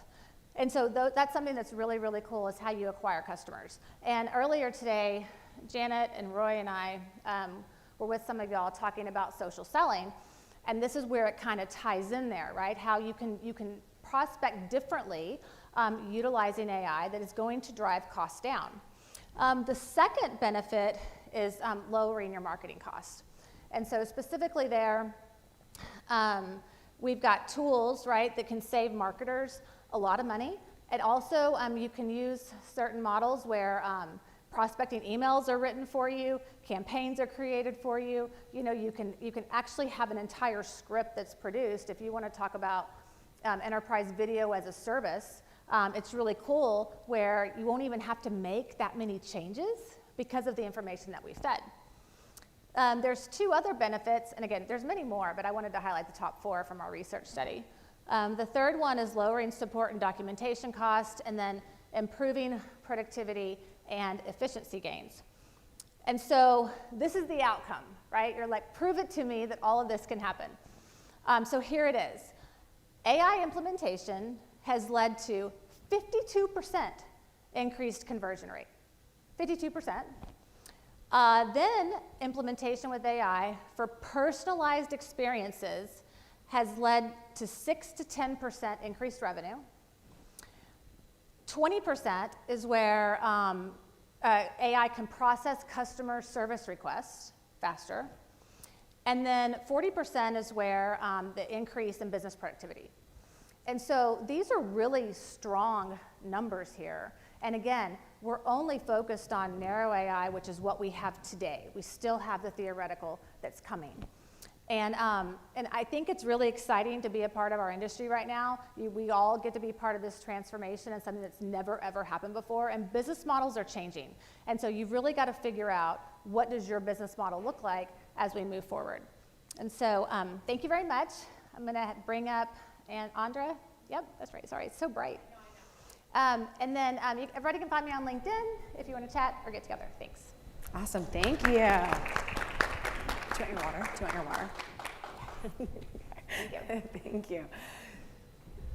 So I personally, I know that we could take an AI conversation. We could probably sit here for hours and discuss where we think it's going and what we're personally doing in our businesses. It is definitely one of those that's going to be a game changer in the industry and truly in all industries. Technology is what backs everything as we progress in all businesses. What we want to talk about next, though, is shifting gears a little bit. So we want to talk about pricing. So there are a lot of things that are changing. There are a lot of things that shift our businesses. But I'm going to bring up Janet, who you also have met, Janet Shine. So she owns the JS Group, and she's going to go through with you a strategic conversation around pricing. And we're just going to talk. It's going to be casual. If you've got questions and you want to ask them and have them addressed, we'll absolutely talk through that. But Janet, come on up and let's discuss. Thanks so much. Always good to see you. All right. Yes, I know. Come on. Yeah, it's in here. So This is fine. I'm going to start with an AI example because I Okay, thought that would go be for fun. Whoa, hi. I'll not scream anymore at you. So it was really interesting. I was at the Cisco Partner Summit a couple weeks ago. Was anybody there? Okay, so this was kind of cool. So Cisco announced that all of their products were having AI designed in from the start, starting with their roadmap at the second half of 2023. So I had the opportunity to meet with G2, who runs all the products for Cisco as the EVP of product design, and I said, can you show me an example? And he said, sure. So he goes, let's get on a WebEx together. Okay? So we get on the WebEx, and he says, I want you to pretend the doorbell just rang. Just walk away for a minute, and I'm going to keep talking. Okay. And I said, okay. So, and we work from home. We've all had this moment where the plumber you've been waiting for like 4 weeks is Right insistently ringing the door Yes. right in the middle of your conversation. I got up, I came back in 2 minutes, like he asked me to. I sat down and popped up on my screen. It said, I know you were away. Here's what he said as a quick summary. And here's some potential answers for you based on what you've talked about on WebEx in the last year. Would you like us to put the answer in?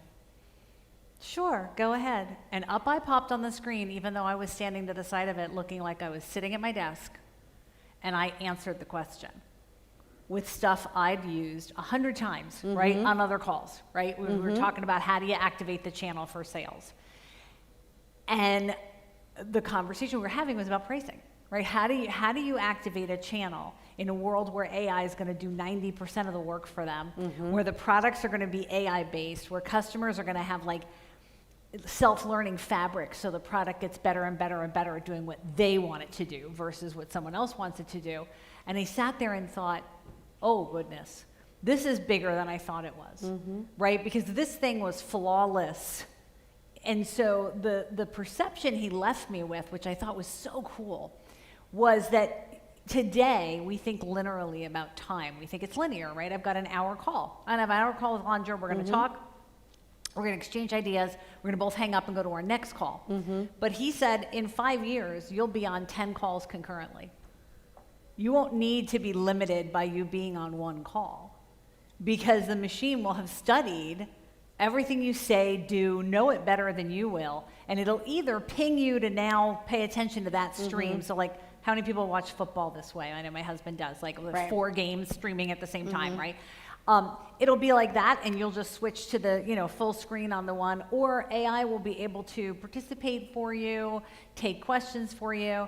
So as our head of research, Dr. Ashlyn Silva always says, AI won't replace you, the person using AI will replace you. And that is true in pricing as well. Absolutely. And so I bring that example up because I think as we start talking about pricing, we tend to think about pricing the way we do it like right now. Right? And that our pricing strategy, should be something like, should you mark up your prices? The answer is yes. It's always, always yes.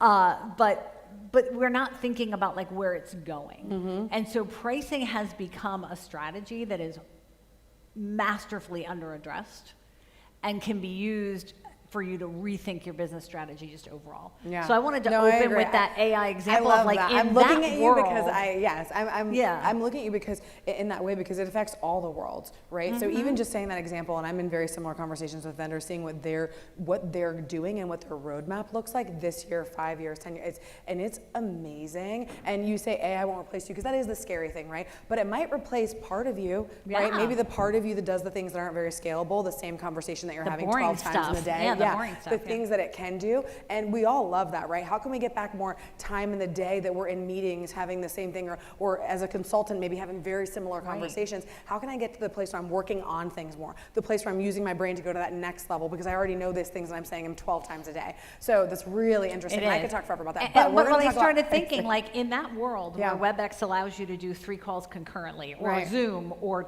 Teams, or whoever you want. Because by the way, either Amazon or Microsoft wins in the supercomputer. I just don't know which one it's going to be. And in that world, like, what do you charge for that? It's not $3.99 a month, right? To like replicate you as a human. And so I think that's where the world, like, we have to challenge ourselves to kind of take the blinders off and say, what's it going to look like? Yeah, no, absolutely.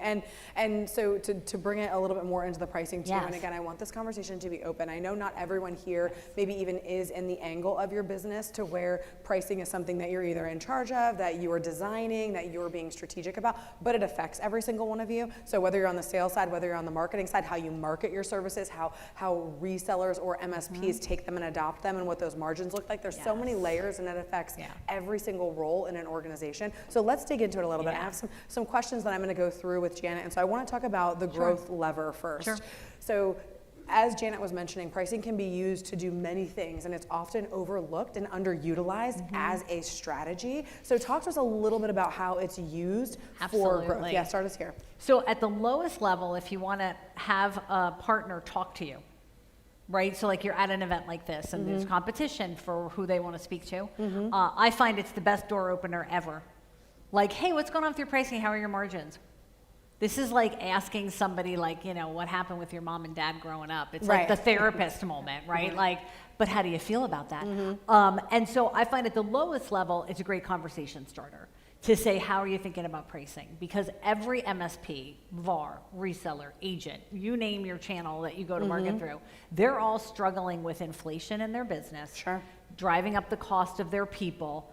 They're now leading with services to the large extent, which is a cost on their shoulders.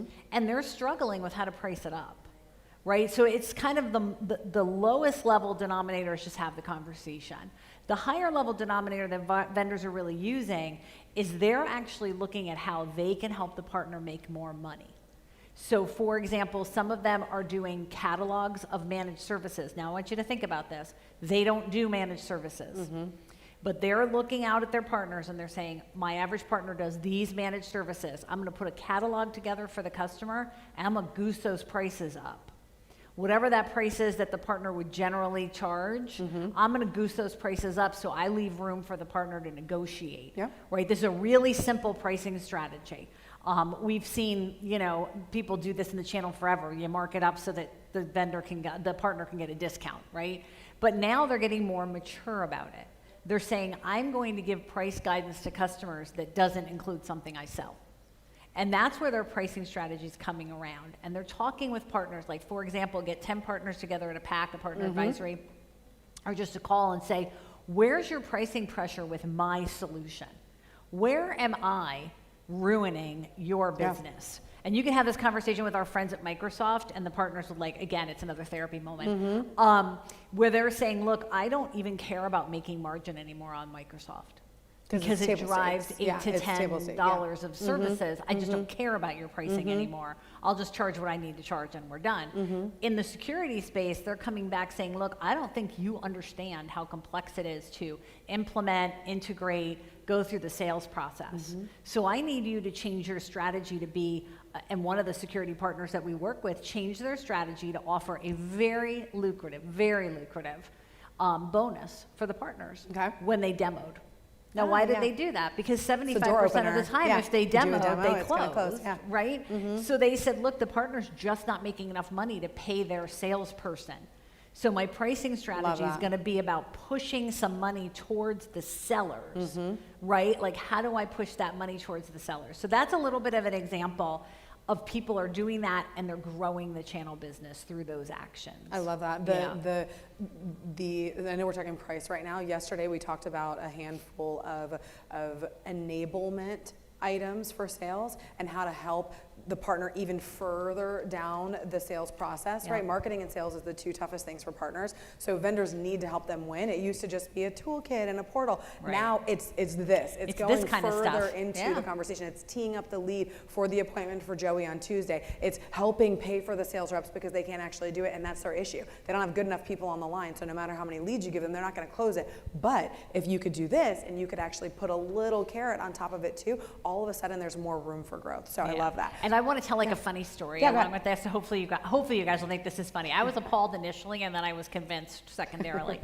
So I was with a good-sized MSP, and we were talking about the fact that CISOs, and I always use the same joke David uses, right? Like people that didn't go to their own prom. Right? So they're not really all that excited about speaking with you personally, right? And so they were saying CISOs are really introverts. And we as the channel are kind of extroverted, right? We've kind of grown up on sales. And so what they started doing was they realized that when a CISO came into their funnel as a marketing qualified or sales qualified lead, they needed to approach it differently. Instead of saying, hey, can we have a conversation? CISO's worst nightmare is having to speak to you, apparently, as an introvert. They just said, you know what do they really want? Why did they register as a qualified lead? And they said, I think they want a price. So this salesperson said they answered every marketing lead with an email and a direct message and a text if they had the person sell that said, hey, I know we can talk in the details about the solution, but I just want you to know it's somewhere between $48 to $78 a month per user. Their close rate tripled in 60 days because they understood that the most important thing to that CISO was just trying to, I just want a price. Like, why do I have to talk to these, people to get a price? Absolutely. And I think that's where we've always been, as a channel, so afraid to tell anybody the price. Like, goodness forbid, right? Goodness forbid we should tell somebody what it costs, because we've learned that that's the bad thing to do. And now in this new world, and we talked about this morning, where people are now self-educating, where marketing's in charge of sales, where, right? In that world, price is a normal denominator. People want to know the price.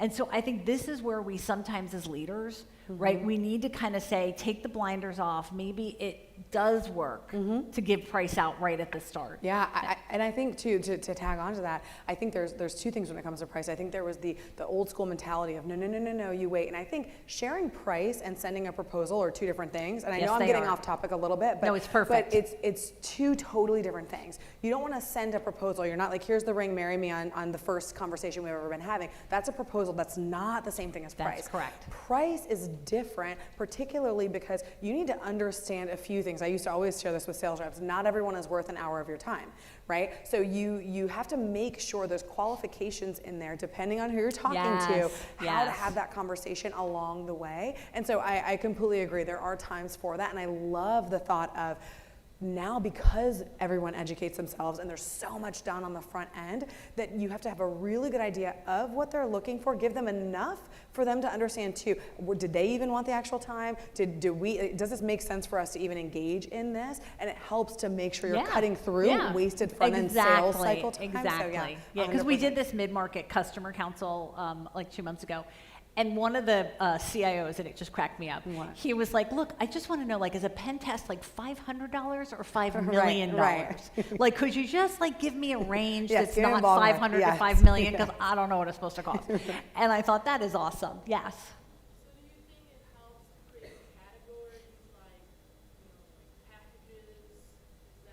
Yes, absolutely. Packages, bundles, ranges, anything that, because we have to remember people are in the instant gratification, 9-second attention, goldfish world.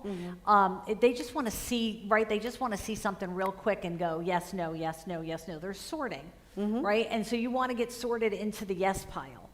So by giving them a price, you actually push yourself in the yes pile. It's so anti how all of us grew up in the channel.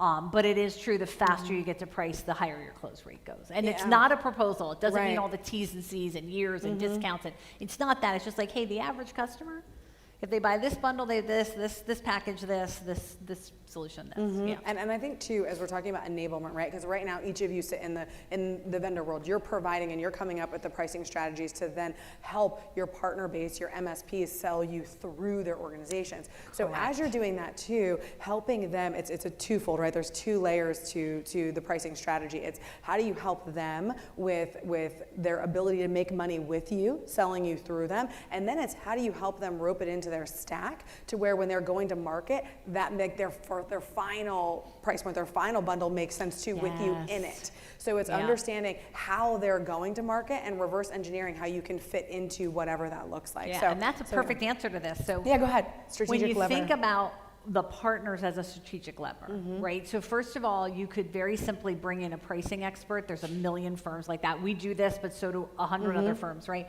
And do some kind of webinar or something for the partners to talk about price. Because it's the thing they all stay up at night about, but they don't have any expert advice on, right? They're kind of pricing, I said they're pricing like price plus margin, and then they're discounting it and accepting a lower margin because they're afraid. Right? They are afraid of pricing. It's just not a muscle that they have. And so I think pricing is very strategic for partners because it allows them to make enough margin, to add more services, to sell more of your stuff. And the worse they are at pricing, the worse margin they're going to have. The worse margin they have, the less they invest in marketing. And the less they invest in marketing, because we all know marketing now leads the business, the less they invest in marketing, the less you grow. Right? So it's like this horrible hill that kind of rolls down. So it's very strategic for the partners to talk about price, but they don't have any experts. So you could bring in a pricing expert, have them do an hour webinar. You could offer pricing in your MDF program. You could say, hey, look, here you go. Here's a pre-priced package through this pricing expert. They're going to work with you on your last 10 proposals to customers and show you how you could have priced more. And sometimes it's not just a pure, like, straight price it up, right? Oh, it used to be 100, make it 120. Sometimes it's not that. Sometimes it's a change in payment terms. Sometimes it's a longer contract. Sometimes it's a reduction of things that you do in the contract. I've had partners who have actually lowered their price, but also lowered their SLA.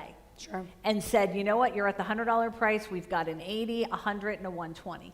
And the one you're at right now is the 120.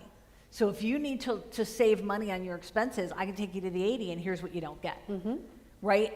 And they have actually lowered their business expenses and increased their margins by charging a customer less, which in some ways doesn't make any sense, right? But it does. I've seen people do things like help their partners with financing, right? So there's a million ways where you can help the partners with the pricing strategy, but I think it starts with polling, talking, speaking to your partners about what are they struggling with. Absolutely. Yeah, and they are struggling. Make no mistake about it. They are struggling with price right now. They are, and I think the other layer to this, as we talk through, again, it's your pricing that gets pushed through, and then what they add to it. One of the biggest struggles also, and particularly we'll talk the MSP space since this is what we're sitting in right now, is the ability for many of these small to medium businesses to understand their service layer on top of the product.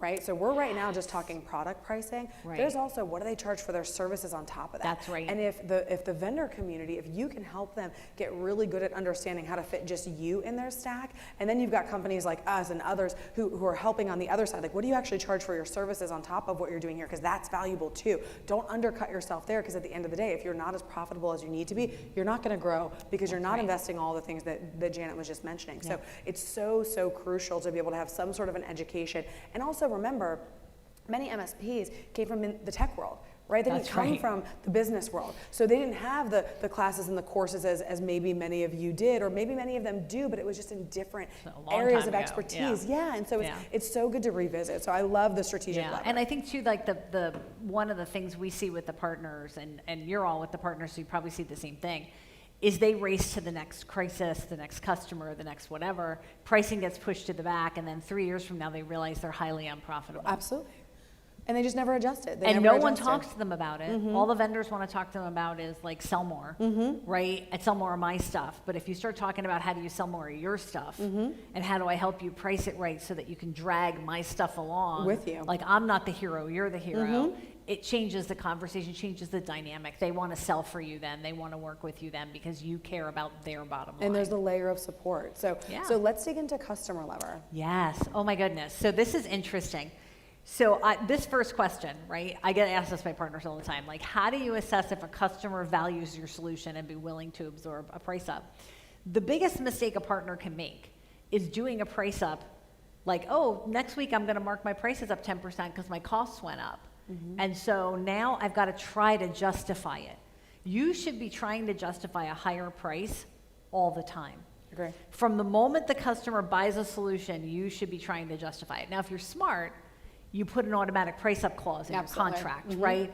But a lot of people didn't do that, or they were afraid to do that. And so the time to start doing price ups with customers is the day after you close the contract, not 11 and a half months from now when the contract's up, or 24 months from now when the contract's up. And so you have to get the customer to value your solution. So how do you do that? We do a couple things with the partners. So one of them is we change how they look at the customer experience, so that they market to the customer every month the benefits that they're getting and what that's worth. So every month they're getting some kind of proof point that says, hey, we're worth it. And I like to tell stories, so I'm going to tell this story. So I was at L'Oreal Cosmetics, was my first job ever. I know, it's weird. Now I'm here. And by the way, if you want to see an industry that's all women and then come to an industry that's all guys, that was my story. I didn't know where they hid the guys at L'Oreal, and I didn't know where they hid the women when I first got in the tech industry. I was like, what happened? But anyway, so I'm in this in L'Oreal, and there was some infighting going on amongst some governments, and an excise tax or an import tax was put on L'Oreal hair dyes coming into the U.S. because the U.S. didn't want them to import. They wanted people to do stuff here. This was like around the NAFTA times, right? Like in the late 90s, early 2000s. And we're sitting in this meeting with, I will say, the best marketer I ever had the opportunity to work for, Jacques. And they're talking about how do you now absorb a 30% price up on hair dye?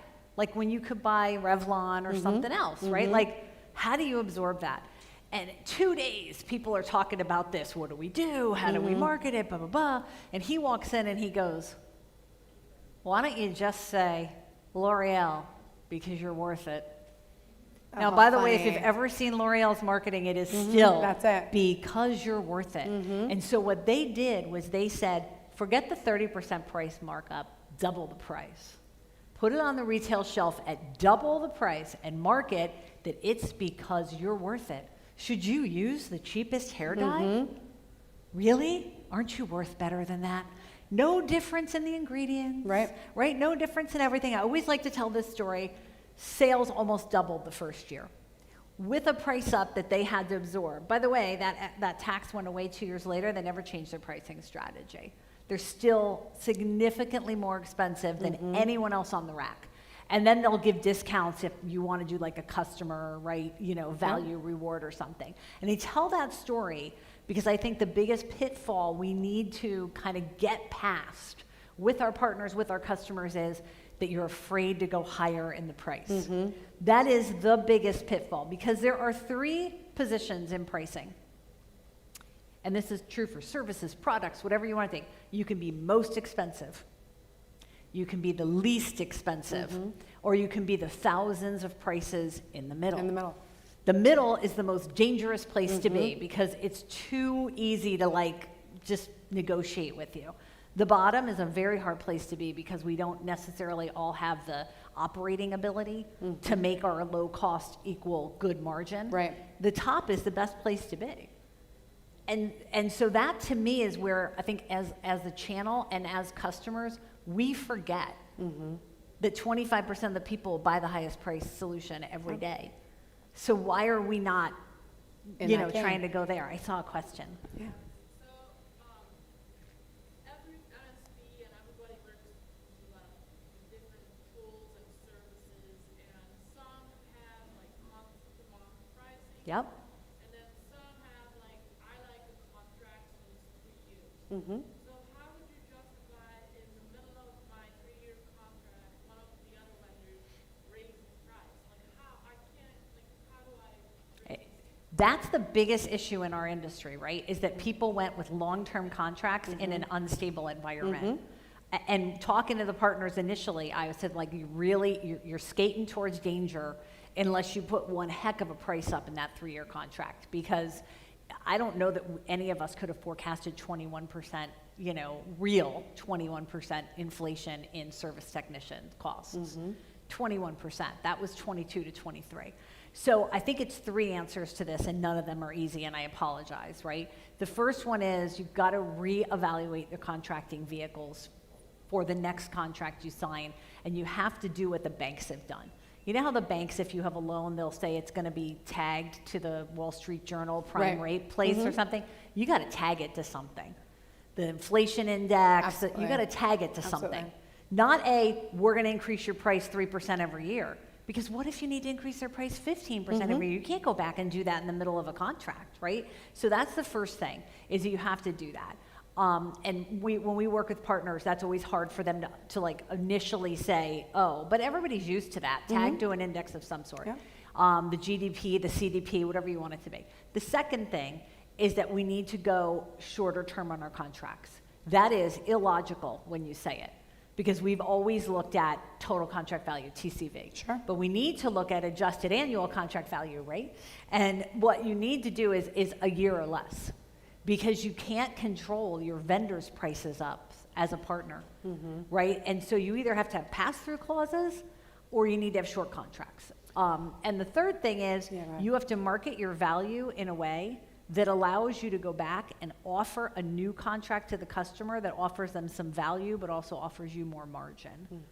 That's the hardest one, but I've yet to work with a partner where I didn't find places where they could margin rich themselves and not violate their contract. Sure. So those are the 3 simple answers. Always happy to go one-on-one with you and talk about more. Yeah, the only other thing I would add to that too, because it's interesting, I think having those flexible elements inside of the contracts is so important, because there is kind of that double-edged sword of long-term contracts can be beneficial, but only if you have the ability for movement within it. And sometimes even 3-year contracts with an annual increase, it's not the annual, they didn't do it because it was going to be the same rate for years. The annual increase can already be built into there, but maybe they did it because if you signed up for a 3-year, if there's a 3-year contract, something else happened at the beginning. So you can still have things in there that maybe there's already an annual increase built in, and then you're also tied to possible inflation rates or things on top of that. So there's an element of flexibility within, because I know too, obviously in a lot of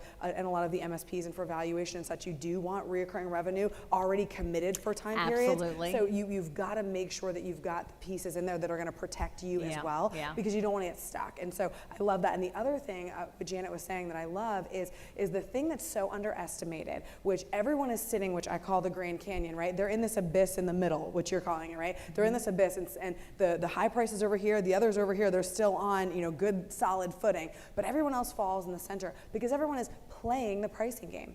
right? They're just playing the pricing game. They're not playing the value game. Correct. It's a totally different just game. like I can beat that price by 50 cents. Right, Yeah. exactly. And that's not the game. You don't want to be in the price game. We're talking about pricing strategy. Yep. That's the value Yep. game. So if you're in the value game, that's why L'Oreal could add a tagline to it, play a valuable psychological game, which is very different and very savvy. And everyone goes, you know what? I'm going to do that. I am You know what? worth I'm it. okay with that because Right. there's a different game that you're playing. You're playing on fear, uncertainty, and doubt. You're not playing the pricing game, and you're not playing the 50 cents, the That's whatever right. else. That's So- right. And one of my favorite ways to look at it, and I love Yeah. what you said about value, right?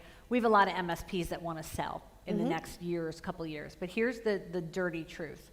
Yes, they get some credit for having a 3-year contract. However, when there's a change of ownership, a lot of those contracts are nulled, right? Because of the way they did them. So really what the investors look for is retention rate over the last 5 to 10 years. And then what is your NRR, your net revenue retention? Is it more than 100%? Because you've been upselling or adding on to people. Absolutely. So you can have month-to-month contracts, no contracts. As long as everything else is there. Snowflake, I'll Yes, use as my right. example, get bought for $1 bajillion because you don't have churn. You don't have turnover. Yes. Right, and so that's the key for flexible next-gen companies, is they're understanding that that's how people want to buy, I agree with that. and that's how their valuations are being done. No, I Yeah. agree. And I think Yeah. the long-term contract was created to ensure there wasn't churn. Correct. But now people are playing the relationship game and the value game that keeps the churn down, that doesn't necessarily make them have to do that. Exactly. But you've got to have those other elements in there or else it doesn't work. So, Right. so channel lever. So, Talk about that. so it's interesting. So you're a vendor, right? And so you probably are not the pricing lead, probably, right, in your company. And so what we have to do is we have to be talking to our channel partners and understanding their goals. Where are they trying to price up? And I'm going to use an example here. We were working with a security vendor, and the security vendor was like, ooh, really worried. We're going to have to raise our prices like 8%, blah, blah, blah. Talked to 10 partners, and all partners said, I want them to raise their prices 30%. Like, I want them to raise their prices much higher than 8% because everything in enterprise and mid-market has become a net discount game. And so by them only raising their price 8%, they're really saying I have to lower my price by about 5 just to get the deal, right? I'm on an average 14% down year over year. So because they didn't raise their price enough, there wasn't room. There wasn't room. So you really have to talk to the partners and say, what's happening? What's the lever? Right? What are your goals for pricing this year? What are your margin goals? How are you going to get there? And then how do I estimate that price is going to help drive channel profitability? And that's whether you have partners that sell services, whether you partner 2 partners, right? Whatever you do, having that conversation and understanding where they want you to go is the most important thing. Yeah, no, I understand that on so many levels with these partners. And again, I always love to have the to conversation and the through conversation because it's so important that understanding where you're coming to the table for the MSPs and then understanding how they can use you to be strategic. We're not having enough conversations about it. We're So not. I love that this is a topic that we all get to enjoy together. And I want to make sure that we get in the next AI lever because it kind of tags back to what we talked about in the beginning, but I want to make sure we don't miss it. So are we entering somewhere where Gen AI can help with pricing? Abso-stinkin-lutely. In fact, you can upload now, and you're going to say, I would never do that. I think she was okay until she said this. And then I thought, she's a little crazy. You can upload, let's just use ChatGPT, 20 proposals into ChatGPT as an attachment, and you can ask it to build you a better pricing strategy, and it will. And it won't be perfect, right? It will never be perfect. Now you're going to say, why would I give ChatGPT 10 of my proposals? Please, your proposals are on Reddit. They're in CXO forums on LinkedIn. If you think anybody buying from you can't find somebody who bought from you and say, hey, what'd you pay for that? You would be wrong, right? Because we're in a world of transparency. And so I would rather do something like that, right? If I can't afford a pricing, consultant. And by the way, Amazon, which is why I said Amazon, because I think pricing leads all things. The reason I said Amazon could win at the supercomputing game was because Amazon's been doing dynamic pricing for 10 or 15 years. Right? They know that if we all today get super excited about something, right? Batterix, which is that little, it has an 8-year shelf life little battery that charges your phone, right? If we all get excited about that, they'll double the price overnight. They'll just start goosing it up until purchasing falls enough, and then they'll keep goosing. They'll goose it by 3 cents in Chicago and 2 cents in Miami. And so they've been using big data lakes to do this forever. But we're going to get to the next place where generative AI is going to be able to go out and scrum, if you will, through all publicly available data. And by the way, when you think about like government, they have to publish what they paid. Big enterprises often have to publish what they paid. It's going to go through everything, and it's going to give you the price to put on the proposal. And I don't care how complex the proposal is. It's going to figure out how to price every single proposal. And now you might say, that's what we have salespeople for, right, in the channel. You know, they didn't ask anybody to prom. They're not the best marketers. We love them, the partners, and they would laugh if I said this. Like, you're not the best marketers. They go, we know, right? Yeah. Why they work with folks like us. You're expecting them to be expert level negotiators, which is a lot of what this pricing work's gonna be, right? And they're probably not gonna become expert level negotiators. They leave a lot of money on the table. Yep. Right? They remind me, there's that old saying that if you took a washcloth and you wring it out for water, right? We've all done this. You give it one more wring, just make sure there's nothing in there. That's most salespeople, right? They get that second ring and it's like, drip. And so AI is gonna basically say, hey, this situation, you don't need to drip. He was on a forum and gave his prices for Microsoft, this, and they were all 10% above the market. Don't drip. Or, hey, this guy, he's not buying it unless you're the lowest price. Cut bait. You can't afford it. So that's where we're seeing it going, and we're seeing companies in security, in UC, in services, just across the IT kind of, you know, platform, feeding their new product roadmaps into generative AI for the price. What should the price be? I loved this story, probably my good wrap-up story. Yeah, no, I love it. I won't name the big name, but I was with a big brand who has 157 people in pricing and 1,485 people in deal pricing. And they fed, and now we're talking complex networks. It might be a red company that somebody used to work for. Look up my bio. And they, you know, complex. We're talking multi-level, international, you know, really complex deals. And they put the customer ask through a Gen AI pricing tool, and then they used a person who's done pricing for 20 years. The tool outperformed the person in time by 125x, so they could get it done in a day, which improves your close rate, by the way, the faster you get there. Yeah. But more importantly than improving on time, they got 11 more points of margin out of every deal than the person who had been pricing the deals did, because they scoured everywhere that there was data and they set that deal up in a way that it made the customer want to buy. And so that's what I think is going to happen. It's right? amazing, yeah. That's where we're going.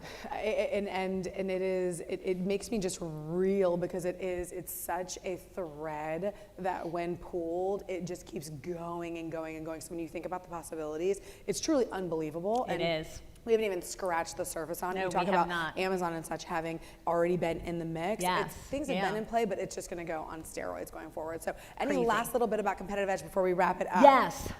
Don't overspiff your partners. Don't over discount your partners. Don't over try to beat everybody else who's doing that discount or that spiff or that commission. Focus on pricing and their margin versus short-term spiffs and gains and things like that, because frankly the channel's a little fatigued with that. They can't really figure out how they're making money, and you're just wasting money with it. So that's kind of my final thought on it. And what I will tell you is, and I'll kind of wrap up with this, there was a scientific study that was done. We talked about Dr. Silva. She's super wicked smart. There was a scientific study that was done, and what they did was they put fish, piranhas and goldfish, in a tank, and they put a glass wall between the piranhas and the goldfish. And they left them there, and they fed them separately for about 2 weeks. And naturally, the piranhas would have normally eaten every goldfish in there in about 2 minutes, but you know, they kept banging their heads against the glass, right? So they took that out, and they put like just a net that the piranhas definitely could have got through. See if they try to get to the goldfish. Nope. They don't try to, because they bang in their head for 2 weeks. Now, they took the net out, and the goldfish were swimming around the piranhas, and they still didn't try to eat them. Oh my God. Because the I haven't seen piranhas that had study. been retrained Right. that they couldn't possibly eat the goldfish. The weren't goldfish even gonna try. they were Why uneatable. try? Yeah. They were uneatable. Why There's try? something with these goldfish, they're uneatable. I'm not going to do it. That's all of us. We're the piranhas. We have banged our head against the glass a lot of times, and we've been convinced that we don't have control of the channel's pricing. We don't, right? We hope that they price us. We'll give them a discount. We hope. We'd be wrong, right? So we need to not be that piranha swimming past the goldfish and thinking that how it was in the past is how it is in the future, because the channel's there for you to eat and grow. I love that analogy. Thank you so much, Janet. Thank you. Thank you so much. Thank I you for love having seeing you. me. Yes, of course. Mwah. And thank you, everyone. Yes, Yeah, absolutely. thank you. so much. Thank you, thank you. All right, team, feel free to find Janet. She will be heading out, but feel free to ask any questions, and I hope you got a lot out of the session.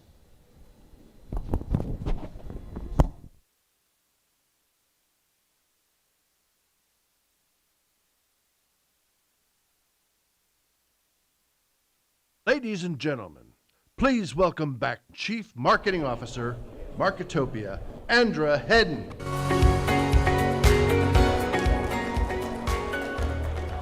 Hello, hello. We are rounding out the day.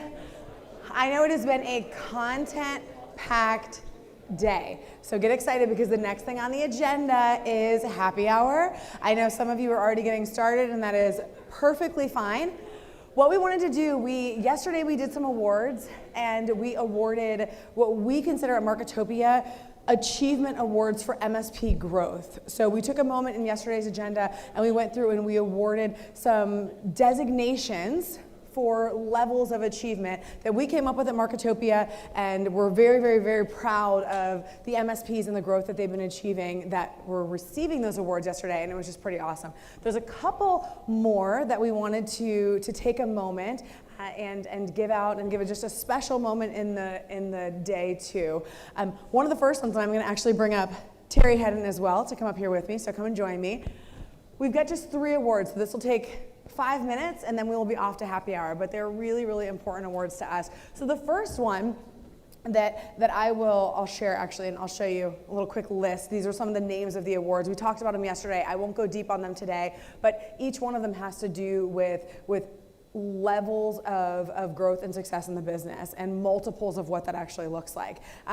Sage is one of the levels, and we spoke about some of the Sage winners yesterday. We had Luminary winners yesterday. One of our Luminary winners was not able to make it to the event. She is a great client of ours. She's a wonderful person. Many of you who are Marketopia clients probably know her, but she did send in a video. Anything you want to say before we talk about this next person? Absolutely not. Other than just she's a great person, and she sent in this acceptance video, so we figured we'd play it for you guys. Should be coming up. Tracy Maxwell. If you know her, it is Tracy Maxwell of Maxwell IT, and she was a Luminary winner. So without further ado, here's a little in her car selfie style. No, she was a Luminary, now she's a Sage. Oh, that's right. Sorry. So she went from doubling her money to quintupling her money in the last year. Very true. All right, so let's see if we can hear this. Do I play it? Hi, everyone. Terry, thank you. I am really honored that I got an award today. I'm pretty surprised, and I'm sorry I'm not going to be there to learn about everything good on sales and marketing this week. You guys are fantastic. I have learned a ton from you, and I consider my sales growth a result of being a partner with Marketopia. So thank you from the bottom of my heart. She's a wonderful person, so congratulations, Tracy. She's awesome, and any of you who know her, when she came into Marketopia, it was trying to attack the sales portion of the business. She is a great team, great at service, great at back end, but it was the sales portion. How do I actually show up to close this business? What do I actually do? What's a good process to put in place? And she has really worked hard on cracking that code for her business. It's one thing to say that this is not supposed to be a Marketopia accolade. This is us actually the reverse, giving back to our partners, because we're only a part of this equation. We can share any piece of knowledge with you or give you any skill set or any direction, but unless something is done with it, it doesn't really matter. So huge shout out to her for doing that with her team, and they've just continued to grow. Oftentimes she can't make it to events because they're closing deals. So it's really, really amazing. We have an award that we will be giving to her. The next couple of awards, I'll let you take it away. Yeah, and so start talking as about you it. guys know, we talk a lot about valuation. Arlen's session a few minutes ago was very popular for a reason. We all have dreams, and for entrepreneurs, I think that American dream is to sell your business. I feel like that is the epitome of achievement.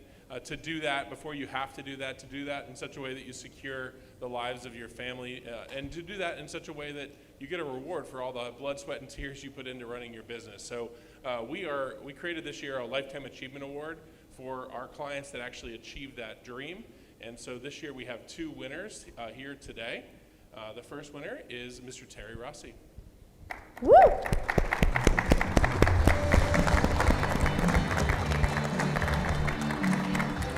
Come on up. This is for you. You're welcome. Say a little something. I'll hold this for you if you want to stop. Wow, I feel like an OG, right? You are an OG. Terry's right, though. I think this morning when Mike talked about the percentage of people that start a business, sustain a business, it was down to like 3%. The people that are able to actually exit from it is even a much smaller number. And without my team, without my external team, Marketopia helping us with sales the whole way, we never could have done it. I'm going to talk tomorrow in a panel about the process, and hopefully you'll ask me some good questions, but if you see me in the hall, I'm happy to answer any questions you have. And once again, thanks very much. Woo! Oh, wait, do you want to do a picture? Okay, we can do a little picture. I'm so proud of you. I'm so proud of you. Goodbye. Thank you. Huge congratulations to Terry Rossi. Terry's out of New Jersey and has done a great job and is doing some pretty cool stuff in retirement too, including buying like heavy equipment, which is kind of, I think, another childhood dream to get the live Tonka truck and stuff. That's what's fun. Once you get to that place, you can do whatever you want, whatever is fun to you in your spare time, which is amazing. So we've got another winner coming up. And we have another Lifetime Achievement Award to one of our favorite people of all time and one of the best accents in Marketopia land, Mr. Robert Benton.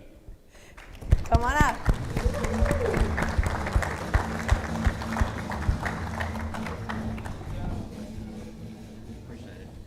Congratulations. Thank you. I appreciate it. So I am not nervous whatsoever. So no, I mean, it is truly an honor to have met Terry and Andra during my time. I essentially stumbled on Marketopia, and luckily I had already put things in place to help the growth that these guys gave me. And with that, you know, I really became friends with Terry and Andra, and again, I just can't thank them enough for everything that they allowed me to do, and now I'm really living a life that I dreamed of, that I worked 35 plus years for. So, thank you. Oh, it like makes me cry. Congratulations. Thank you. Congratulations. Oh wait, did we already do that? Hold on. Yeah. Thank you. All right, you're welcome. Appreciate you. He'll be on the boat tonight and also be on the panel tomorrow. So we'll have a panel of people who are selling or sold their business to learn from. So be prepared to ask the questions tomorrow. So, for tomorrow. Absolutely. Right. So I just want to say, and I'm not kidding when I say it makes me like, oh my gosh, I wasn't supposed to cry. So it's powerful. It's really, really powerful to see growth in partnership is amazing.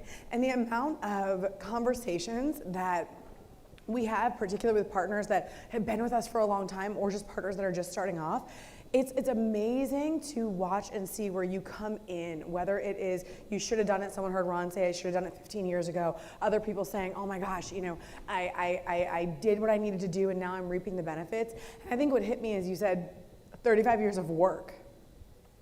And that's a long time, right? So you put so much blood, sweat, and tears into what you do that it's like heartbreaking to think that it doesn't end up worth whatever you're trying to achieve in the end. So it makes me so proud when that step is taken and then you get to celebrate on the other side. Like it's a really, really powerful, beautiful thing. And so I'm so proud of you guys. And I know there's so many more of you out there that are, or whether you're partnering with us or not, you're really trying to get to that next level and really trying to achieve your dreams. And I'm so looking forward to seeing each of you celebrate whatever you're trying to go for whenever that time comes. So We're off to happy hour now and after happy hour, so we're gonna hang out here, mix, mingle, have fun. I know everyone's having such great conversations and there are beverages around, so feel free to grab them, go up, change if you need to grab something. It might be a little chilly on the boat. And we are just gonna meet back down here and then we're gonna start to walk over to the boat and we'll walk over there together. And then just a quick tomorrow tee up. So we do have a beach fun experience, I'm calling it, because I feel like run has been intimidating a little bit. So it's a beach fun experience that is going to happen tomorrow. We did have a group that went out today. It was awesome. Some people walked, other people went 2 miles and so or more. So it was really, really good. And just go out there, watch the sunrise together, start off your day, get in the right mindset. So everyone meets in the lobby at 6:15, so meet in the lobby at 6:15, head over to the beach for a good time. Breakfast is 7:30 to 8:30, and then we start sessions. And tomorrow's a half day, so I know everyone's gonna be packing up and doing things. You'll have plenty of time to do that. Do not miss tomorrow's sessions. There are so many pieces of good content. I know the last day it's really easy to be like, maybe I'll just do some email and then go. Promise you it will be worth it. So make sure that you're back in here. There's going to be panels on selling your business. There's going to be panels on making sure that we kind of round out everything that we've learned and actually go and do something real with it. So make sure that you're here for that. And here, I'll just leave this up here. This is a quick timeline for tonight if you weren't sure what time we were leaving or what time happy hour is. And I hope that you have an amazing evening. We'll see you tomorrow.